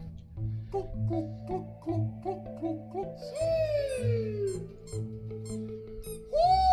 So fast, I agree. That's what she said. It's being shoved down my throat. Do you see this? This is a crime. That's a crime. You know I lost my shit at that flower. 47%. Jeez. Early access, you and me. Wait, did they just lip sync the explosions to her mouth? The best thing about Sora and Narukami Island. Watch her mouth. Did they just accidentally sync up her mouth to fireworks? Also adorable. Why she got so many cups? Oh, wait, is that fireworks? Is she making fireworks? Is that fireworks? Oh, okay. McFlurry? Oh, okay. Boom, boom, boom. Even brighter than a moon, moon. My self-esteem is hella up.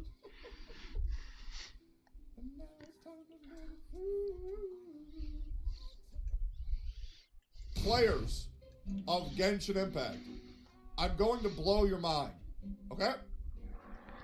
And hold on, you might want to take a seat for this one. Buckle up. Everybody ready? Be careful. This one, a little bit of a nuclear take. Gonna rub a lot of people the wrong way. Your waifu does not exist. I'm gonna fucking slap you across the face. The worst thing is, I know you're a wreck. Jesus Christ! If you, oh my God, Jesus Christ! I can't even talk. I can't. How the fuck are you? Oh my God! Ayaka is my comfort character, and it's giving me anxiety that a streamer like you is shit talking my comfort character. Because I relate a lot to her backstory, and the fact that you are talking negatively about her dash is really, it's causing me a lot of grief, and I don't know how to process this right now.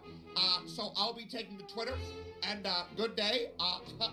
Goodbye. Say goodbye to your channel. Worship Ayaka's wet fucking socks every night. I'm such a Subway slut. I really love slurping down 12 inches. And then I'll tell him that the guy from Subway likes sucking fat cock. So I'll talk to you soon, okay, bud? Talk to you soon. Okay, I love you. I love you, Code. Okay, I'll see you later, dude. Wait, do I say that? Love you too. Yeah, let's go, dude! Poggers! True, dude. Freedom. Guns. Get off my property. Hey, sister, you looking kind of good. That's me whenever I bring up my anime takes on stream. That is the end of this video. I really hope you... Chimera Anarch is 90% trash for 10% amazing. It's not fucking work. I'd rather just 100% amazing. Horrible day. Ba ba ba ba ba ba ba ba ba ba ba ba ba ba ba ba ba ba ba ba. Should I see six better or should I not be fucking stupid? I'm in the firm corner about don't be a fuck. Y'all ever do cock push-ups? If you date one anime waifu, who would it be? Nami from One Piece. Your girl this like that when she see you, so tell her friend, not him cooking probably. She see him cooking probably. Be on top, down under, through. Be that end, dehydrate the water buffalo. I was the kid who slipped out of class and either played Pokemon in the bathrooms or played it inside of my pants and pretended that I was masturbating because it'd be easier to explain because there was no. Anywho, shout outs to all my quick nutters, bro. Let's go. I need an Android 21 figure. Holy shit, dude! Let's fucking go! How to make any boss fight completely unfun. Give it a elemental fucking shield. Give it a dumb motherfucking shield that literally nobody enjoys. Wait, does God you know that Zhongli is Rex Lapis? And if so, are they fucking? Goku would obviously shit stomp Saitama, okay? Saitama is only One Punch Man because Goku doesn't exist in his reality yet. And let's say that Saitama could beat Goku in one punch. Okay? Saitama couldn't even hit a fly with a fly swatter at max power when he was getting serious. Okay? And then Goku will also have a much longer lifespan than Saitama, who is by all accounts a human. And if Saitama kills Goku, he's just gonna bring himself back with the fucking Dragon Balls. And then Goku gets stronger each time he dies. So he's just gonna continue to get stronger. And then Goku will become Half Punch Man. You can't beat Goku. But I actually missed an opportunity to spend money on this fucking game. That would have been terrible. I would have never been able to forgive myself. My reputation would go out the fucking window. Good God. Have you heard that Yomi is English? Oh, fuck! How long have I not had this for? I watched Code play League of Legends this morning, and every single time I see Code play League of Legends, I just get a little bit sadder. You know? Because one of my friends is, one of my friends is hurting himself. One of my friends is gonna, God, it's like dropping like a marble into a lake. What's the fucking noise? The fucking... Did that sound good? Wait, did that sound good? What's the fucking noise? The fucking...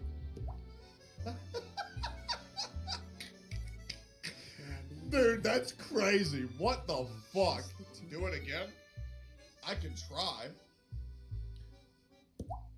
Nah, not as good. That's tough. I know, and it was my fault. No, it was not your fault. No, it was my fault because I should have known. No, I didn't close the door. I thought I did. That's my fault. No, that's my fault that you didn't close the door. No. I should have. Okay. My God, let me talk. Oh my God, I'm being fucking silenced. Mary the gay weeb, thank you for the 6 months. Yomi kind of looks like Miyamoto Musashi from FGO. I've been saying that forever. When that goddamn techie and everyone says, she looks like Kohaku from Dr. Stone. Because US only has the right to her son. Kohaku from Dr. Stone. Hey, Fob, fuck you. We collect cookies for Sayu instead. Also, Atsu, how the fuck are you gonna call Dr. Stone a shit anime when you recommended Haikyuu to Code? She went from double D's to an F cup. Which means, wow, fuck, stop growing. Does your PC have RGB enabled? Yo, she got a fucking dump truck though, dude. Damn, bro. Shit, it's fucking wide load. Every single time I talk ill about any unit, the subs on my YouTube, they just like fucking plummet, man. So anybody got a source of the right one? Anyone know? High School of the Dead OVA?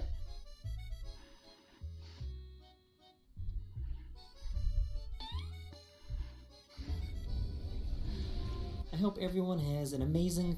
Wait, hold up. What is this, Fob's POV? Is this the world from Fob's Eyes? You're like the only streamer that I call, so... Oh, I think that's because of time slots, though, isn't it? Like, no, I just thought it because we were tight, but... Oh, no, I thought we were. I was like, you would probably call him, too.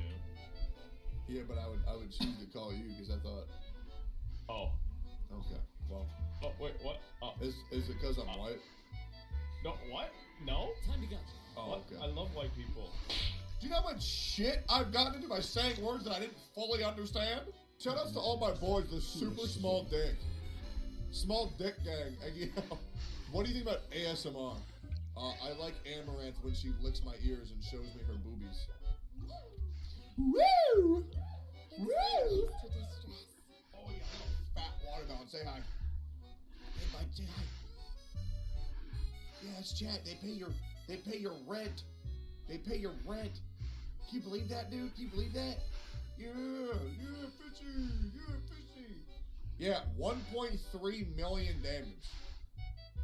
So that. I don't know if that's good. Sorry, y'all don't understand the Taco Bell dubs. Okay, childbirth? Come on. You're gonna yell at a restaurant for not giving you free food? Because your ass too lazy to work at McDonald's? So last year, Obama said that he was 56.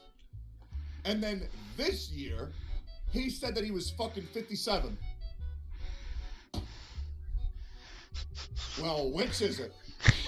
And that was Japan's weapon to commence war on other countries, was make hentai so enticing to genitalia that nobody can fucking be productive anymore because everybody just wants to beat off. It's an anime series. Unlimited Play Works has been adapted twice, once by Studio Dean as a movie and once by Ufotable as a full series, who are also adapting Heaven's Feel, but only as a trilogy of movies, only of which one is out at the moment. I thought you were going to give me the short version. This is the short version. I say that Chimera Ant Arc is shit one time, and the entire fucking weeb community's up in arms. Why can't y'all just I agree Giga Chad one time? Tell the reason I don't have a leveled up sync. Just one fucking time. Can y'all just I agree when I start hyping myself up?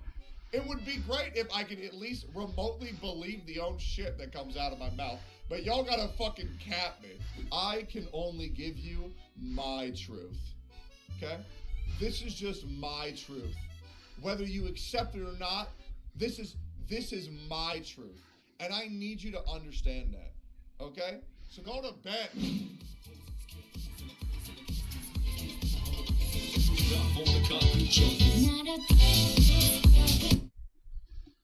God, that's loud. Hello and welcome to my channel.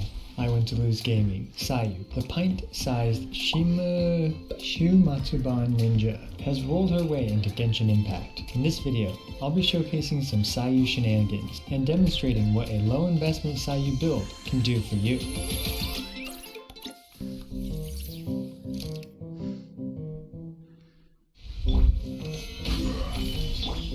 Did anyone else notice that with Xinyan and Sayu on the same banner, we have a rock and roll banner?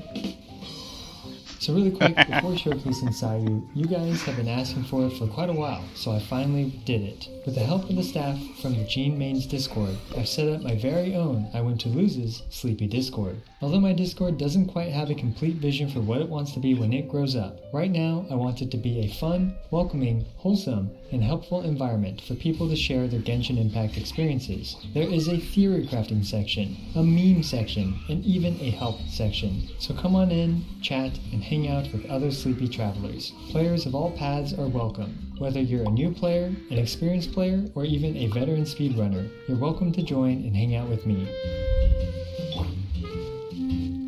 There are a few important things to immediately note about Sayu. The first one is that her passive, the Yuhu Art, Silencer's Secret, only works up until you grab the first crystal fly, after which the surrounding crystal flies will be alerted and flee for their little lives. I'm going to be completely honest, I was a little disappointed with this. Nonetheless, this still gives you a much needed jump start against these little fiends, and will certainly net you a higher catch rate in the long run. The next thing to note is Sayu's E offers a stamina-free way of traversing even faster than Mona's and Ayaka's dashes. Combined with an adult male double dash or with the aforementioned Mona or Ayaka, you'll be able to save a lot of time in the aggregate of your playthrough in Genshin Impact.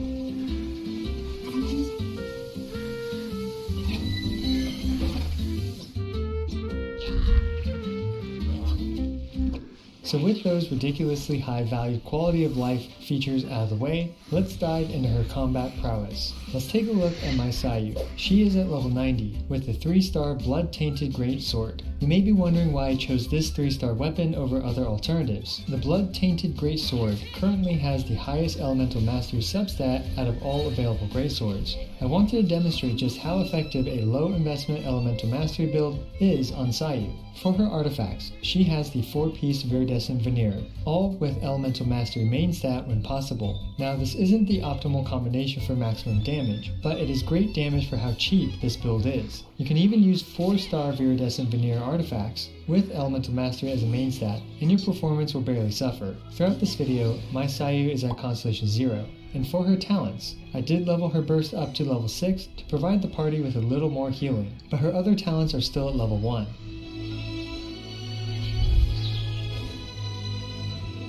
let's take a quick look at her kit versus the Cryo Regisvine. Starting off with her basic attacks and stuff, since my basic attack is still at level 1, they are doing almost negligible damage and are absolutely not worth using. Now I'm not saying that Sayu cannot be a competent basic attacker, it's just that my Sayu currently is not. Next, let's take a look at her Tap E elemental skill. The great thing about Sayu's Tap E is that it swirls twice, with a 6-second cooldown. This is a great way to pump out a quick double swirl's worth of damage. Now let's try the Hold E version. Hold E allows Sayu to pass through the enemy and infuses her with elemental damage. Her Hold E has some really odd internal cooldowns, so I'm not even going to try to figure that out. But over the course of her entire Hold E, she procs Swirl on the Cryo Regisvine 9 times, in around 11 seconds. A pretty impressive number of swirls in my humble opinion. And of course, we cannot forget about Sayu's burst, the Yuhu Art Mujina Flurry. Sayu's burst immediately swirls on deployment. I used Bennett's E to continuously reapply Pyro for her burst to swirl. Every other hit from her burst swirls, and in total, her burst swirled 5 times.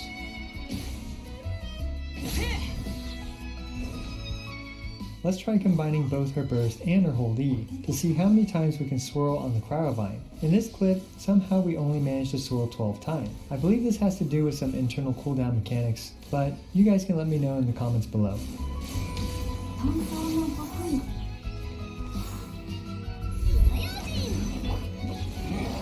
So that all seemed rather interesting, but how good is it in an actual combat situation? Can we apply her high swirl rates in a useful environment? Well, let's try her out in Abyss 12. For this team, Sayu is mostly here to enable the most overpowered chef in gaming history, Xiangling. Xiangling has the Favonius Lance as her weapon of choice. And she is using the 4-piece Crimson Witch of Flames. She's at Constellation 6, and her talents are at 7, 12, and 12. Next, I have Bennett. Bennett has the Festering Desire and Noblesse Oblige. Sayu has the same build as before, the Blood-Tainted Greatsword and the 4-piece Viridescent Veneer. And finally, we have Mr. Zhongli, who is here to make this run as comfortable as possible. He is wielding the Black Tassel, so that he also does not do too much damage.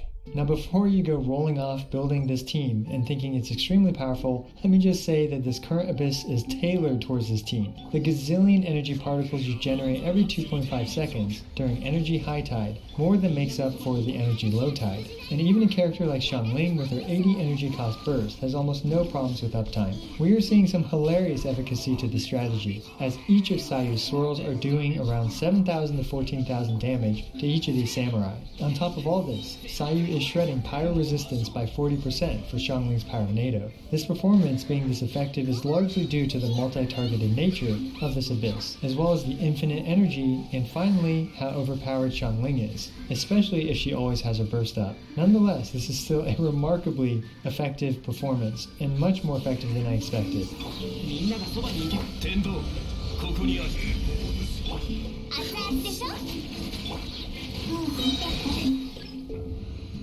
So full disclosure, I redid these chambers so I could start each of them with nearly full energy. Anyway, the same strategy applies for 12-2-1 as well. Petrify, set up pyro stuff, and roll to win. What has this game become besides a giant rolling meme at this point, when you can curb stomp the hardest content in the game with a tiny rolling ninja? Midi-churls? No problem. Just swirl them dozens of times. Giant hulking lava churl? I brought a chef and a rolling tanuki. Admittingly, Zhongli's shield really enables this team to succeed, but I'm absolutely loving this change of pace and this playstyle.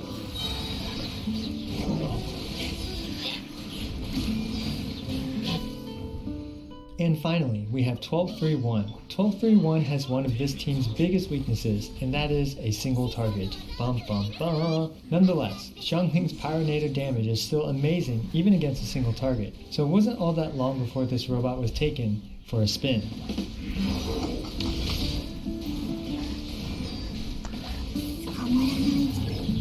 The buttons are a nice touch. And what is this? 3 tightly grouped robots all petrified together? Is this heaven for Sayu? There are so many little swirl numbers that it's impossible to keep track of.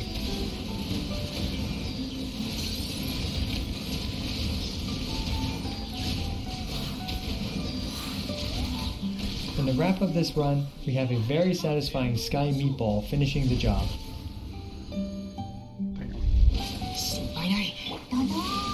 So all in all, I have found Sayu's gameplay to be extremely ridiculous, equally refreshing, and ultimately entertaining. Sayu has one of the most continuous applications of swirl in the game, and while other Anemo characters could have done what she did in Abyss 12, that's true, the fact that it's Sayu rolling around the entire time getting the job done is an irreplaceable memory for me. What do you think of the comically rolling Tanuki, Sayu? Let me know in the comments below. As always, I appreciate every single one of you. This is I Want to Lose, signing out.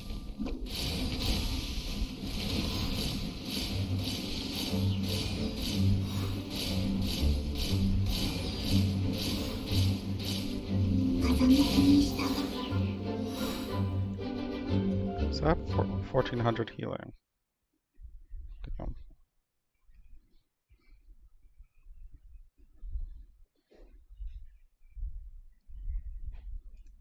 Hello and welcome to my channel, I Want to Lose Gaming, the most wholesome pretzel-wearing owner of Nagohara Fireworks. Yoimiya is finally here in North America. In this video, I will be demonstrating her at Constellation 0 with a Rust Bow at Refinement 1.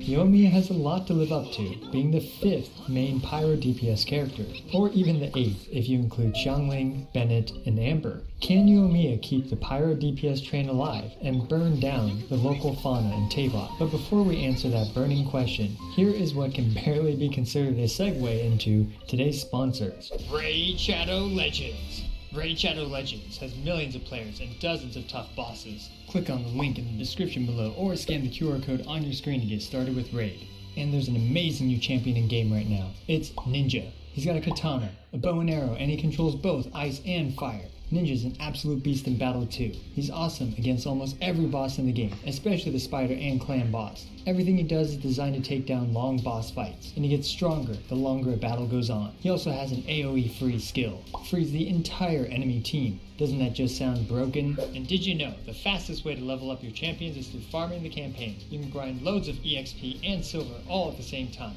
With tons of quality of life features in Raid, you'll be able to farm tons of resources super efficiently. Ninja is completely free for now, so everyone can get him, but he's only available until October 15th, and once that day comes, you'll never be able to get Ninja again. And this month, Raid's just released a ton of amazing new clan features, such as new clan quests and even a brand new clan shop with tons of powerful items. Raid's also got new champions to collect, from fragments in the Doom Tower, and of course, loads of events. If you want to get a huge head start in Raid, all you have to do is hit the link in the description or scan the QR code right here. New players will get an epic hero, Chinoru, who is amazing in Doom Tower. 200,000 silver, 1 XP boost, 1 energy refill, and 1 ancient shard so you can summon an awesome champion as soon as you get in game. You will find your rewards here in your inbox for the next 30 days only. I wanted to thank all of you for your support, as well as Raid Shadow Legends for their generosity in sponsoring this video.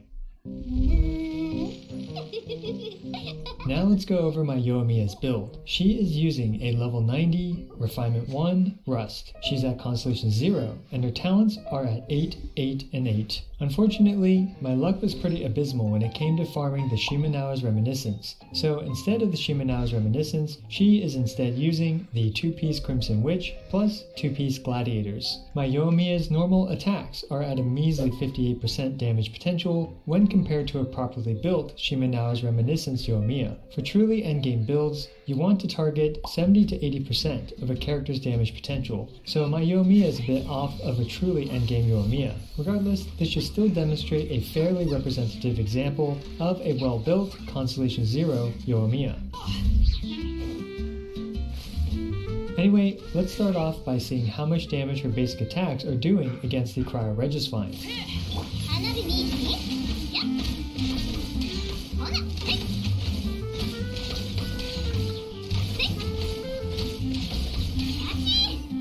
So far, the consensus for her best normal attack string is just normal attack 5. Then you can dash cancel if you like, and repeat. You can usually get 3 normal attack 5 dash combos off during her ease infusion window.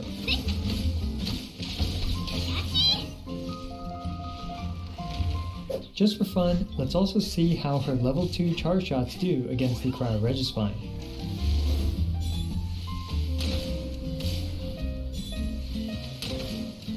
This is substantially lower damage than her elemental skill infused normal attack, but it's worth knowing what she's capable of while her elemental skill is on cooldown. Of course, keep in mind that the Rust lowers charge attack damage by 10%. Next, let's try out her burst. In case you aren't aware about Yoimiya's burst, a different character needs to do any type of damage in order to trigger the explosion from Yoimiya's burst, hence why my Zhongli is slapping the Cryovine with his normal attack. You can see that when it crits it does around 10,000 and when it doesn't crit it's doing around 3,000. So what kind of character showcase video would this be without beating up on the local sleeping Primo Geovishap with a full team?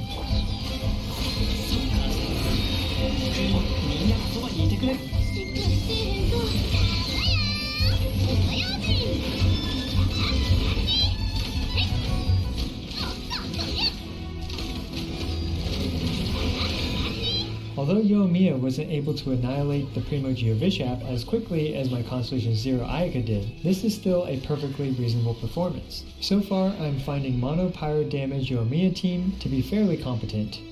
And here is a bonus clip of Yoimiya with Xingqiu as well.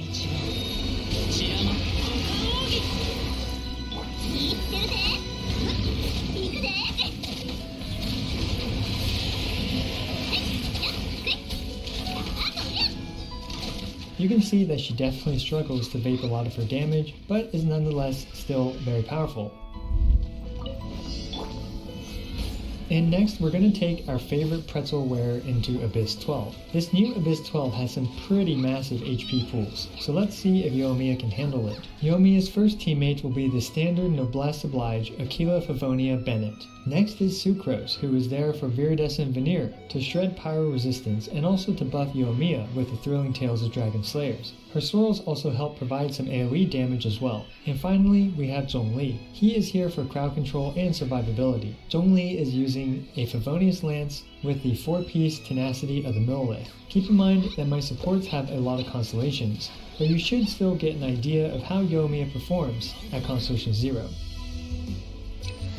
The current Abyss 12 really favors situations where you can hit 2 or 3 targets, which is unfortunately something that Yoimiya isn't great at. Also, the current Abyss 12 has the largest HP pools we've seen by far. Anyway, by using Sucrose's swirls to buff Yoimiya's damage and also chunk the samurais, Yoimiya is able to finish all 3 of them off with a single infusion window.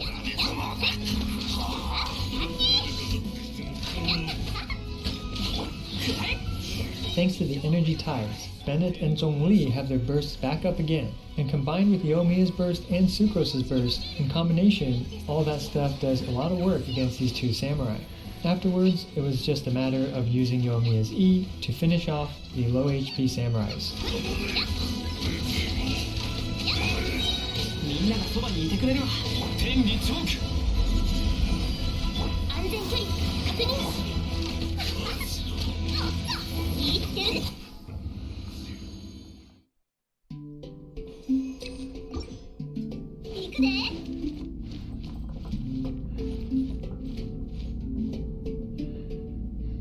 Next is Abyss 12-2-1. Yoimiya has absolutely no trouble taking out each of the Minotaurs one by one.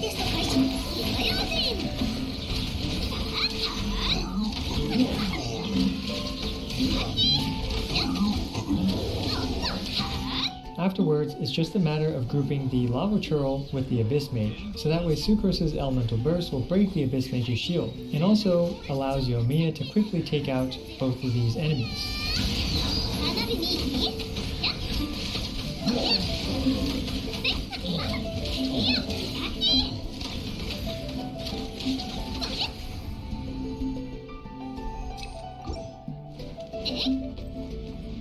And finally, we have 12-3-1. Yoimiya is actually doing 57,000 damage, normal attack 5 shots with this setup, which is actually really impressive. This robot stood no chance against an E-infused Yoimiya. And keep in mind that my Yoimiya's basic attacks are only at 58% damage potential. On top of that, the Abyss cards this cycle barely helped her at all, with only one 20% attack boost card. Anyway, as for the 3 follow-up robots, with some positioning and running around the shield of this robot, Yoimiya's burst with Sucrose's burst is able to do enough AoE damage for Yoimiya to then finish them off with her basic attacks.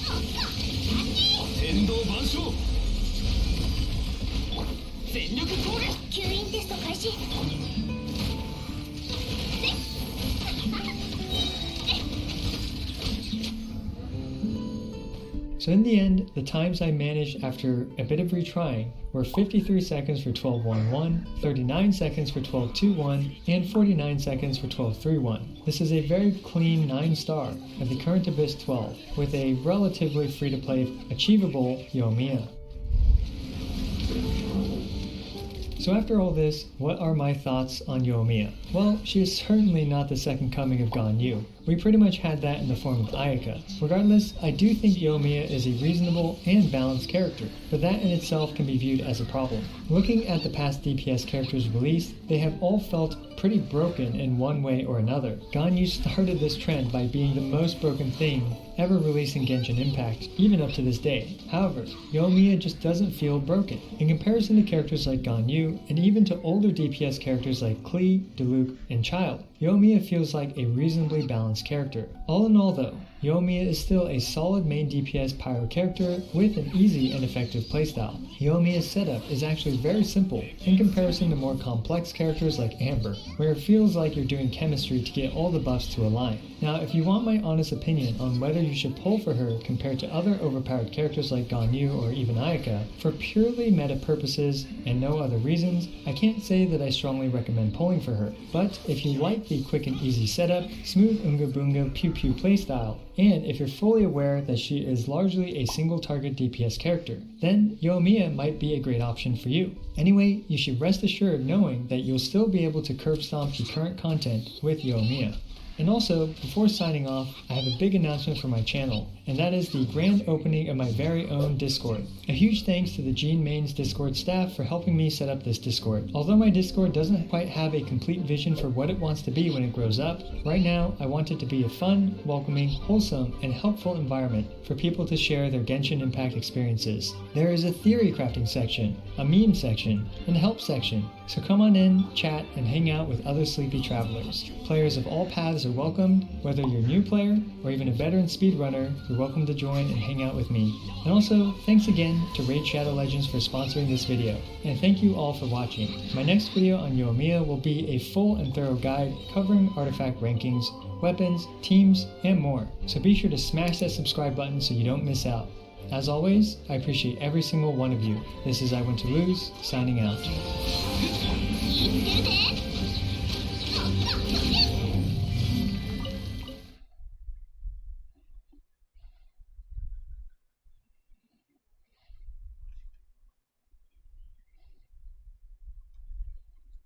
Oh, so sorry. Yes! Yes, dude! Oh, that's sick! Hey everyone, MTash here, and Sayu is now in the game if you're in Europe, I believe in Asia as well. North America is going to be a few more hours, but this character actually caught me off guard, and boys, it's going to be hard to skip. I have 4 pity on my banner, and I'm considering getting her just for the fun factor alone, but she is a really cool animal character, and one of the first animal characters that I could see almost being like a DPS.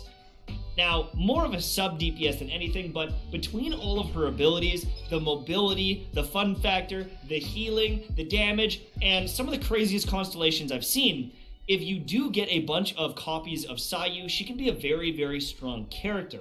Now, in the test run, you're only going to have her at C0, and she's not as good. But if you start looking at these constellations, she really does go to the next level as a character. There's some funny interactions you can do with Sacrificial Sword, which I can't show you on video, but I don't know. I feel like if there is a good Elemental Mastery Claymore in the future, this character is going to be super, super popular. Most animal characters in the current game are very kind of reliant on Elemental Mastery to get their damage. If you take them to level 90 or 80, you get some Elemental Mastery, they're going to do quite a bit with their swirl. You can also throw on this artifact set, which automatically makes any animal character pretty valuable. And so by debuffing people with this Verdescent set, getting this extra swirl damage, just throwing the set on her is going to make her valuable. And so that's one of the good things. Even if you don't have constellations, even if you don't have crack damage, just throwing this set on can allow your other teammates to do a bunch of damage as well. So base level Sayu, pretty good. I'm honestly pretty impressed. Okay, but I'm gonna just tell you what the ability does. if you press the ability, you do a quick little attack and a kick.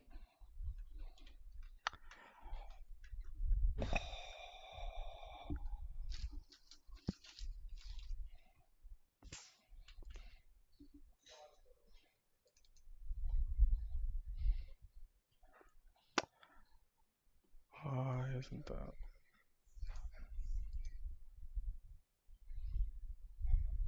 Alright, should be back.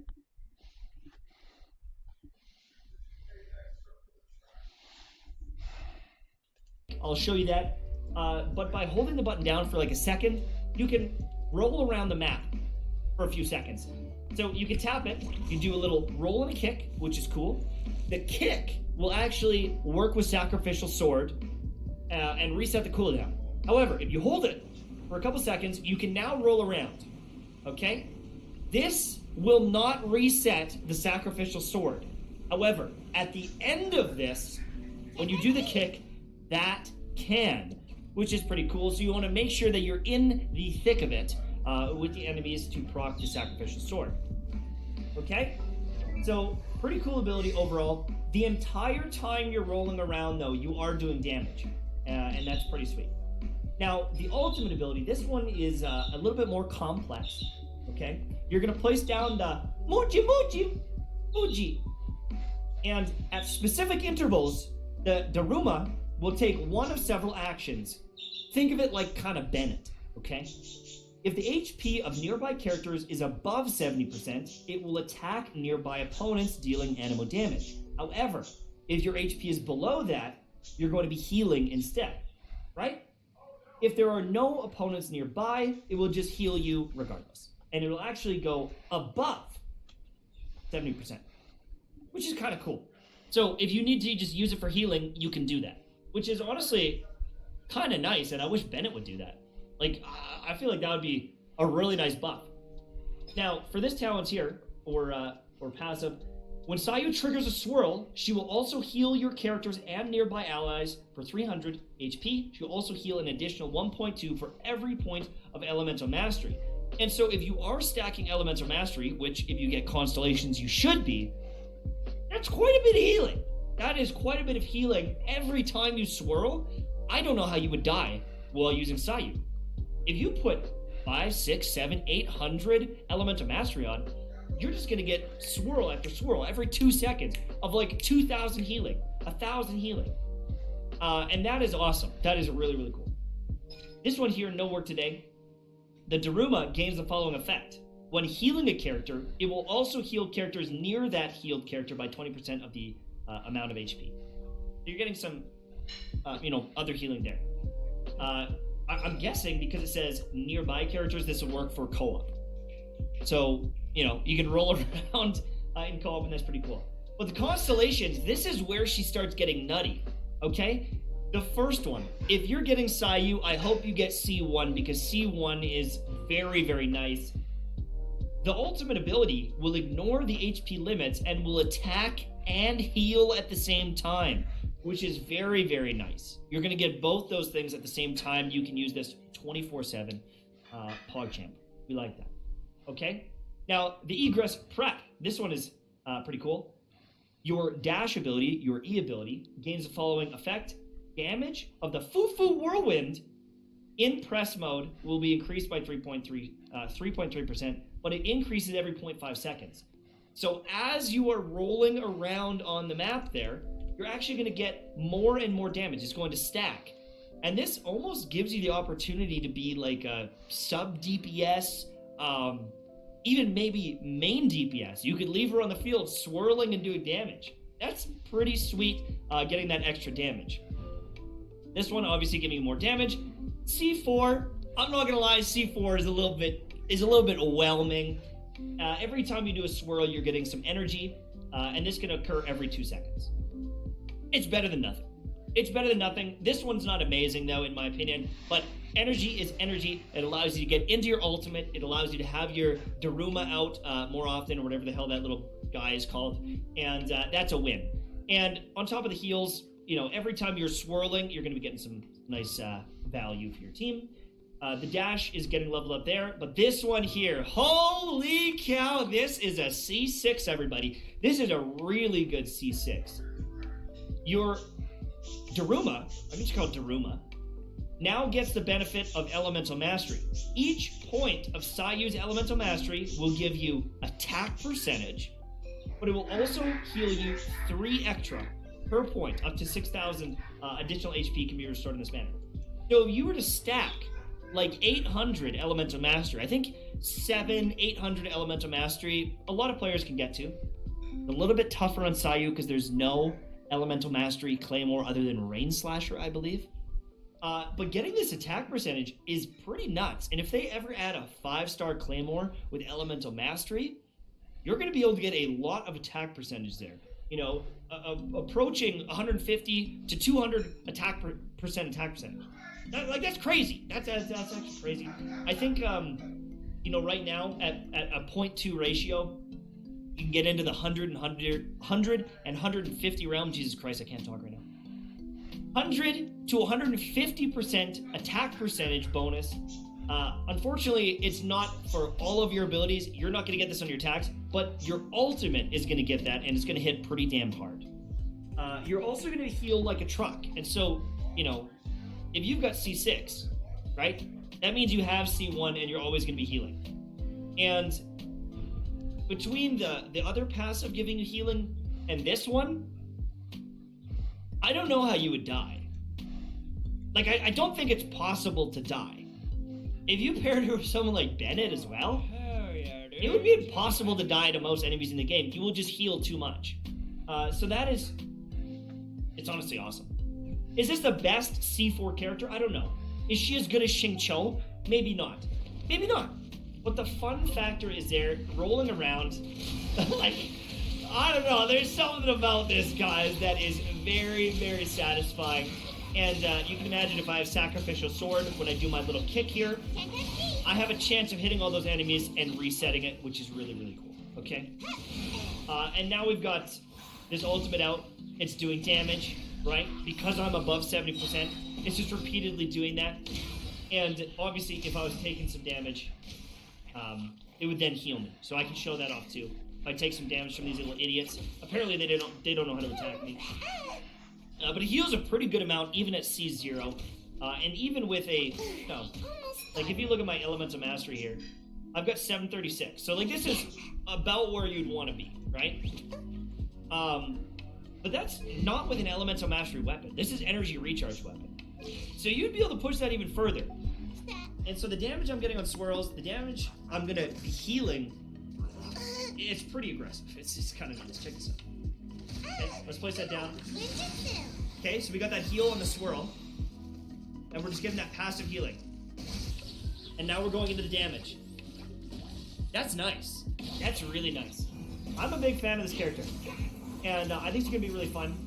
And you have to remember that you can stop that ability at any time. You can pair it up with some passives like this.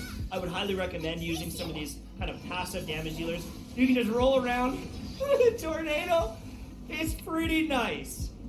Beidou, not going to have the best synergy here, especially if you're in this ability the whole time. But Xiangling, Kaya's going to be pretty good. I don't know about Fischl, really. I think Oz attacks slowly, but it's not going to be as good if you're not doing basic attacks. No. I feel like Kaya and Xiangling are going to be some of the main ones. Albedo would be pretty good. Zhongli, obviously, going to be pretty damn good. If you have, like, Ganyu's ultimate going, pretty good. Xingqiu, you know, you can get the damage reduction from his E ability, but it's not going to be proccing the swords because you're not basic attacking, so that's kind of an issue. But honestly, I think that Sayu is going to be very popular for the fun factor, and if you do get constellations, she can be pretty sick. But even at nothing, I've said it before, with the Verdescent set, she's going to bring a lot of value to your team, and I think she's going to be a great pickup for pretty much anyone. If you are rolling on the Yoimiya banner, and you get a bunch of Sayu, congratulations. I hope you get C1, and she is going to be a game changer. It's going to be a game changer for your account, or at least something to change up the monotony of using Xingqiu and Bennett every single day in every single fight. But that's pretty much it from me. Thank you so much for watching. I hope you enjoyed, and I will see you soon, my friends. Bye-bye.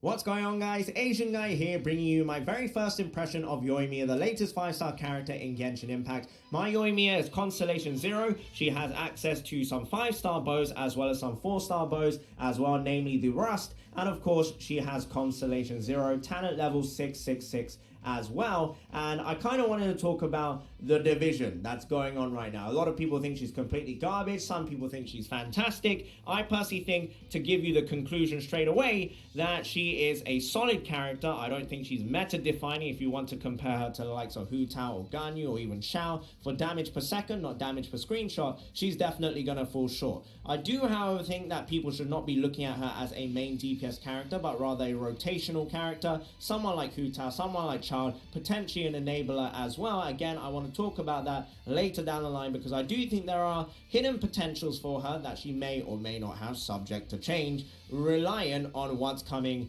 in the future. Now, going back to that, I also think there's a lot of different artifacts that she can use, and I do think that she's very, very accessible to F2P players. I do think a lot of people who are bashing on her are kind of forgetting how some of these other major characters are kind of locked behind a paywall of getting lucky or getting constellations or getting good weapons. I don't think Yoimiya is necessarily in that category, and I do think, again, a lot of people bashing on her kind of forget where everyone started from, or where a lot of the player bases, if not the vast majority, at least 90% of the player base, are probably very casual gamers, and it's mainly hardcore gamers that are berating her and belittling her and forgetting that not everyone has optimal artifacts or optimal rotations or likes to play meta teams. I do think this is where Yoimiya can kind of shine because of her accessibility to so many different players. And for some people, of course, that's going to be Copium. For me, if someone tells me that, it's going to be Copium because I'm an endgame hardcore player. But without further ado, let's get into the video. Okay guys, a few side-by-sides here. We have got a C0 Yoimiya at level 80 versus a C1 Hu Tao at level 90. Thundering Pulse versus the Staff of Homer. Refinement rank 1, talent levels are 666. C6 Bennett versus C6 Xingqiu as the supports. The time difference there is a very, very minimal amount there of 0.35 seconds. Now we have a side-by-side of the Belied set versus the Shimenao's Reminiscence. Again, very, very, very minimal difference. You can see maybe around 2,000 to 3,000 difference in the crit hits there, but ultimately you're weighing up shield bonus versus the attack percent bonus. And of course, most importantly, what I want to reiterate with these side-by-sides here, guys, is that the difference is so small, and it really does depend on, of course, whether you get lucky with crits and whether or not you can even achieve the high enough crit rate in the 70% in the first place. And to do that, you need to prioritize substats. And what I want to emphasize the most is that rather than completing your 4-piece set effects with your artifacts, if you have artifacts 2-piece and 2-piece, and you can complete a 2-piece set, and they have way better substats than your 4-piece set, you should probably prioritize those substats instead. There are way more nuance or way more specifics in that, but as a general guidance, you want to be looking at crit rate, you want to be looking at crit damage, a certain degree of energy recharge, elemental mastery, depending on your character, HP percent, attack percent, defense percent, and all of these stats come from your substats. Don't focus, of course, the main stats and the 4-piece set is important, but your substats are super important as well. For those of you who like to run shield characters, I highly recommend going with the Retracing Belied set. Remember, the 2-piece set of Retracing Belied does not work on the shield character. For example, if you put it on Zhongli and then you switch to another character, that shield bonus disappears. It only is active on the character with the set at the time. So in this case, you want it to be on Yoimiya, the 2-piece set and the 4-piece set, so you get the normal attack boost as well when you have the shield on.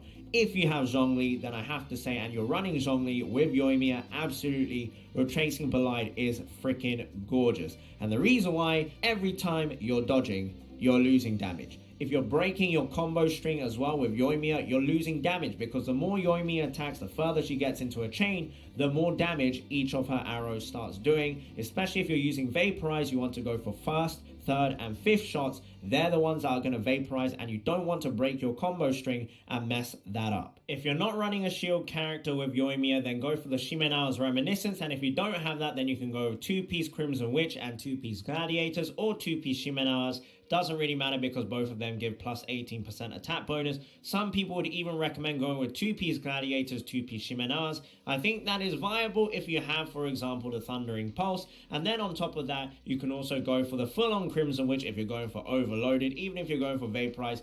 Ultimately, it really does, again, come down to your substats, guys. Whichever artifact sets you have the better substats on, even Lava Walker. If you have the best substats on Lava Walker, then go with Lava Walker because the substats are super, super important. Now, if you are high on Copium or you are desperate, I actually think that this build will be very accessible to a lot of people. You go 4-piece Noblesse, and that might sound ridiculous to you guys, but for those people who don't have enough time or they don't have enough resources to farm good artifacts, you can just throw a random 4-piece set of Noblesse on her. This is excluding her substats. Of course, if the substats are good, that's even better. It will allow her to do more damage, but you can get yourself 2 sets of 20% attack bonuses because Yoimiya's talent at level 60, her Ascended talent, will allow you to get anywhere from 10% to 20% attack bonus for all your allies, excluding Yoimiya, for 15 seconds. That's a very long time. The Noblesse effect for the 20% attack bonus after using your ultimate also lasts for around 12 seconds. And if you combo those together, you are going to get a reasonable amount of attack bonus for your rotation. And of course, with 12 seconds, even 15 seconds, you'll be able to rotate through a lot of characters. And this is where I give you the hint, hint, nudge, nudge. I do believe in the future, we are going to have many characters that will encourage you to rotate through your entire team. Subject to change.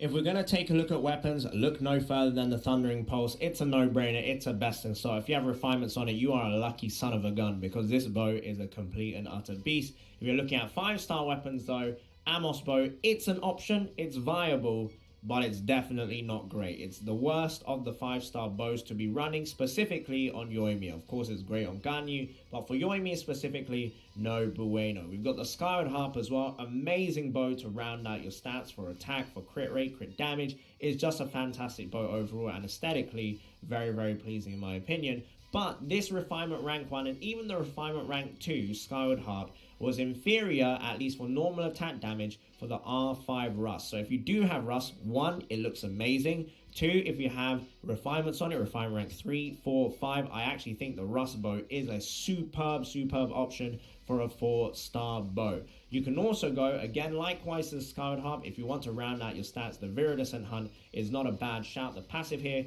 can be copiumly useful for rounding up your enemies together, making it easier to target them, to attack them, and then use her ultimate for some AoE. But again, it's a little bit copium. And of course, Yoimiya does ascend with crit rate, so it should be a bit easier to build crit rate on Yoimiya. So please keep that in mind. She has like 19% crit rate minimum, which is going to be very nice as well. Windbloom Ode for the F2P players. Again, it's copium. Copium is not a good thing, but it's an option to have. Yoimiya's Imbue with her elemental skill lasts for 10 seconds. This buff here only lasts for 6 seconds. So obviously it's not too efficient. It's not great. And the downside is this bow is so ugly. Please don't run this bow on Yoimiya.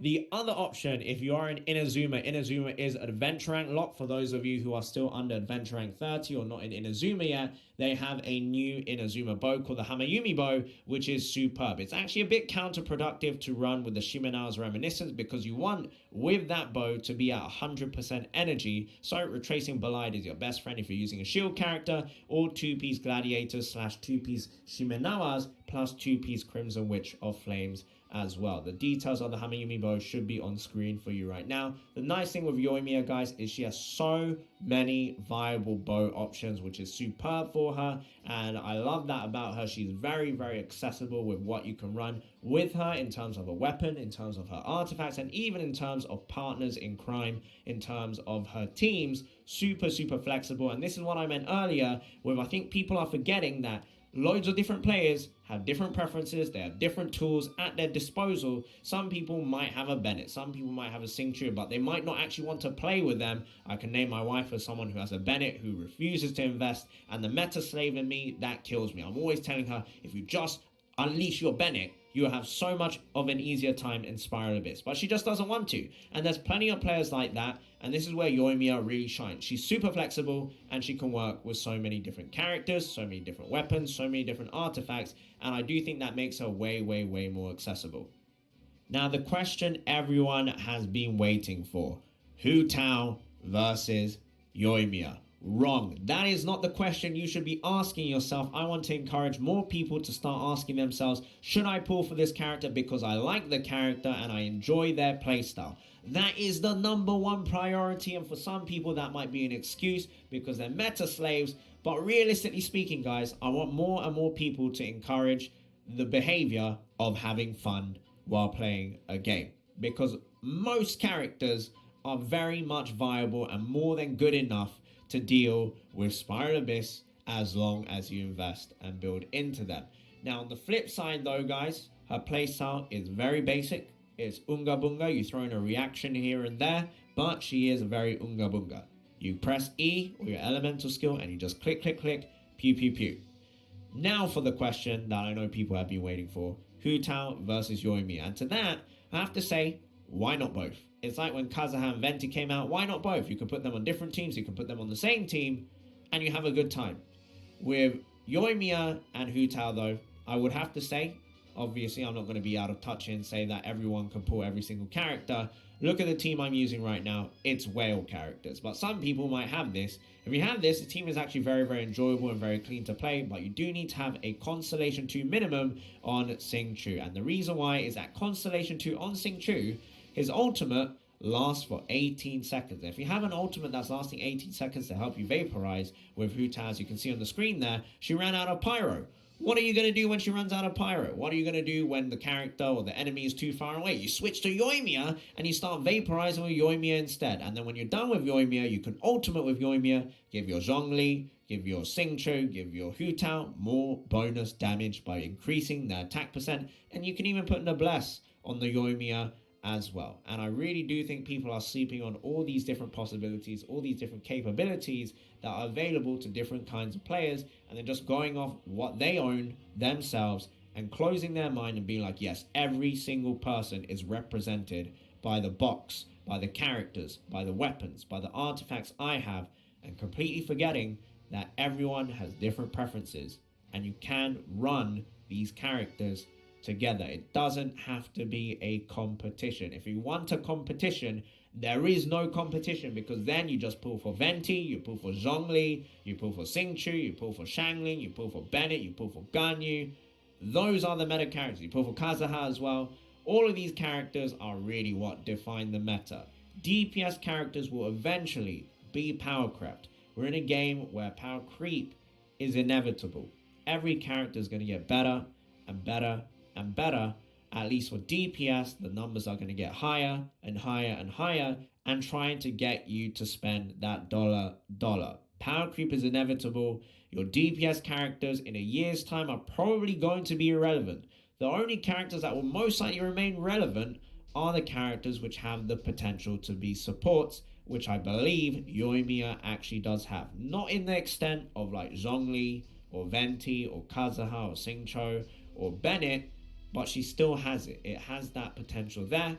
So please do keep that in mind as well. That is not a justification on why you should pull her though. And it's not a validation of saying that she is a great character right now. Because realistically speaking, in the current meta, if you're looking at her as a DPS, she's nowhere near on the level of like Xiao, Hu Tao, Ganyu, Eula, Ayaka, etc. etc. I wouldn't say nowhere near the level, but she's not on that level.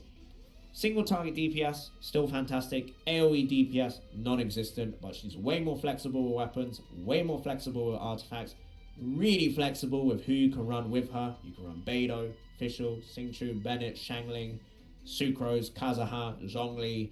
Just an abundance of characters work really, really well with Yoimiya.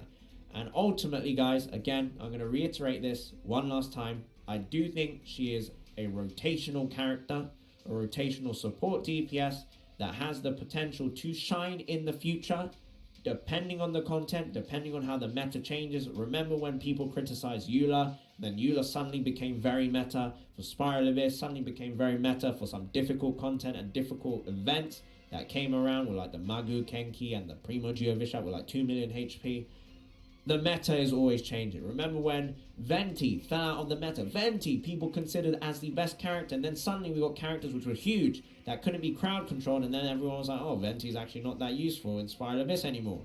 And then the swirl changes came, and then suddenly Venti's super meta again. And then back again, we have more characters that are harder to group up, that don't group up, that move around, that can't be crowd controlled. Venti's starting to fall out a little bit of the meta once again. The meta is always changing. People are always creative with what kind of teams you can make.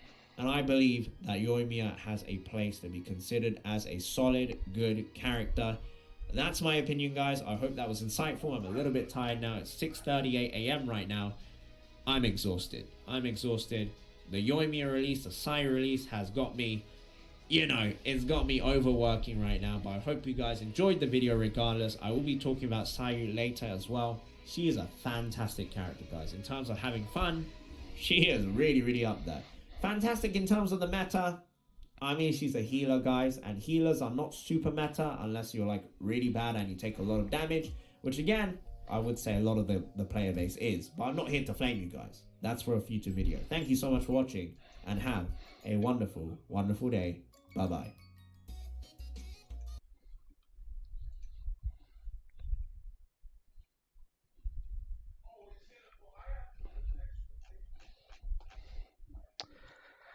I think we'll wait for this guy to play later on. For now, pause RuneScape and jump on over to Genshin.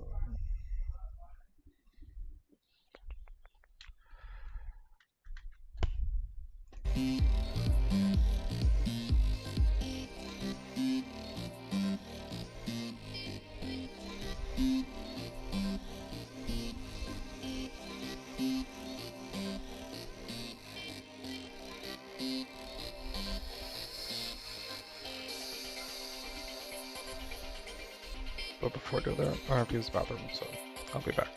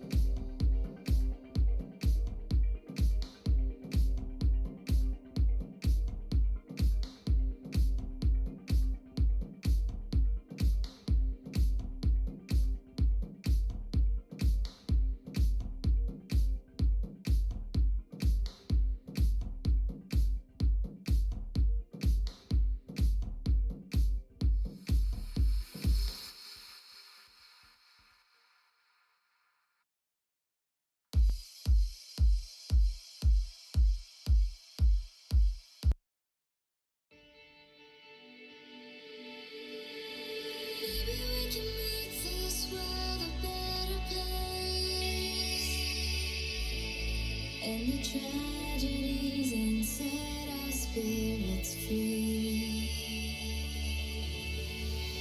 Together we can bring back home the ones who've lost and give them love, and give them love. They can try to bring us down, but we know we're much too proud to lose faith. We have what it takes. There was an update today? It's cool enough.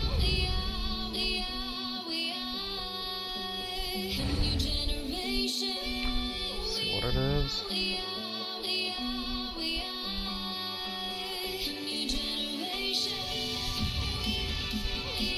So the VFX to the Ultra issue. Hope so.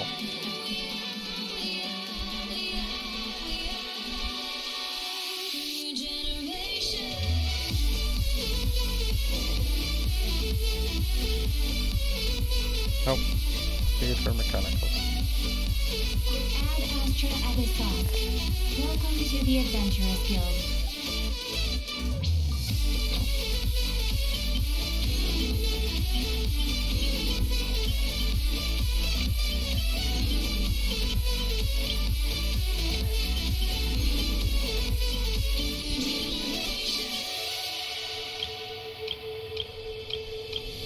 You can be anything you wish to be.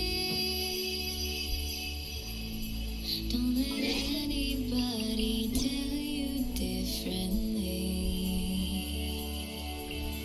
Because in this world there are no limitations.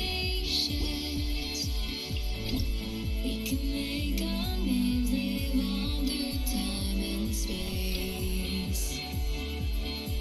They can try to bring us down, but we know we're much too proud to lose faith. We have what it takes. 'Cause we are. So they put in the theater mechanicals.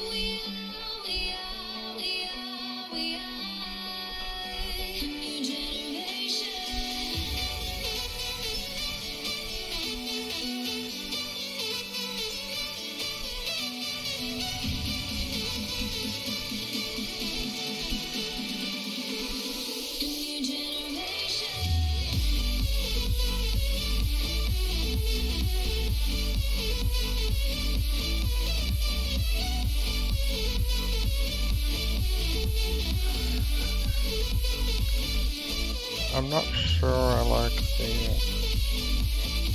change, but it's interesting.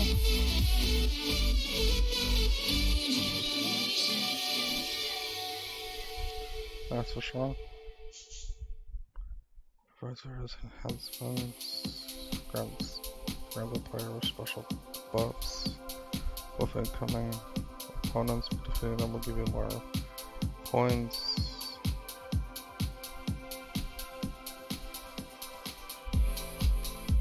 And then side of it.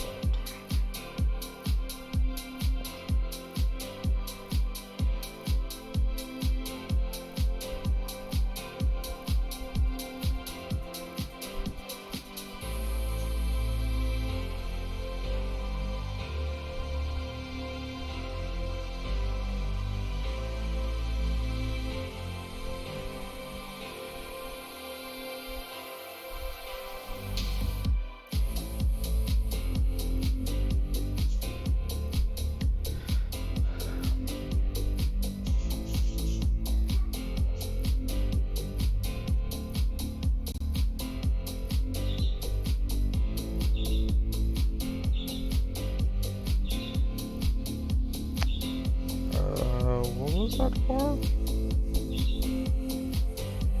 Can't even read it.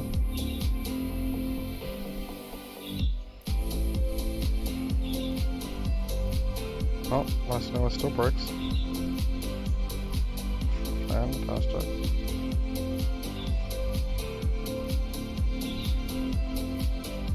is slightly annoying.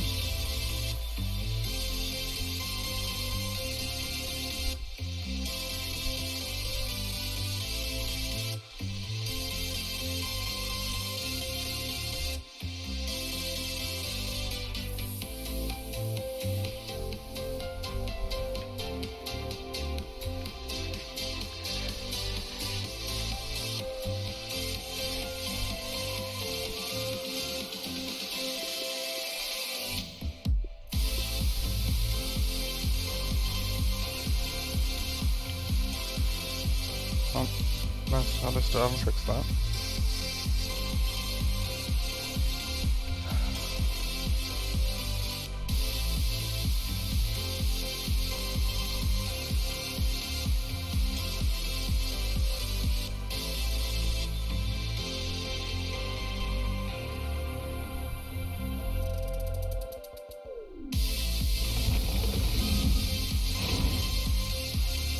A tad bit annoying.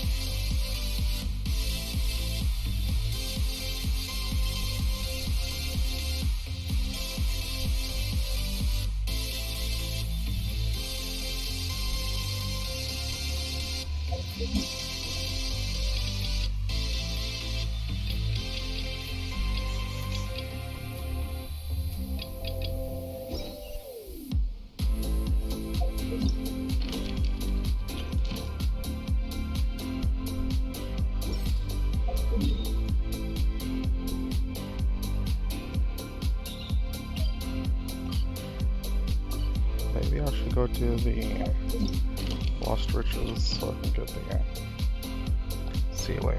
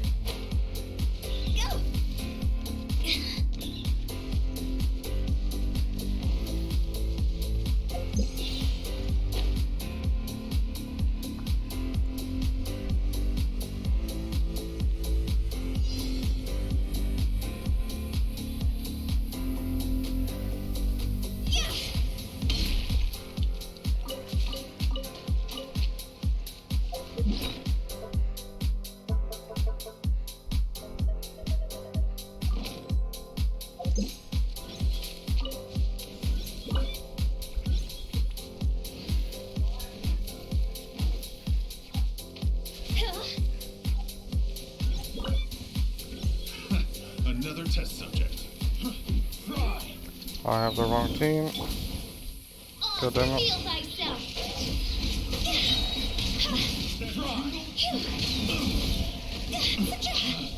Picked the wrong test subject. Let's get the right team out. There we go.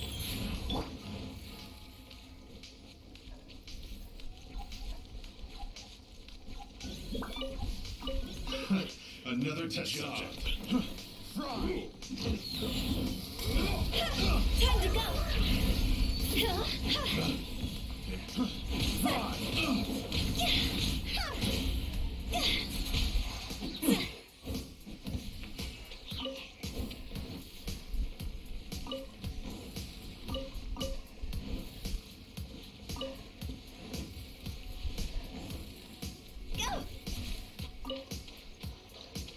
It's my lucky day. Everybody stand You know down. what I'm gonna do. Oh, wait. Godlike blade. By My royal decree.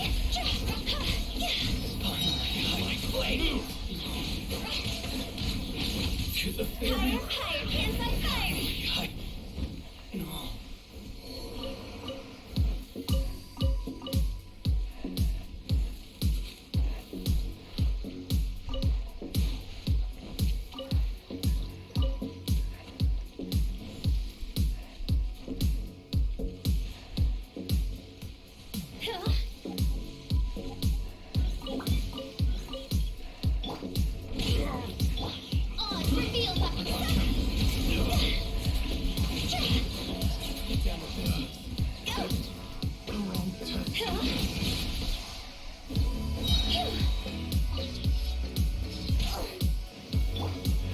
Teamwork is teamwork. Midnight Phantasmagoria.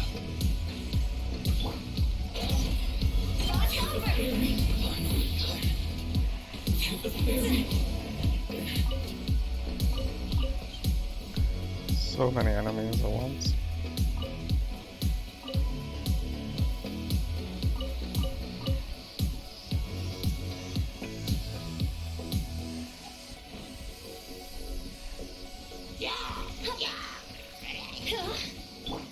By royal decree.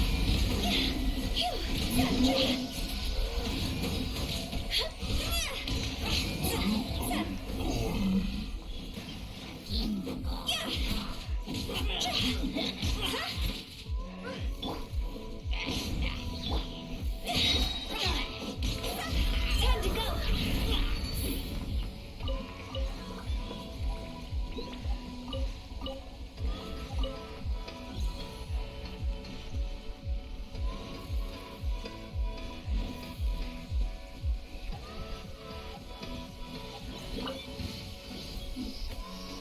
Adventures, let's light it up!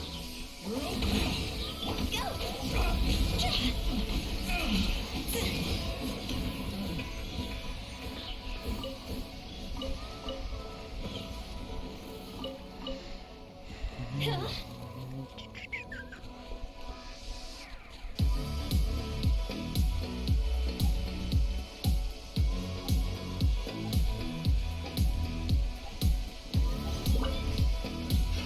Another test.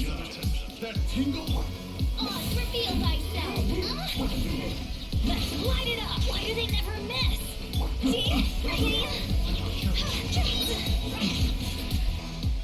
Go.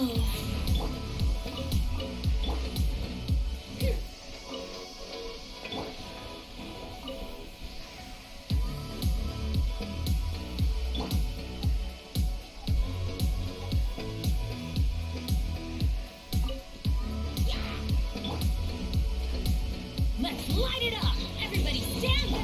By royal decree, wings of darkness! Oh, goodness gracious!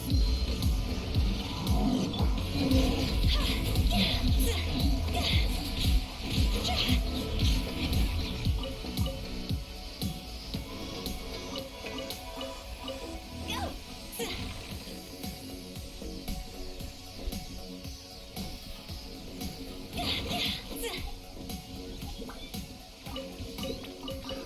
Another test. Go. Insubordination! Higher, higher, hands on fire!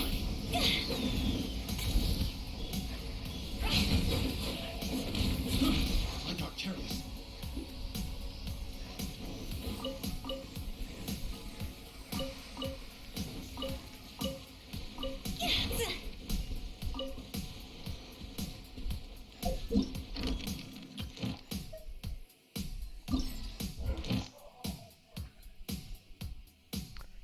Okami by the shrine? Or south of the shrine?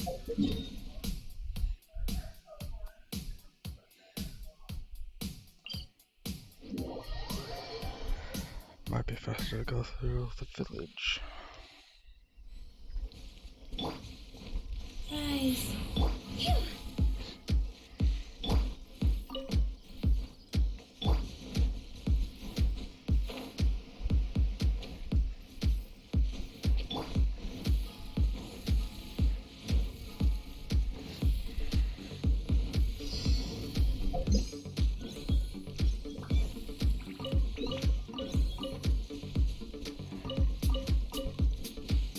quite a big area to scale.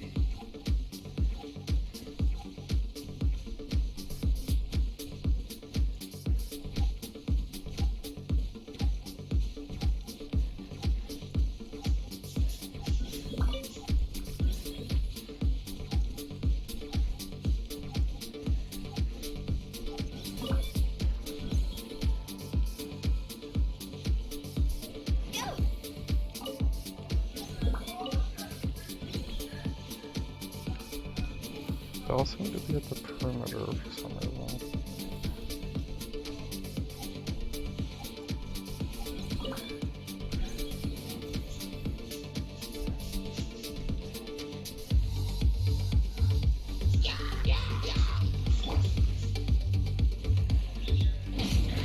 That's gonna hurt in the morning.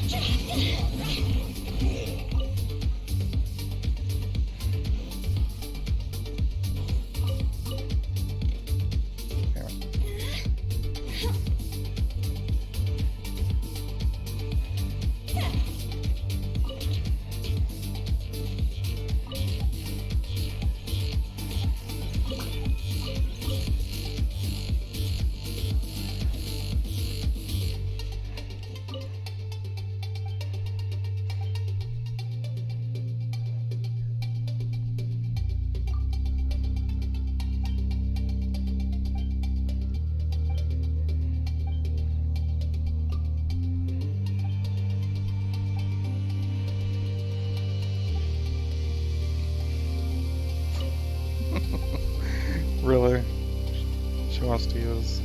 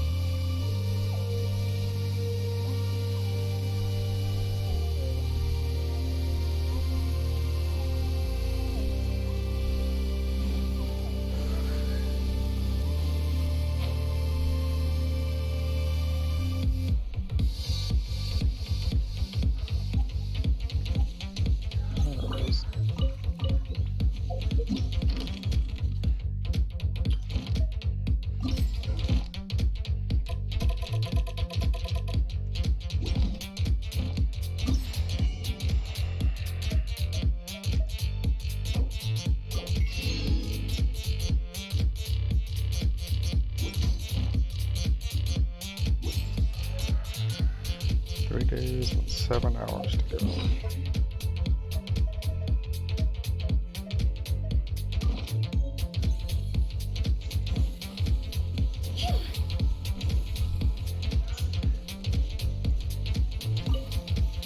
Alright, what you doing?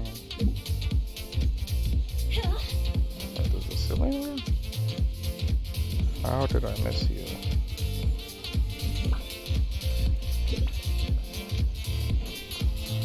Oh yeah.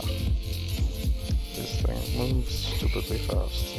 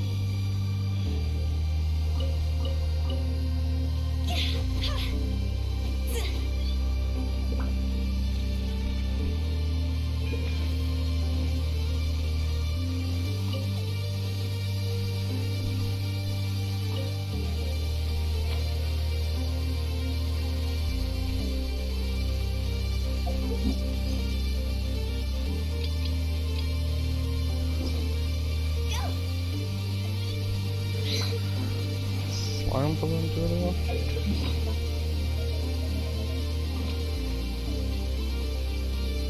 It's a bit of a move.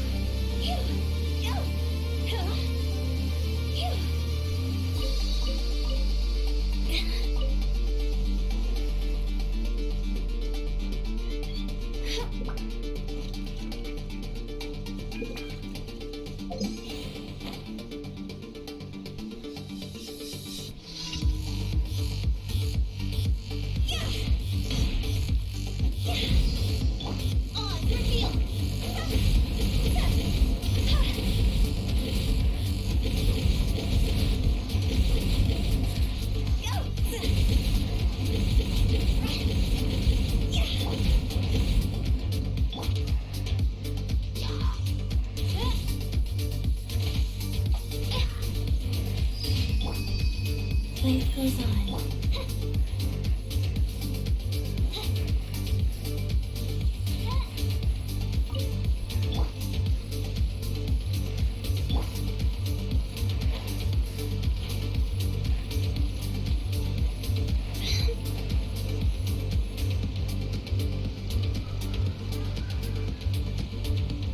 It's not really a mining spot, it's just more of the rocks.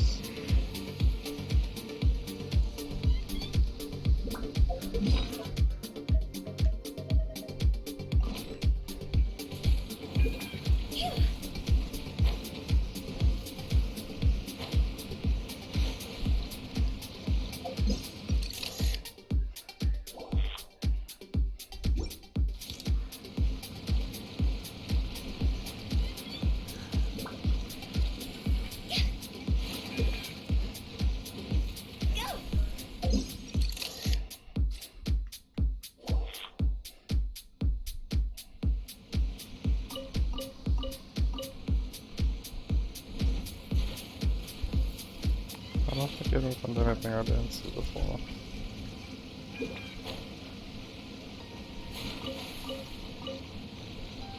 Besides maybe the fish?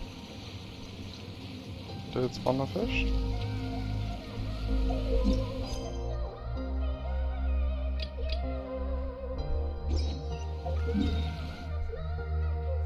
I think that's literally all it did. Spawn the fish.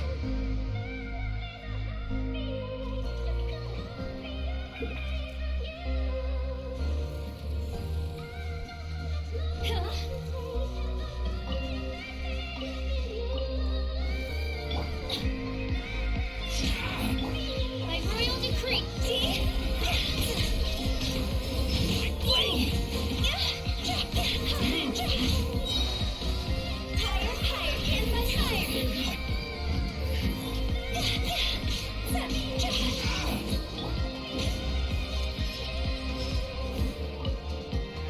Let's light it up.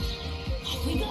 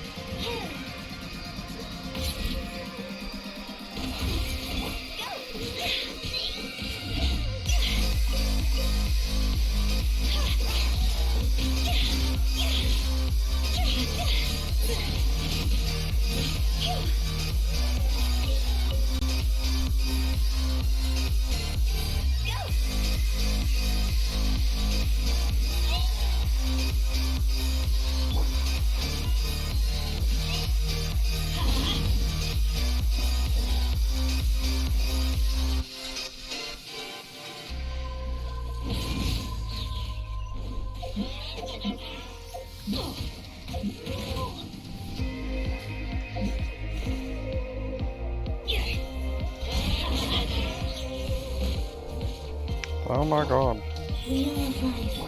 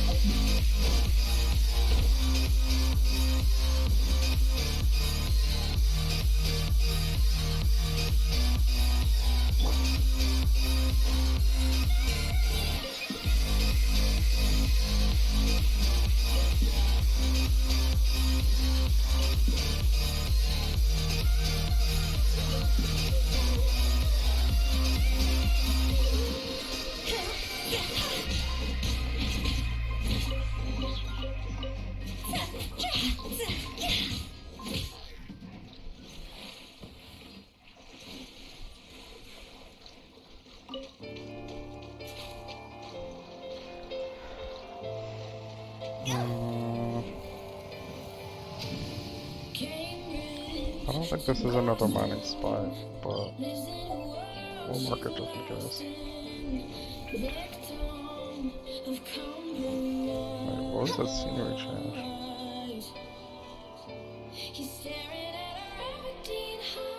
Damn, it made it all gloomy, shit.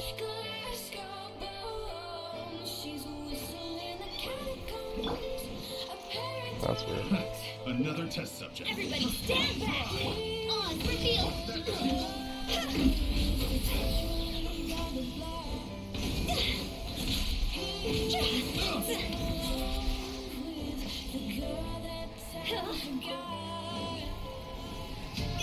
She just shakes her ears. She's falling to the floor with something in her scars. One little taste of tears. She's falling to the floor.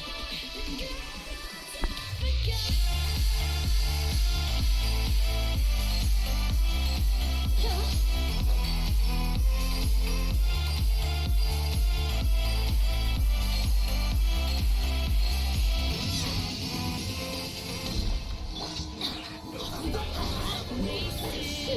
by royal decree. Time to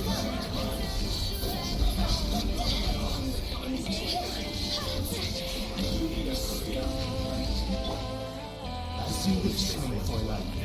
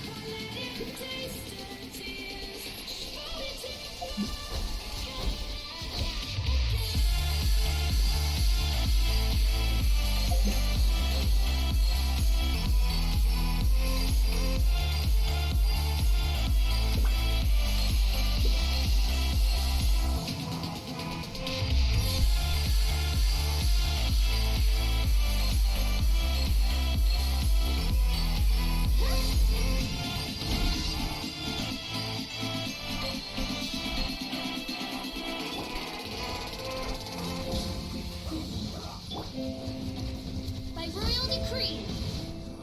You can't run. Time to go. Looks like I went too far. I'm going in. Shadow Raven, let night fall. Can't run from death.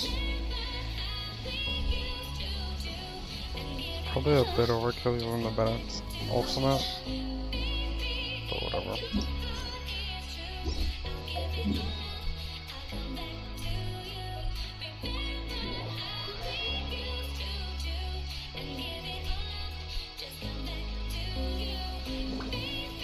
Life goes on.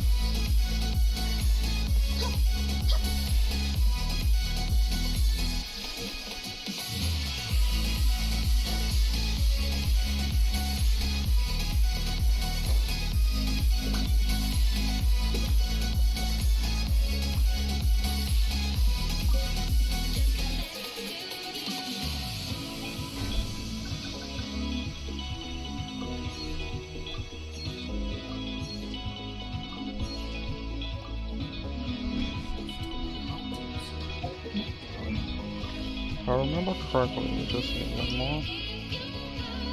Yeah.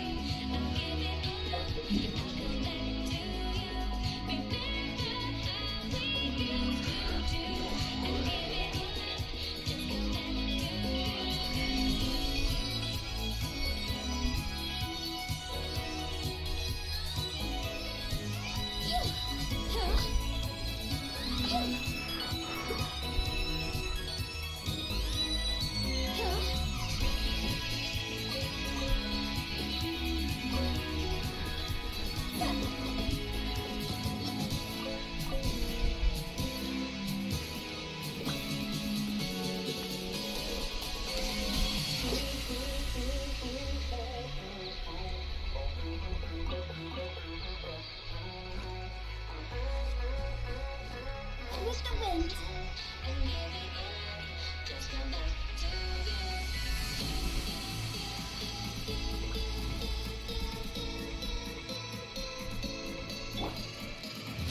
Bet that's gonna hurt in the morning. Off we go. Let's light it up.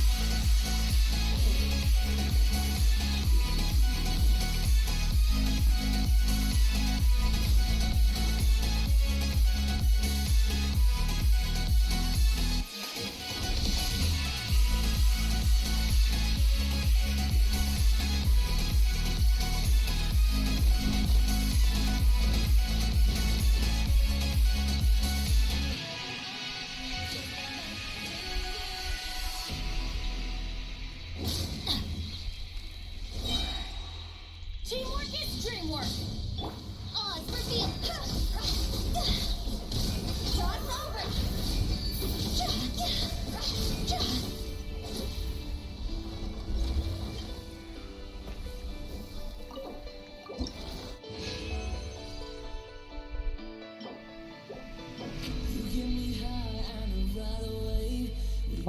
Not bad.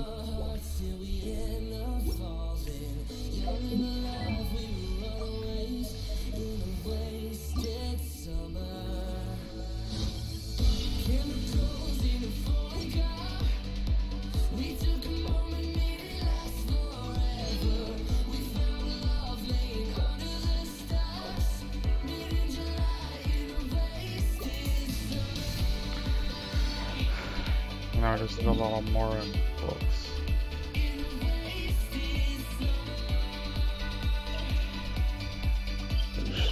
It's going to take a while. Also need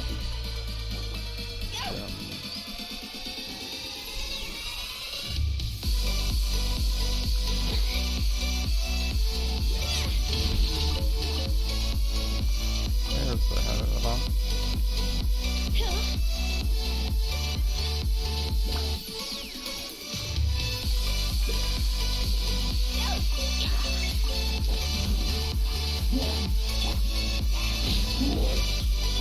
By royal decree.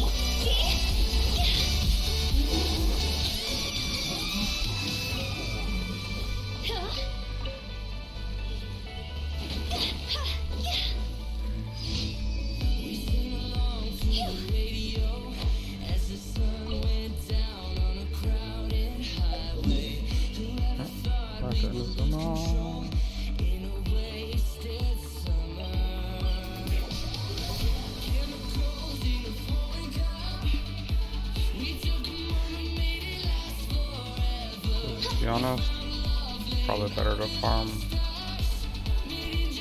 ley lines in Inazuma because you need so many materials for characters and weapons.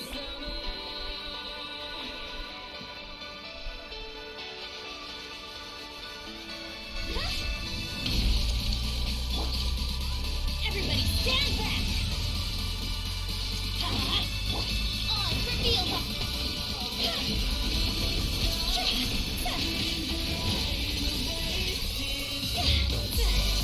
Higher, higher, in the fire. Let's light it up.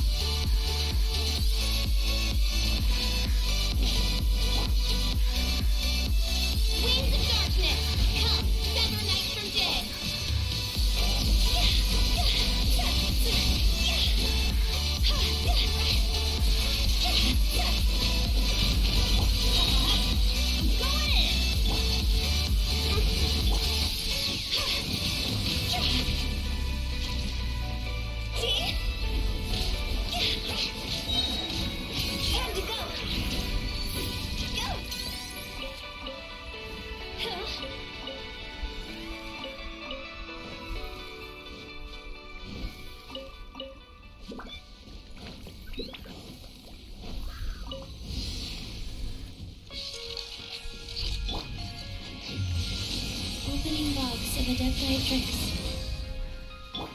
By royal let's light it up!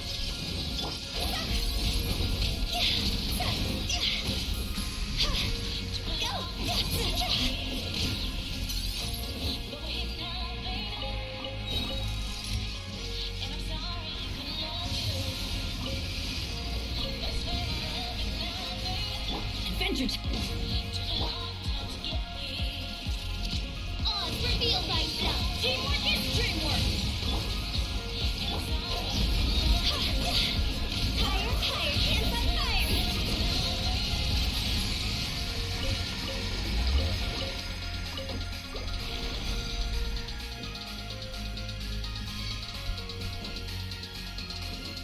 Did I have to pick the other kid? Yeah, it is. Alright, next rewind.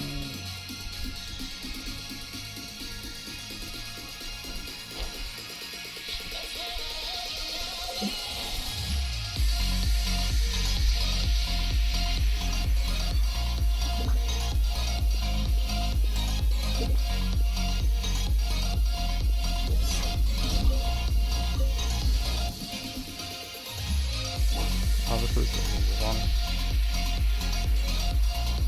By royal decree.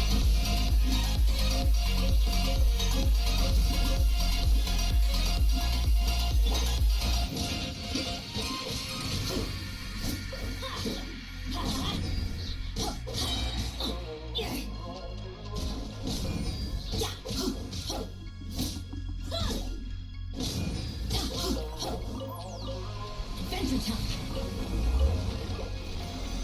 Off we go.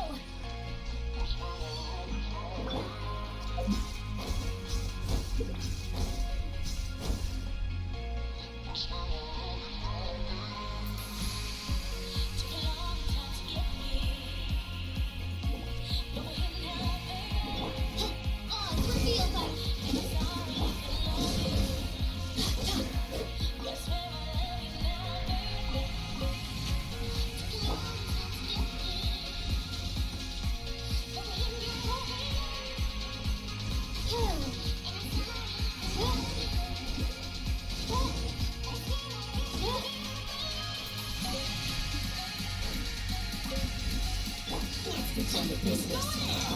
by royal decree. Time to go.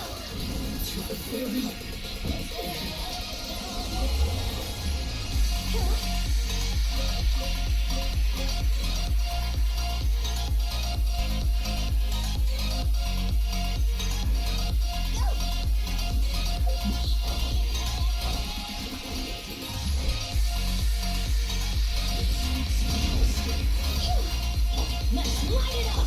Odds revealed.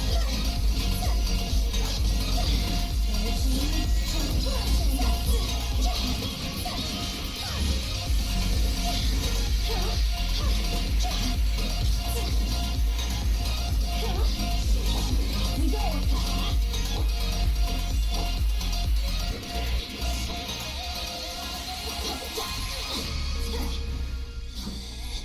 Out of my sight. God damn it.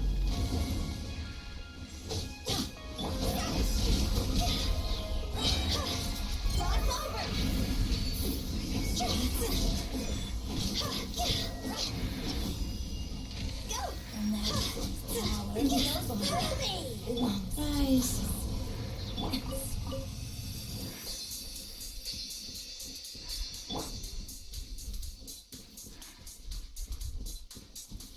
Should I even care where that guy is?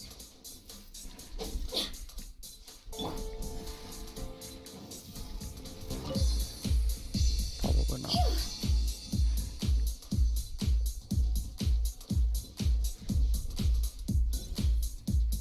Pay your dues. Well, then get over here. Go. Let's light it up. By royal decree.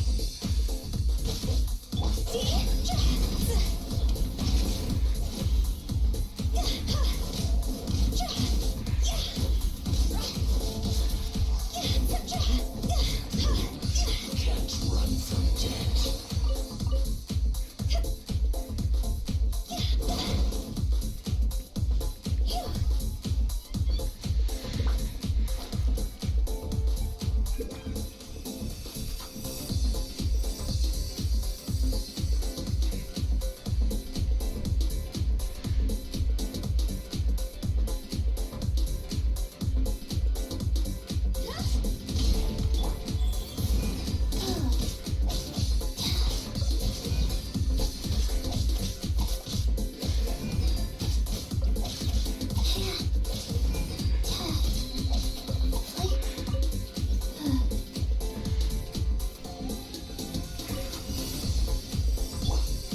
Let me try once more. Teamwork is dreamwork. On reveal. Higher, higher, anti-fire.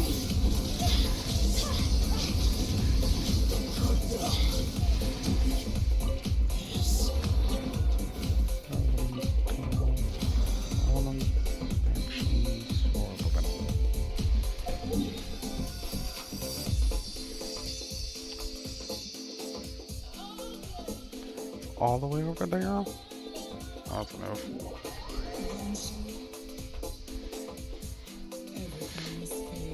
Can you even get over there from here?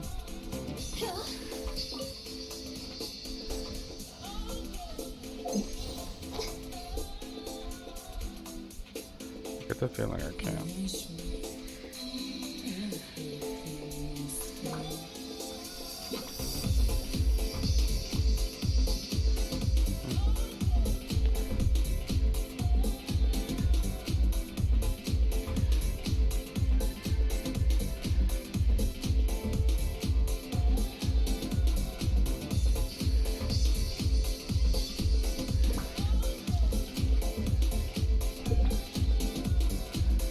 I mean, I can reach it, it's just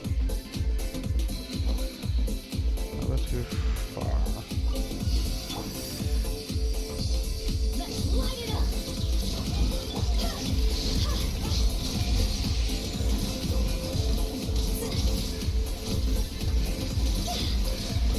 Let's light it up. Go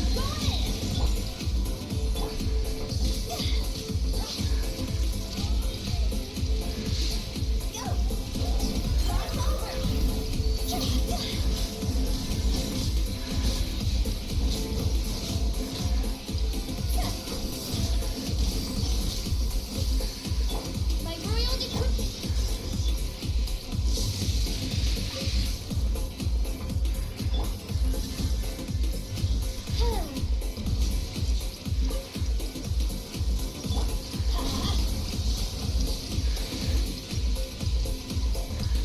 Let's light it up.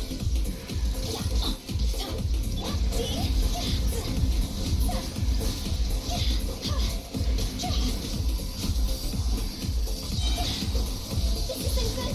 Time to go.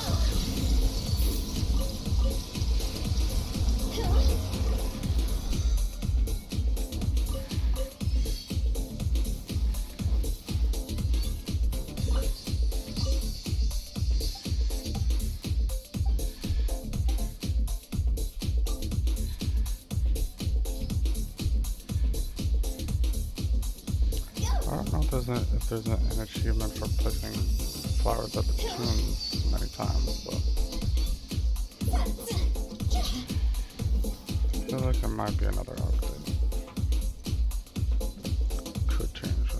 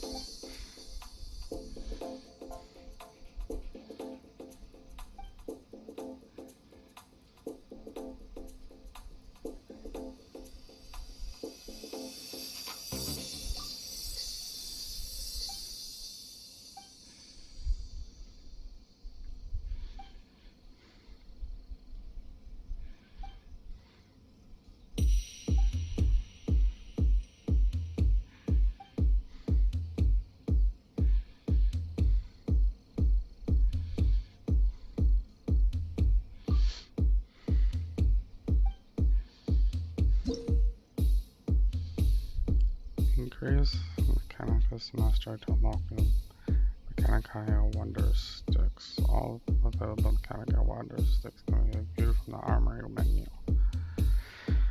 A single stage of the Data Mechanicus can be channeled up to 2 players at a time. In co-op, the max constructible Mechanicae is a collective limit shared between all players. Each player still occurs and allocates a proportion of his points individually on the transfer.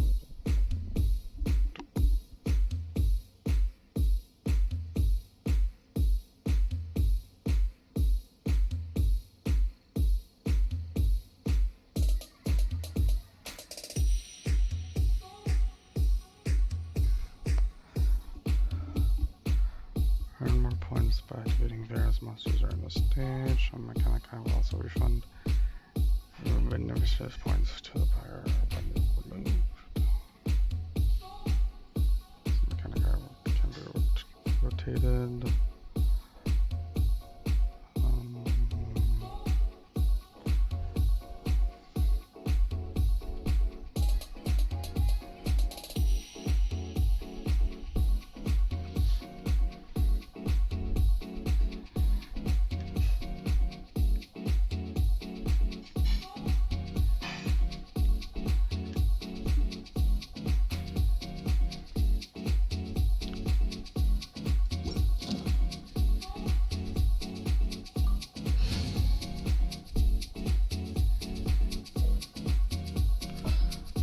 Doesn't it matter to have Jean in your party and just blow the characters away?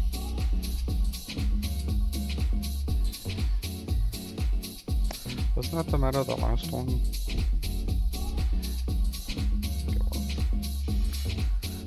Check the final planets and planets will have such ability to be opened carefully.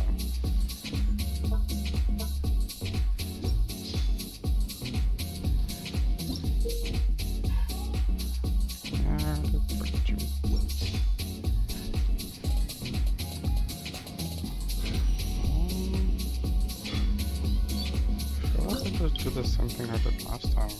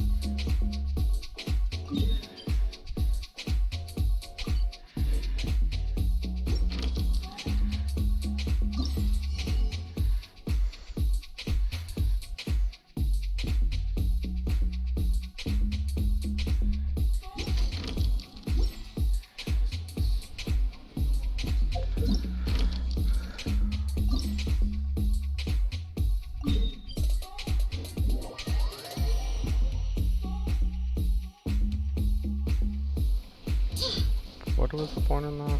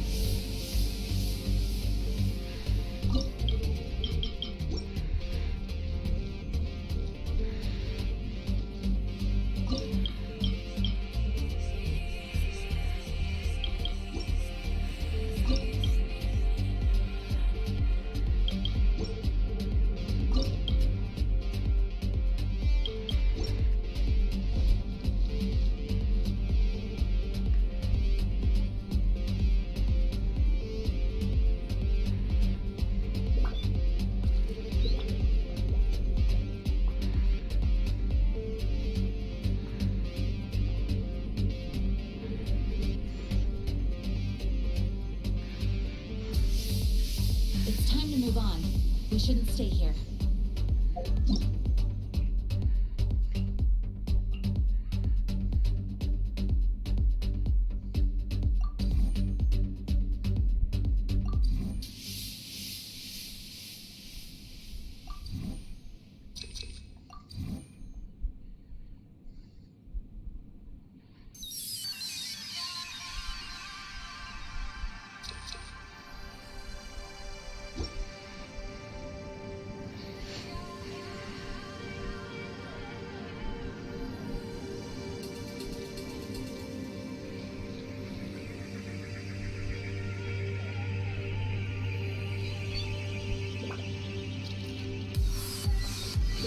It's funny that I'm getting physical damage also.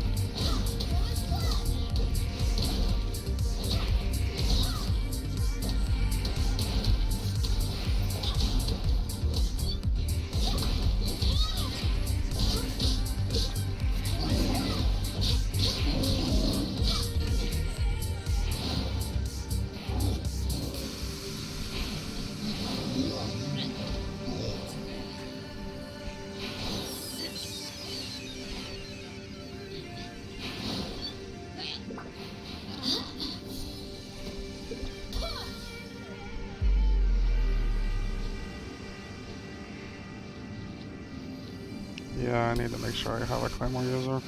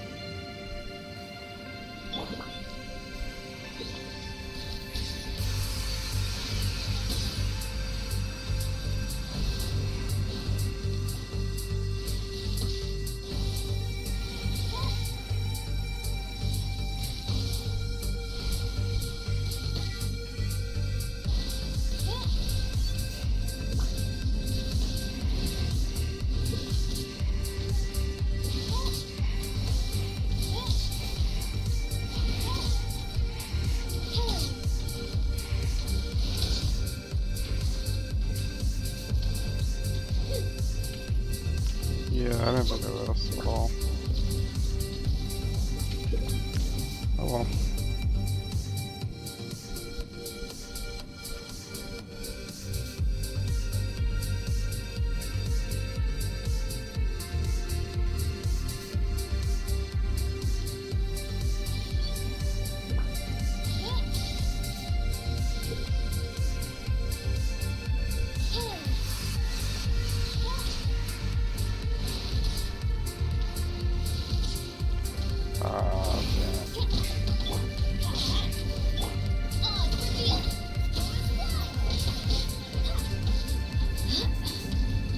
Hold on.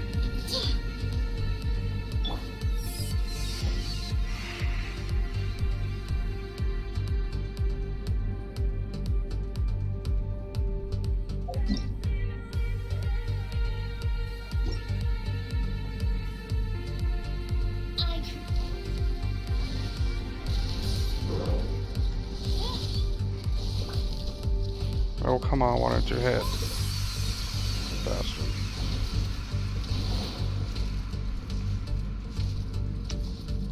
That sucks.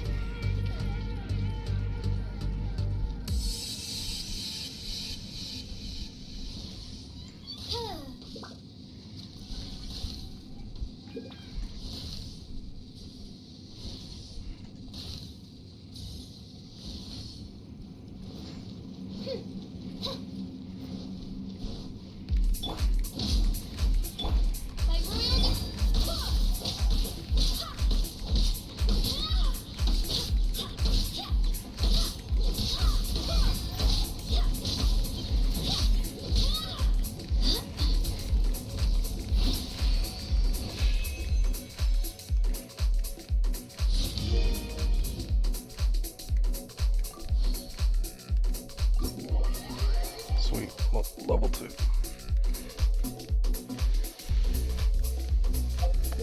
I don't know what that means, but probably means something.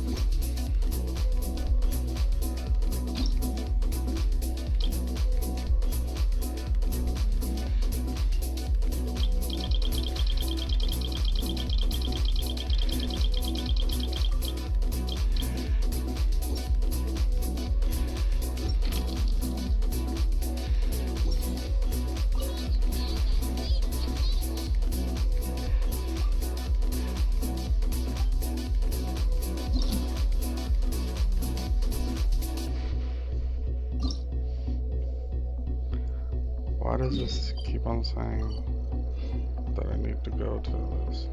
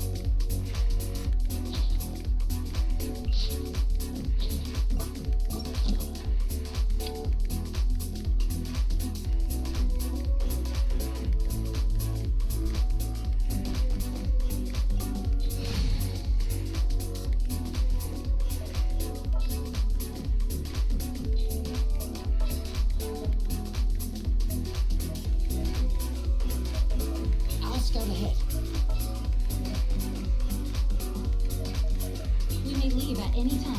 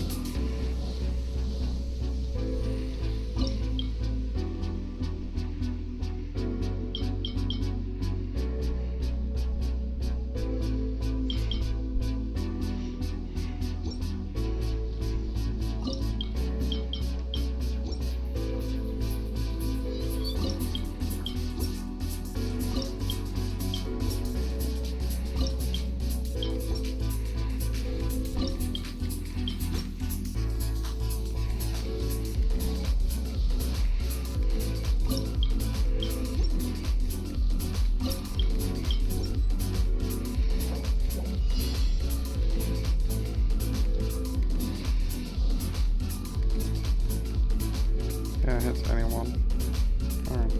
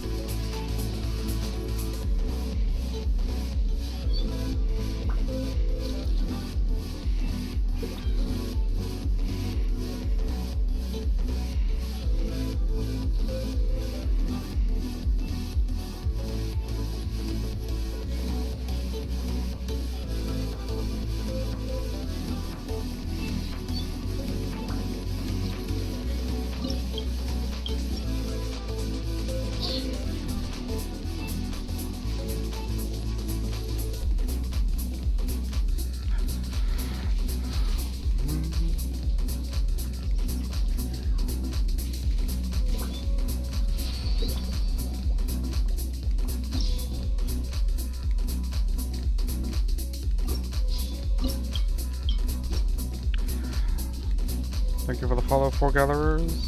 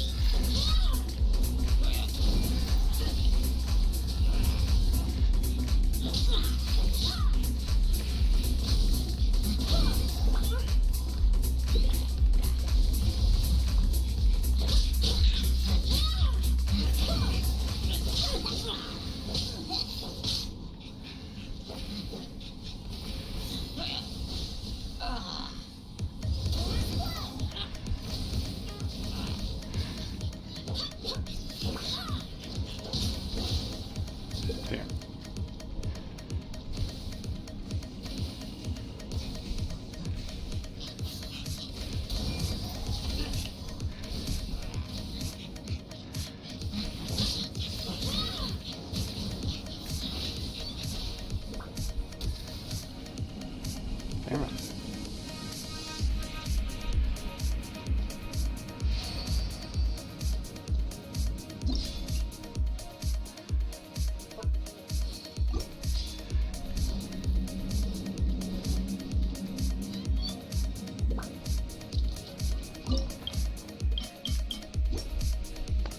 I think all fire was the way to go.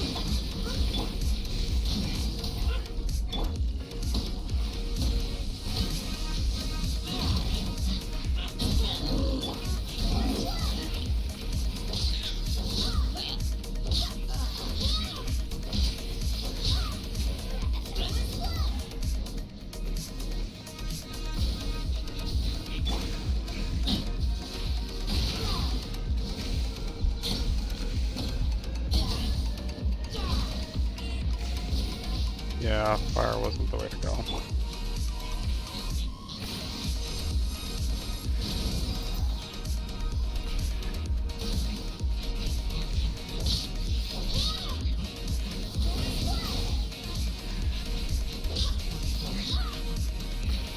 Yeah, fire wasn't the way to go. That's...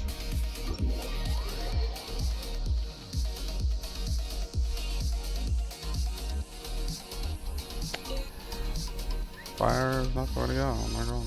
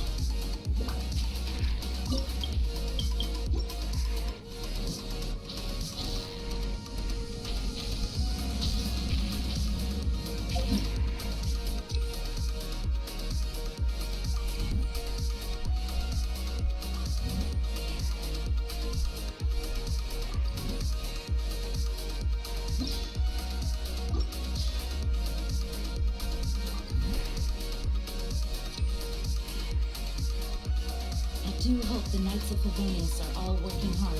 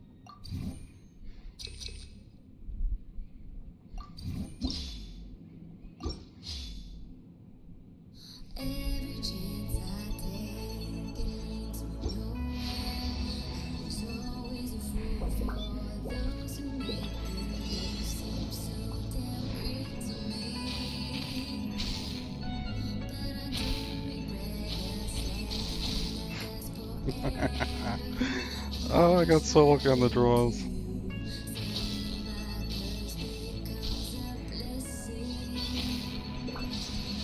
Oh, the imprisonment is so good.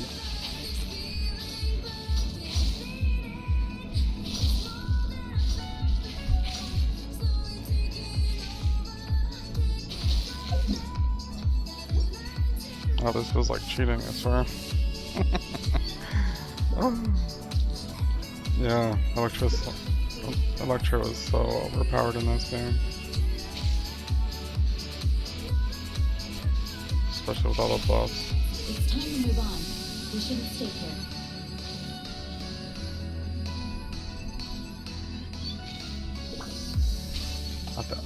I think the imprisonment is probably the best buff. Just because so many of these can do it at once.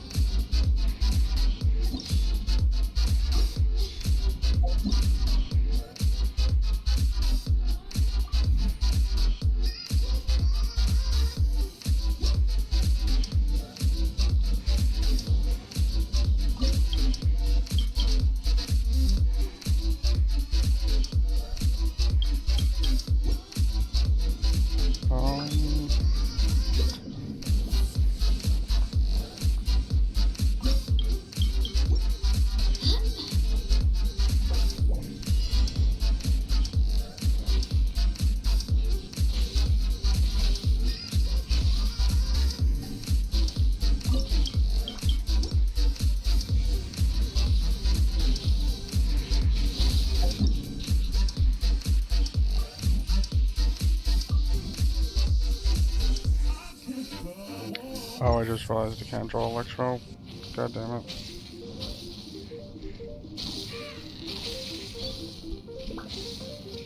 Oh, I just realized that. God damn it.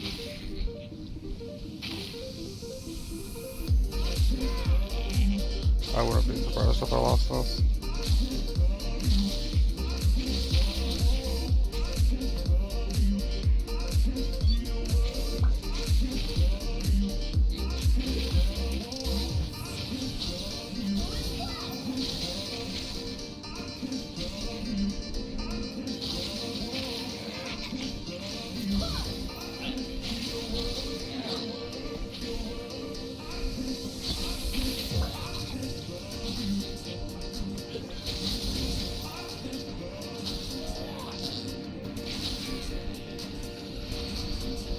I really should have checked the cards before I placed anything.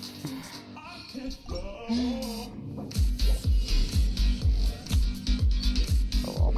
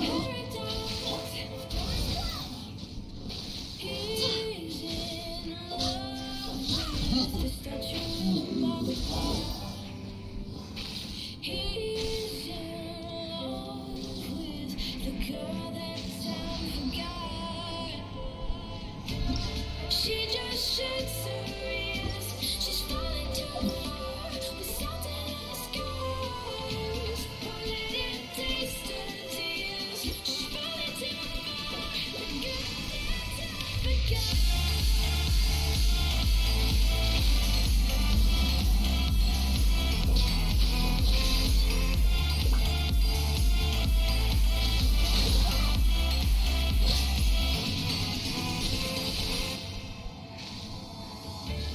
Wasted moments full of potential that torments an angel in the skies. But he can see our empty heart, haunting eyes, Glasgow. She's whistling the catacombs. Yeah, I saw that coming.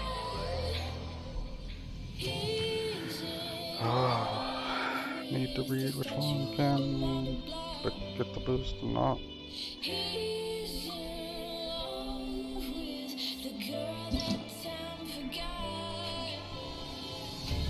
She just shakes her ears. She's falling too far with salt in her skies. Won't let it taste her tears. She's falling too far.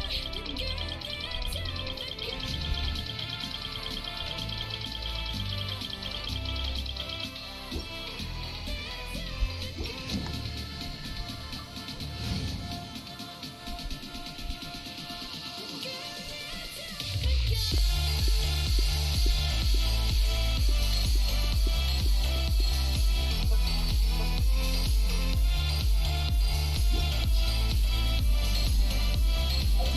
let's say Anemo and Hydra.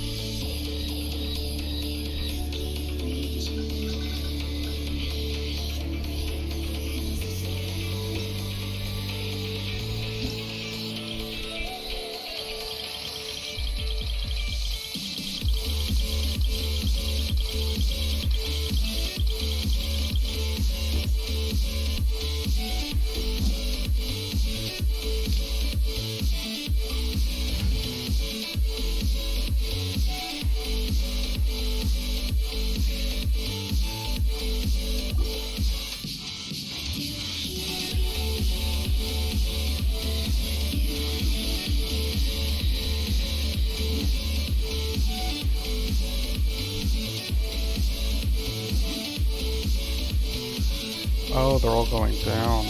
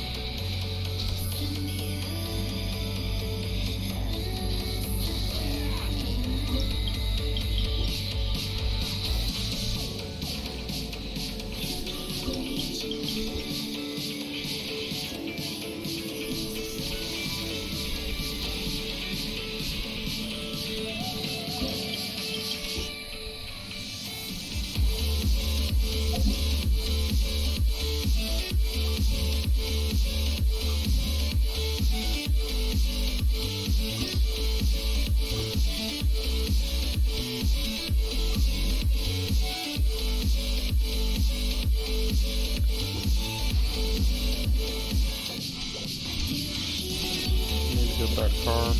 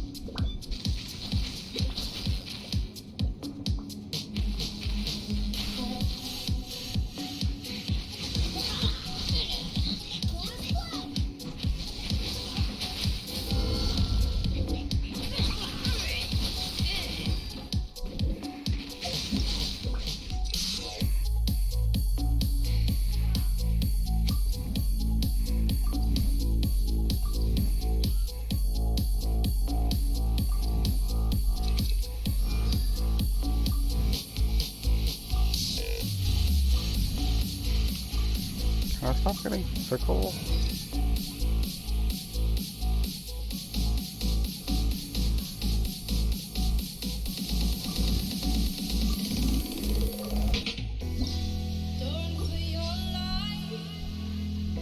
Onwards. We have work to do. Don't you dare run.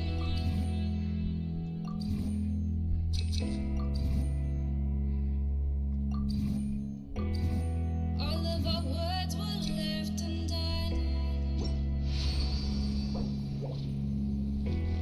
Don't run for your life. Don't you dare run. You and I were meant to collide. Through the wall, now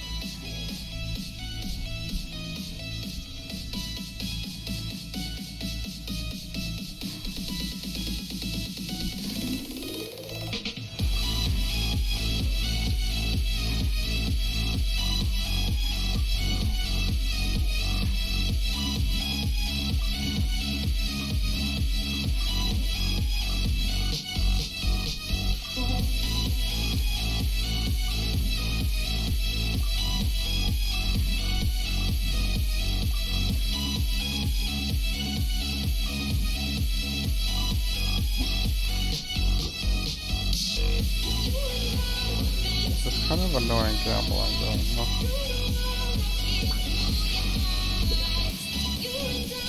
Won't lie. But once you get good stats, this game is pretty okay. So knowing that everything is just cards. I do hope the Knights of Favonius are all working hard. Brighter than all the diamonds in the sky. No turning back now, it's you and I. You and I were meant to collide. Through the wall, now here through your eyes. You and I were meant to collide forever. You and I were meant to collide. Doing 10,000 damage? Oh, it's doing 10,000 damage at the end. That's funny.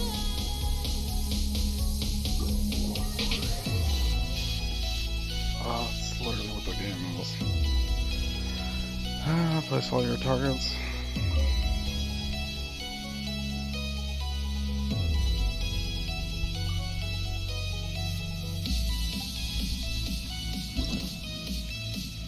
I'm not sure if I like it better than the other one, but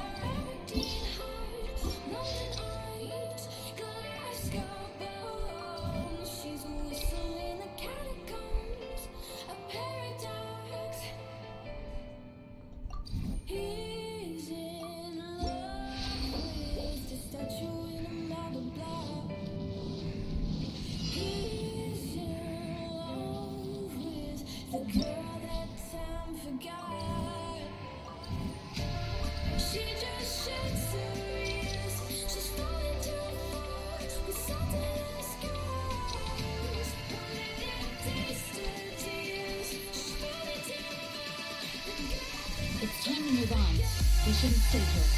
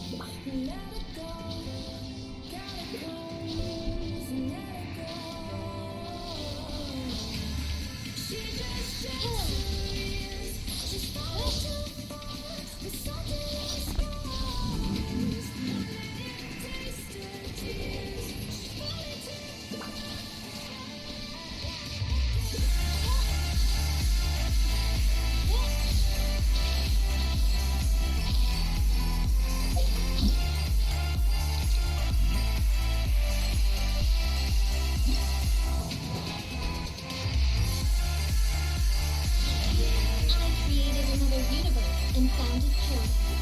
I, Fischl, am the princess of the earth. I've obtained all masteries before. There's a limit. Oh, good lord. How is there a limit?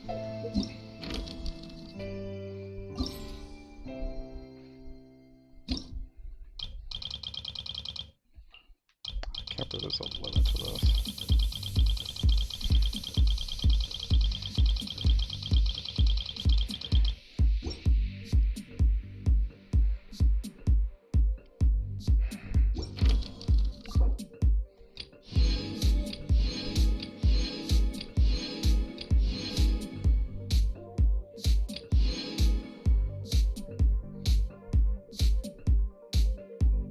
Defeat 2,000 opponents is...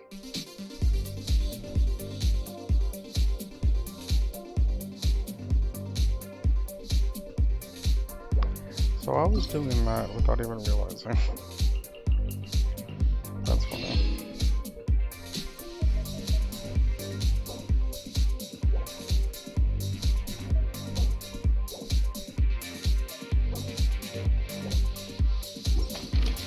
I'll wait on that. I do worry about the well-being of my retinue. During my impromptu absence, I'm sure the good people of the Adventurers Guild are absolutely fine for that. Well, knocked out on everything. Will we get lucky? 4-star. Damn.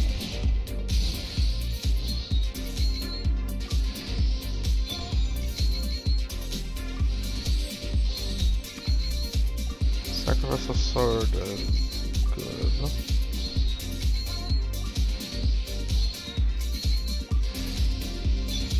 Sayu, Hog.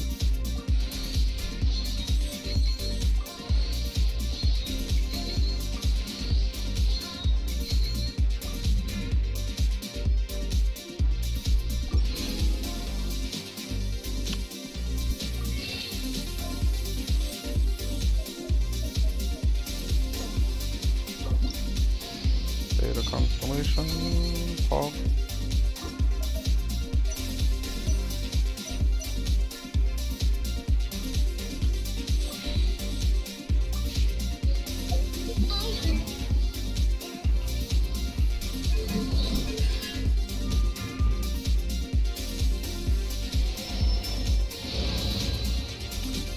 Ultimate Constellation. Okay, that's an E. Pog. And Fire Constellation. Wow. Cool. That means I could probably... That means I can probably use Sayu instead of quickly someday. There we go. Sayu to 90.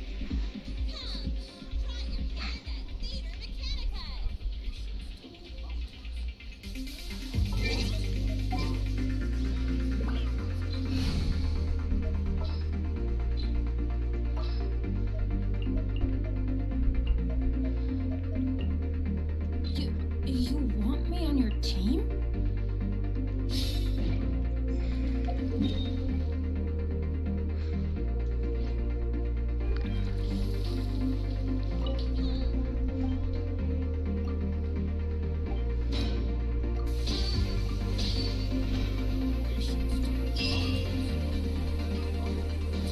Her mechanic is quite complete. I forgot that was what it cost.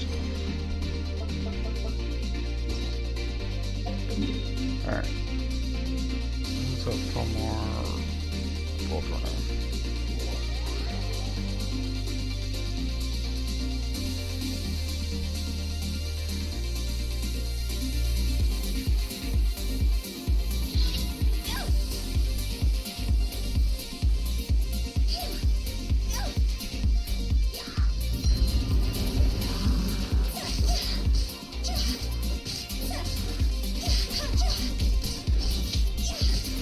Huh?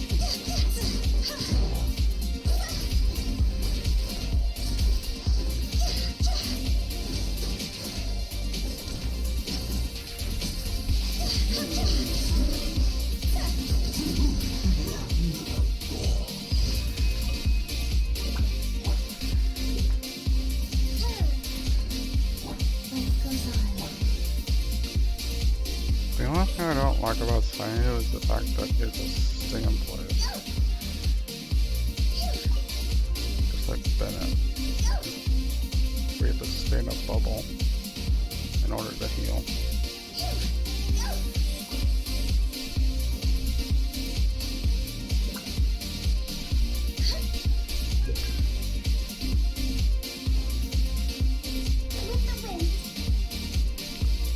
I could replace Bennett for Sayu. Could be an option.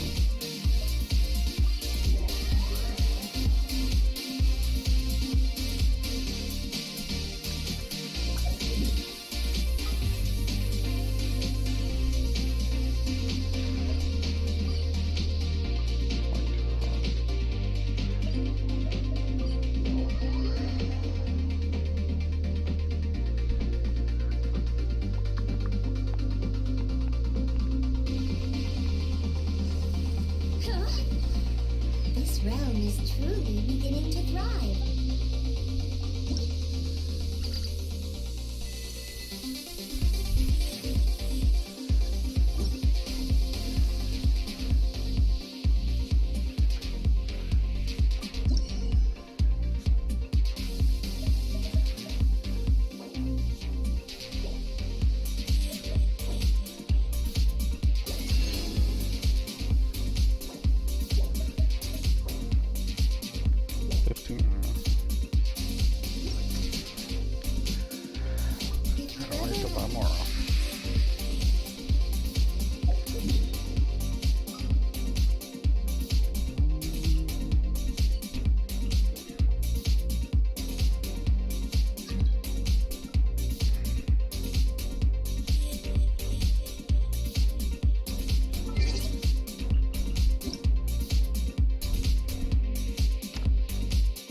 Like a survey.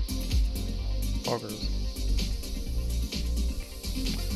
Paimon thinks it's time for a survey. Under the age of 15, can I participate in the survey without the consent of the Video Guardian? I was born 93. I'm a male.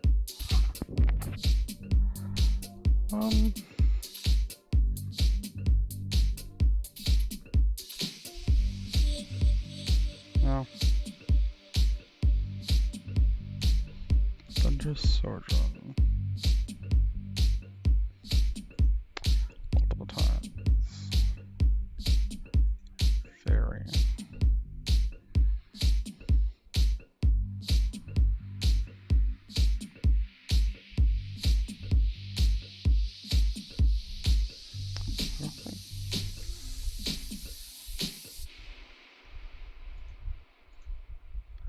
I don't think there was much of a story, was there?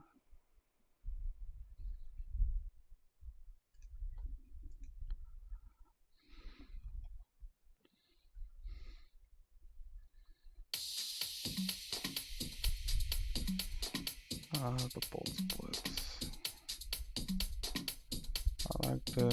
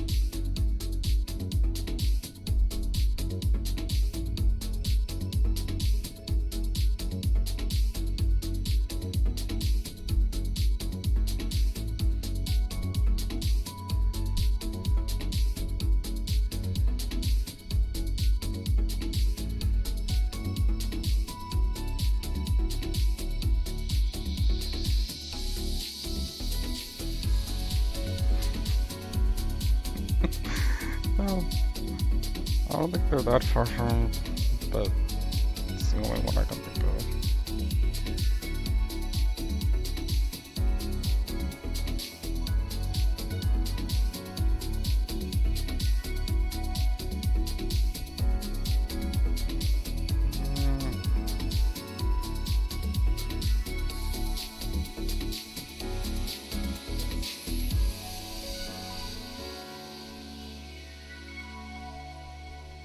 I don't think it had any problems.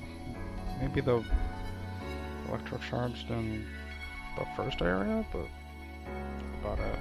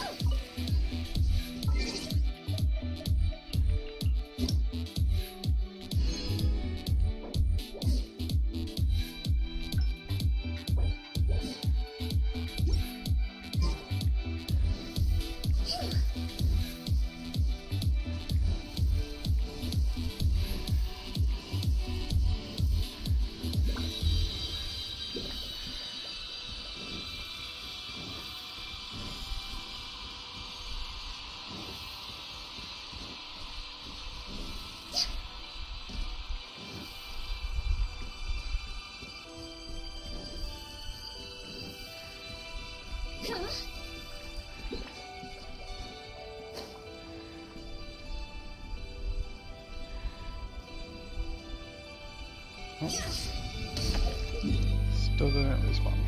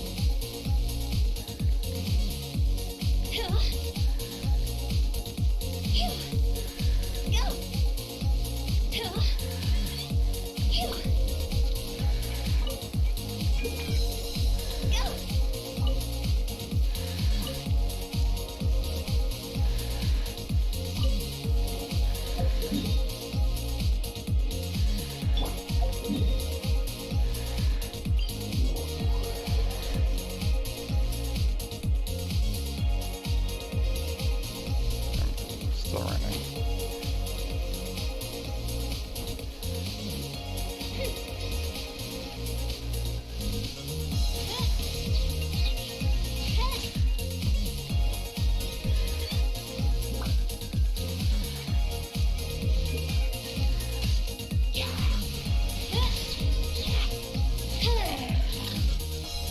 By royal decree.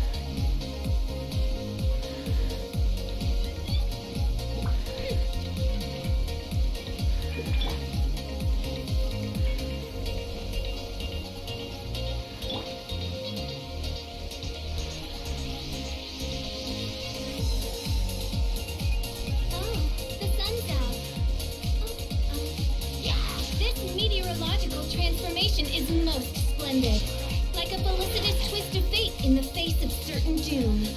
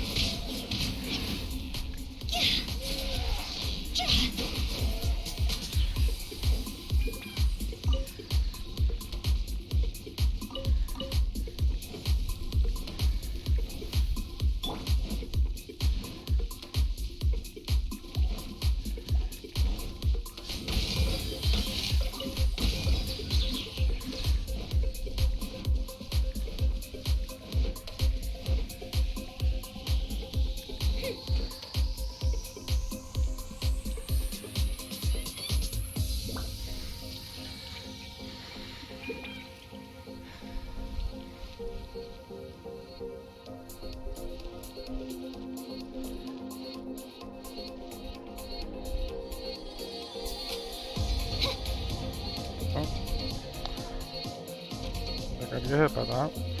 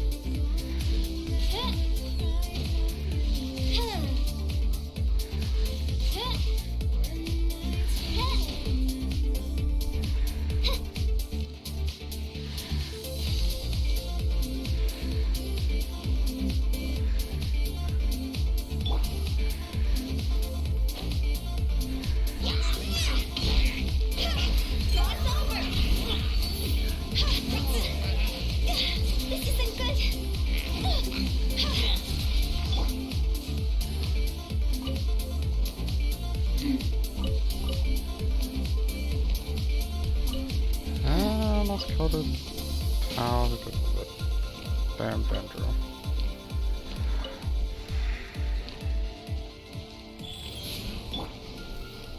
$7.49.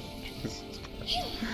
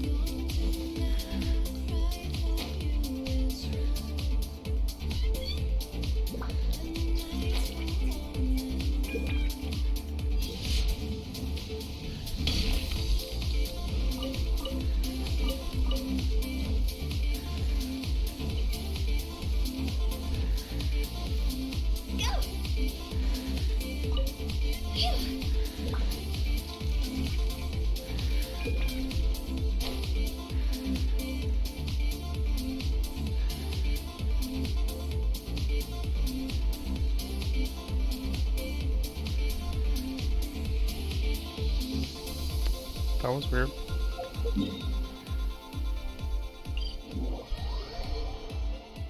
I don't know what happened there, but alright, okay. Go ahead and break on me, goddamn.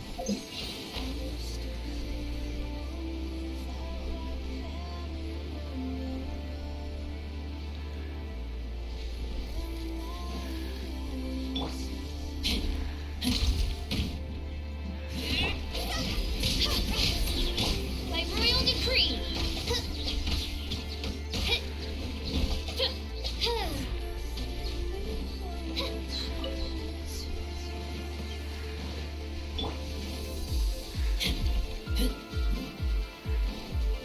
What? I'm not attacking.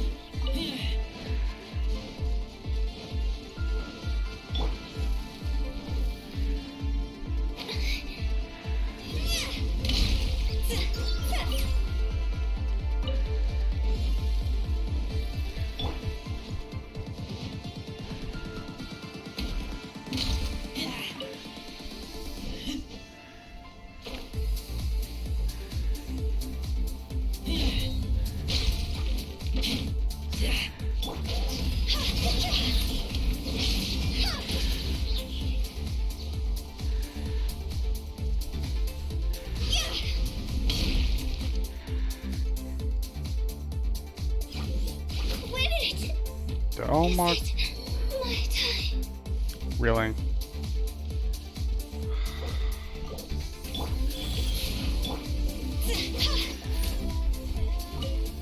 Oh, you suck.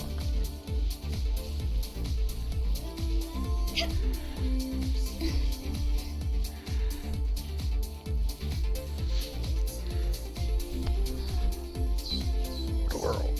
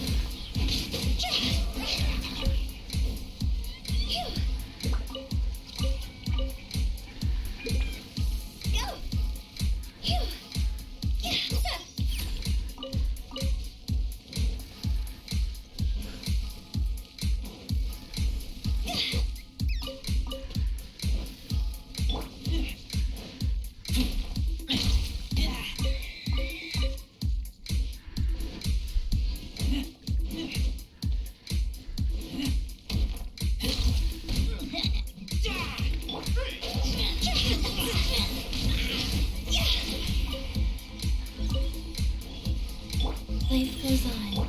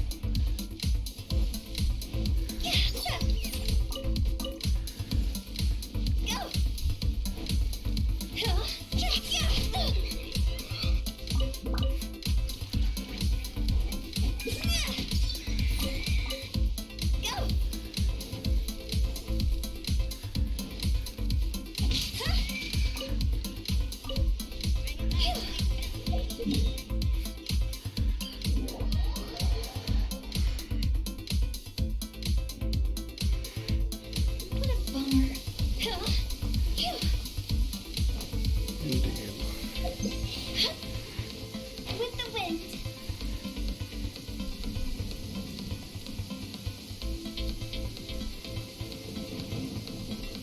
Lightning. Let's bolt.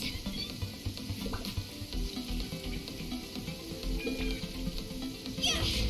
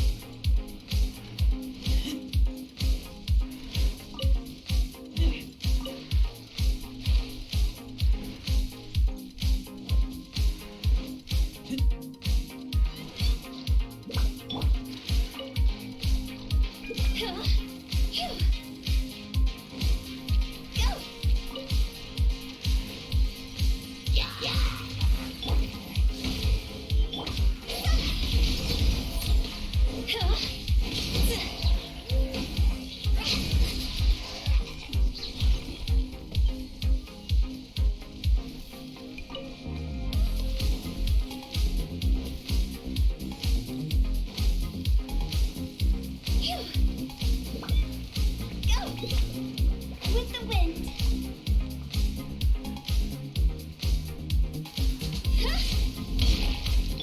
By royal decree.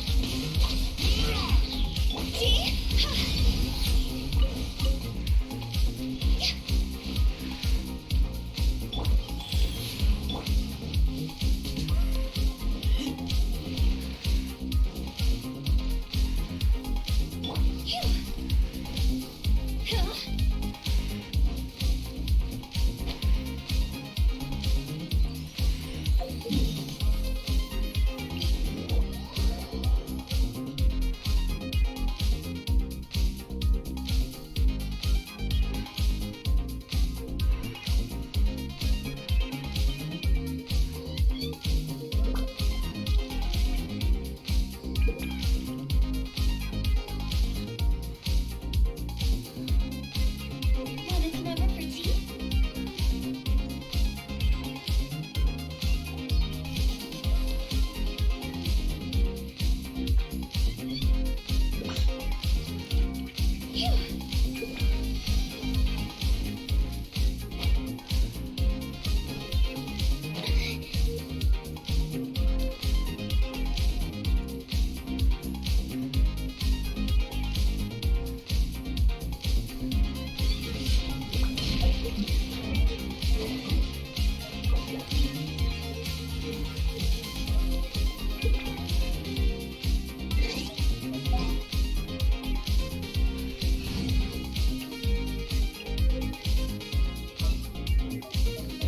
I trust you.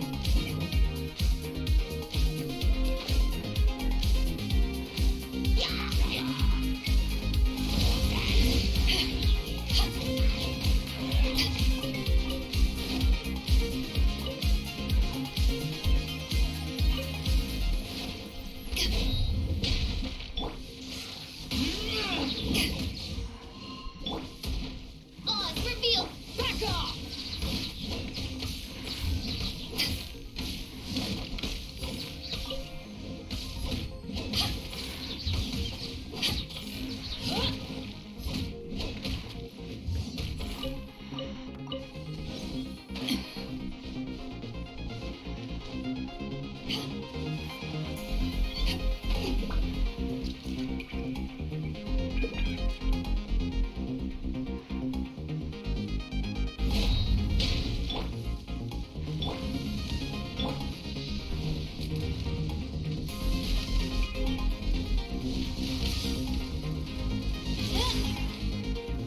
By royal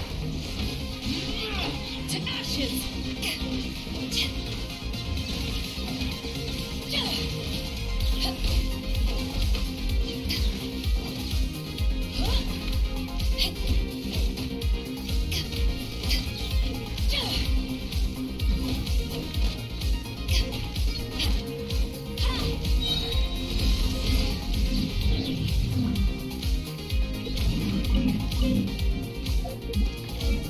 What happened to Arafat?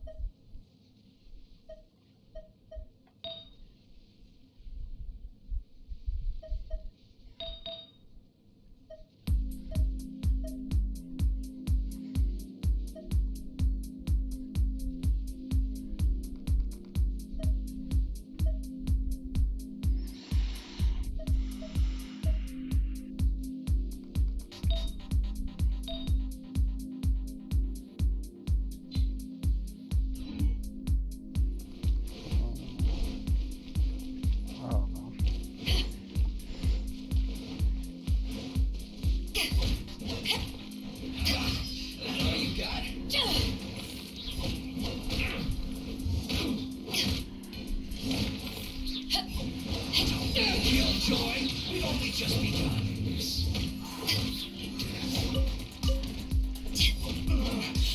Looks like I went too far. Faster? Okay, faster.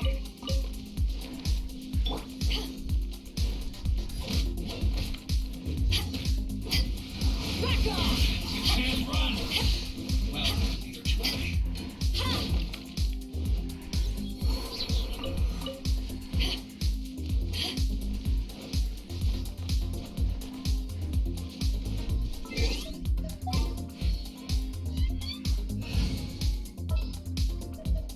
Is it time for me to... Go!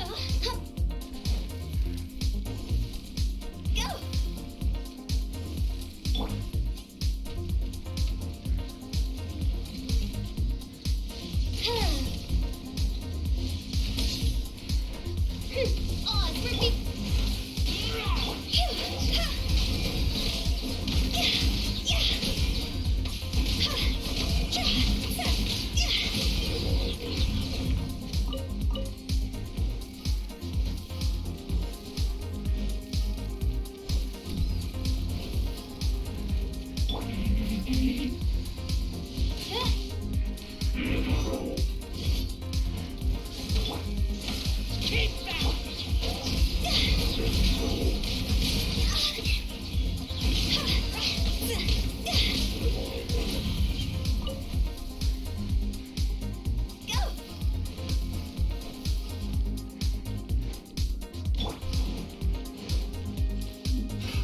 Another test.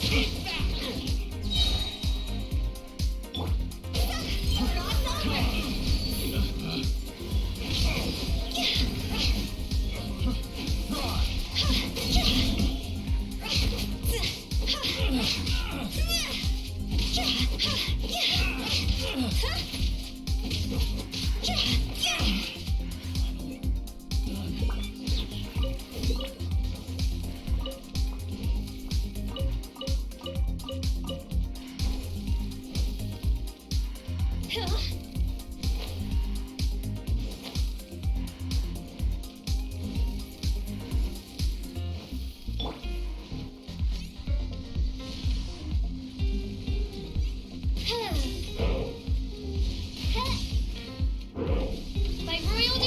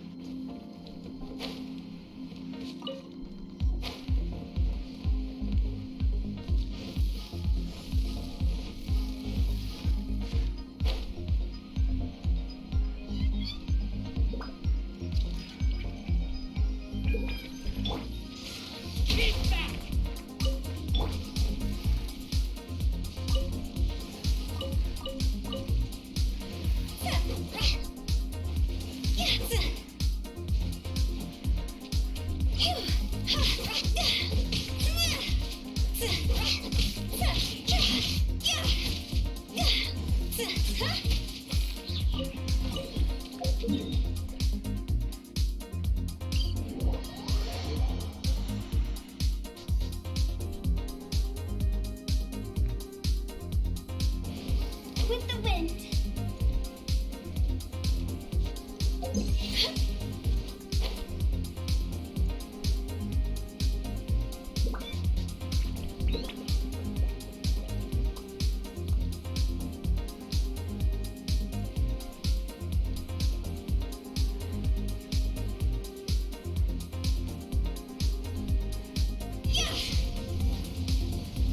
This isn't good.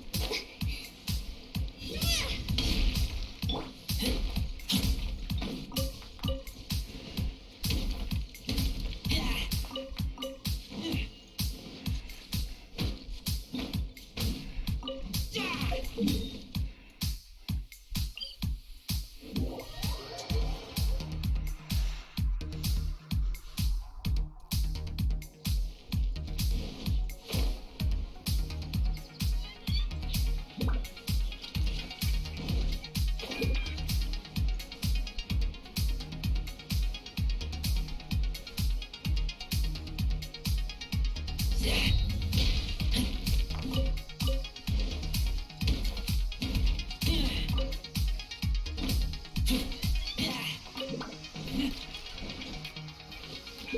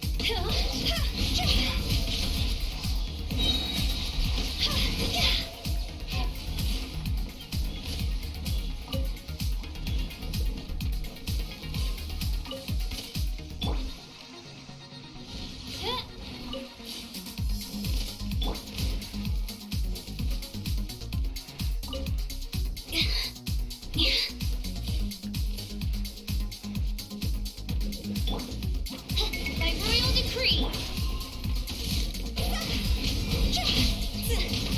Higher, higher, hands on fire.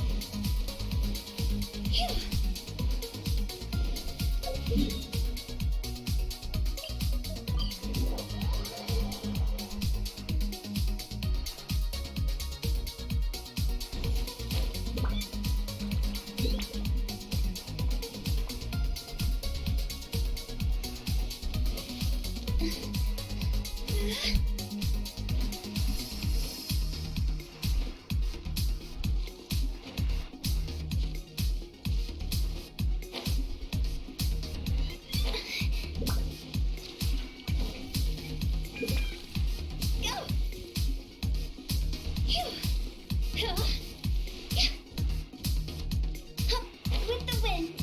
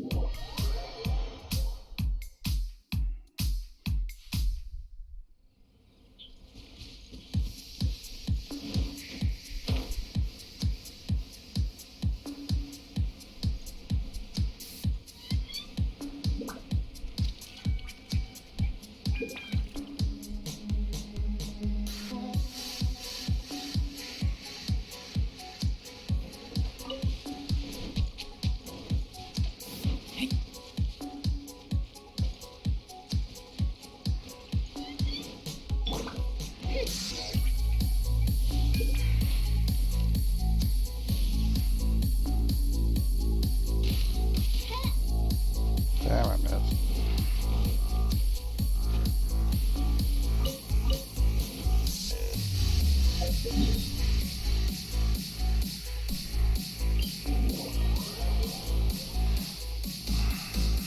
Kinda sad I missed that.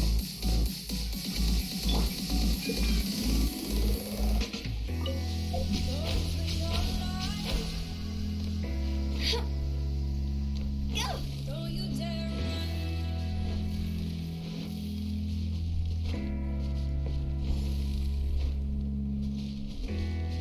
all of our words were left undone. Don't run for your life, don't you dare run. You and I were meant to collide. Through the wall, now here through your eyes. You and I were meant to collide forever.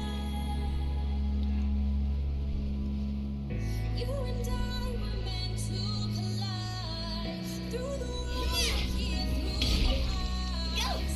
You and I were meant to collide forever.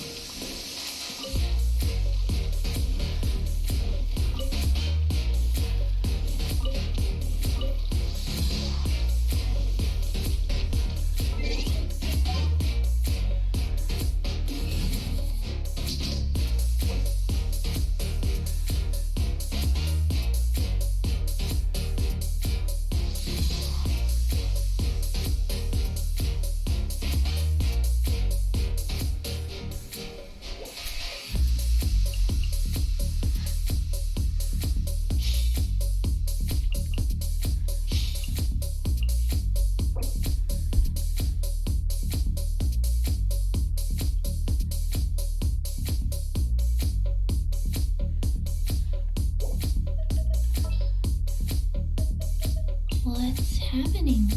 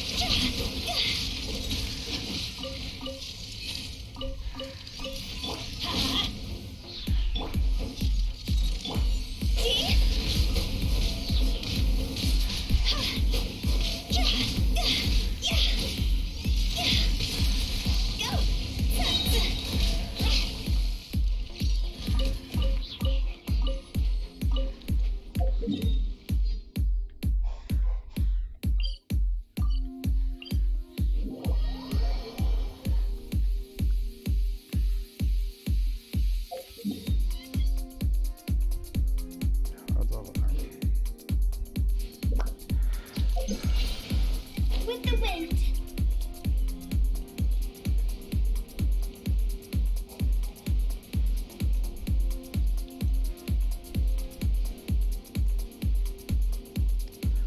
I would do it later on.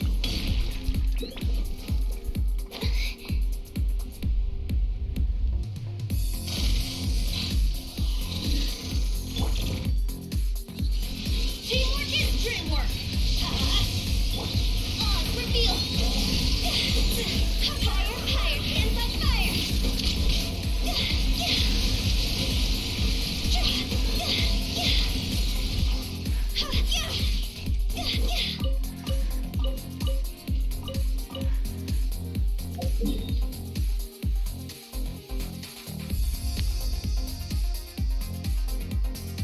Did I do the ones underwater?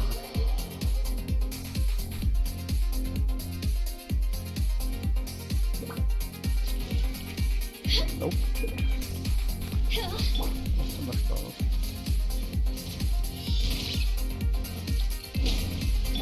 By royal decree.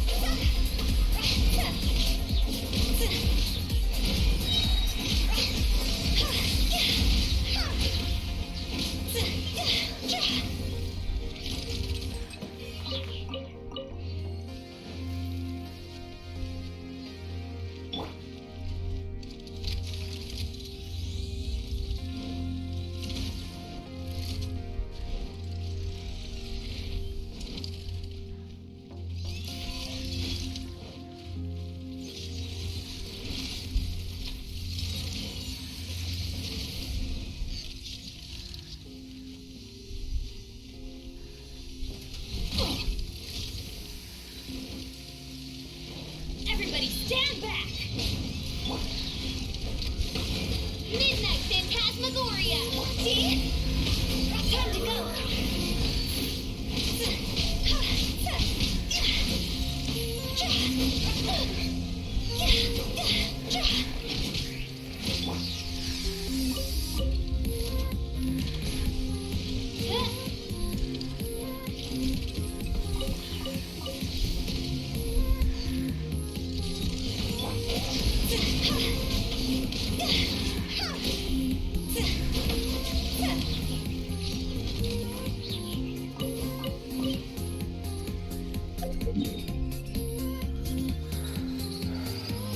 Alright, so the one.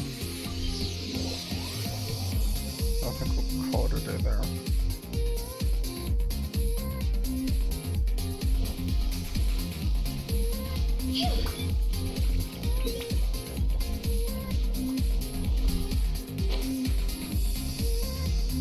Should probably take out these guys first.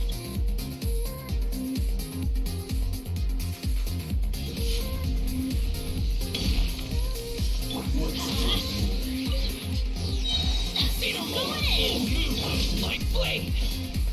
On reveal by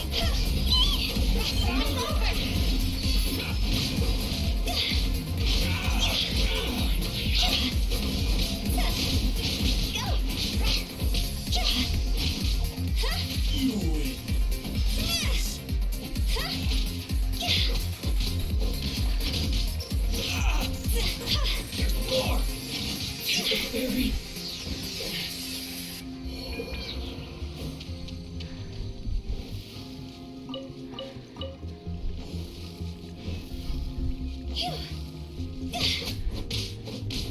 A thing or two. Like blade. Go!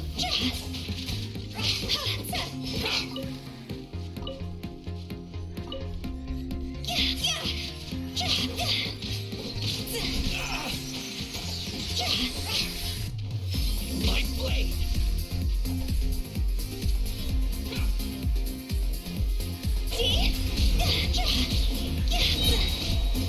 Finally, Nice.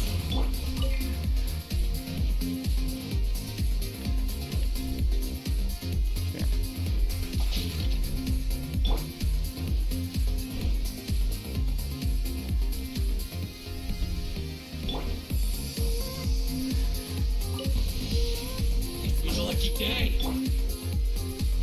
Move.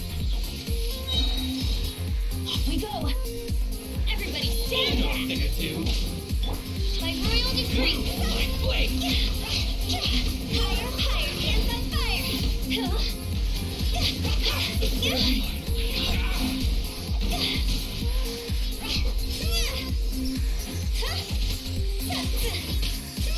My blade.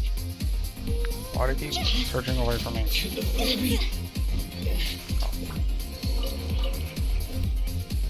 your lucky day. The perfect distance. Say no more. Light it up. There's more.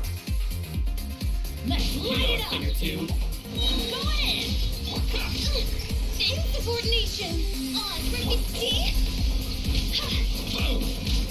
My blade. Move. Time to go. Quit it. Oh my god, stop running away. You know a thing or two. Oh my god. I'm fucking insecure. My blade. To the very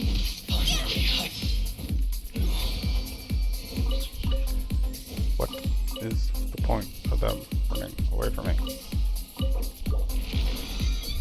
Gee. Just wanna kill something and it runs away from you.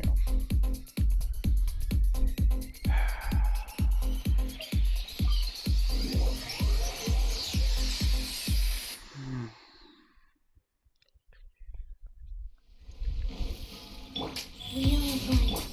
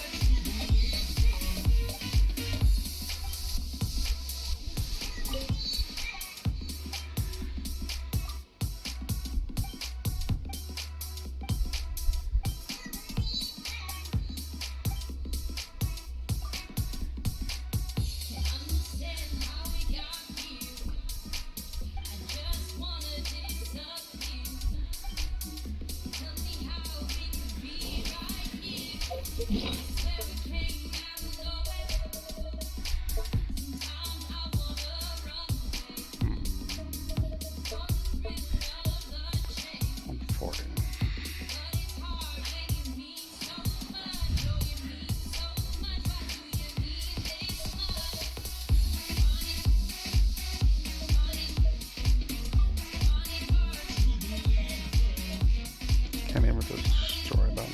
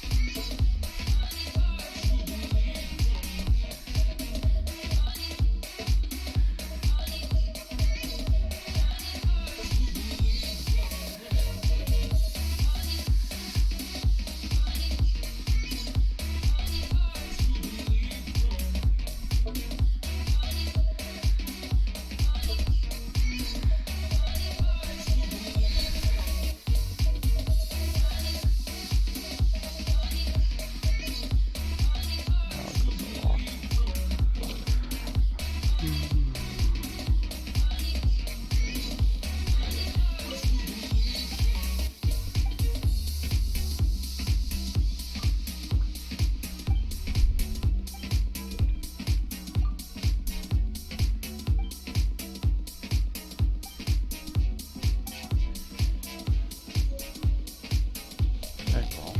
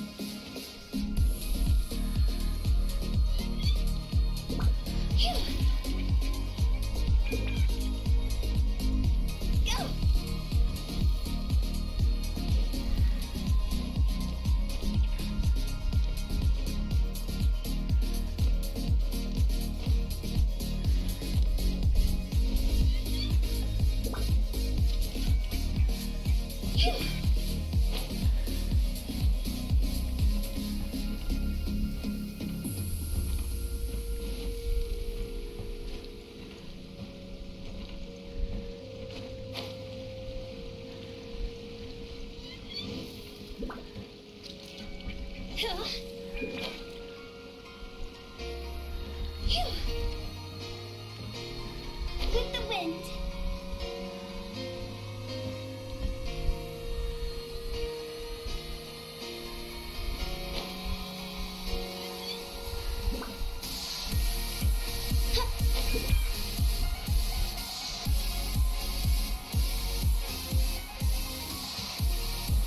Oh, okay.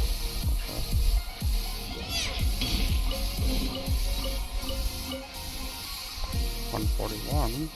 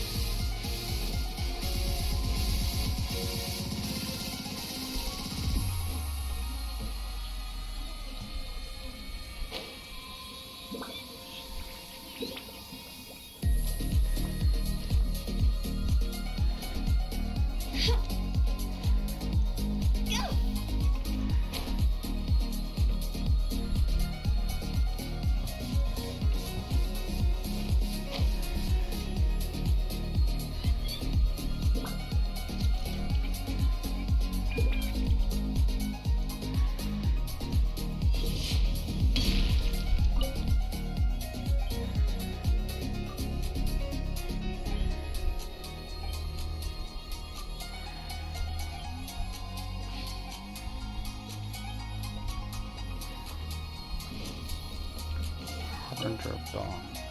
Jeez, God.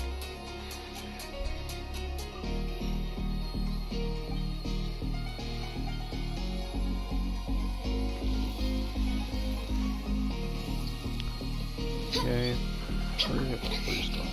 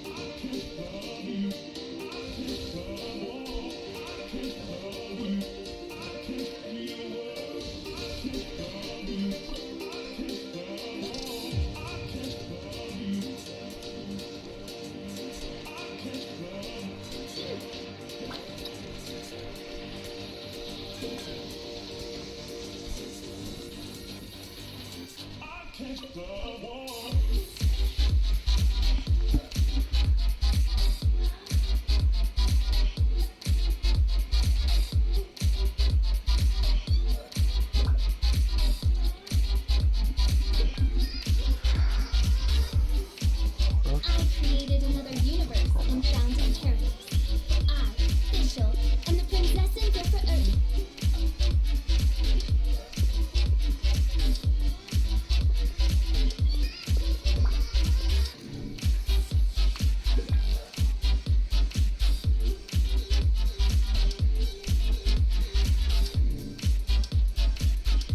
I do worry about the well-being of my retinue during my impromptu absence.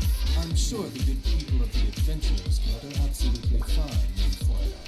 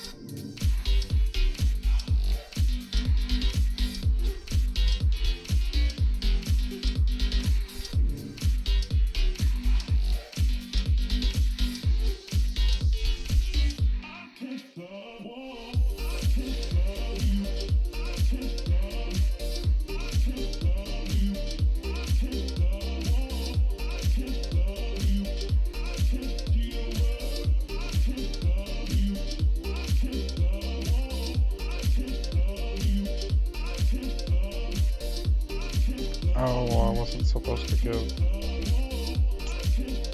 Damn it. Oh, that's so annoying. Ah, I did do quest wrong one.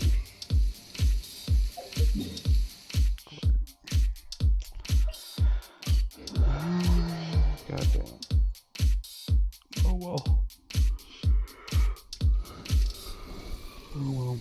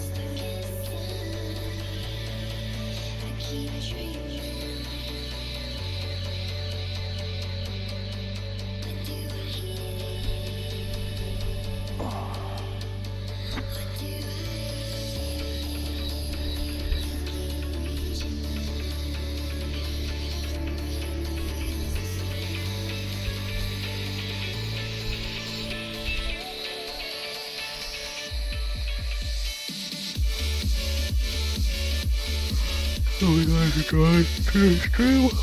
I will see you guys tomorrow. It'll be a wonderful day that one afternoon. Hope you enjoy yourselves. Talk to me.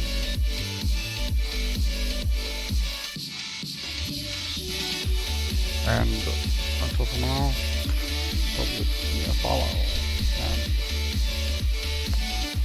And you guys enjoy your time without me. Have fun. See you later. I'll be live around noon-ish. Give it a... See you later.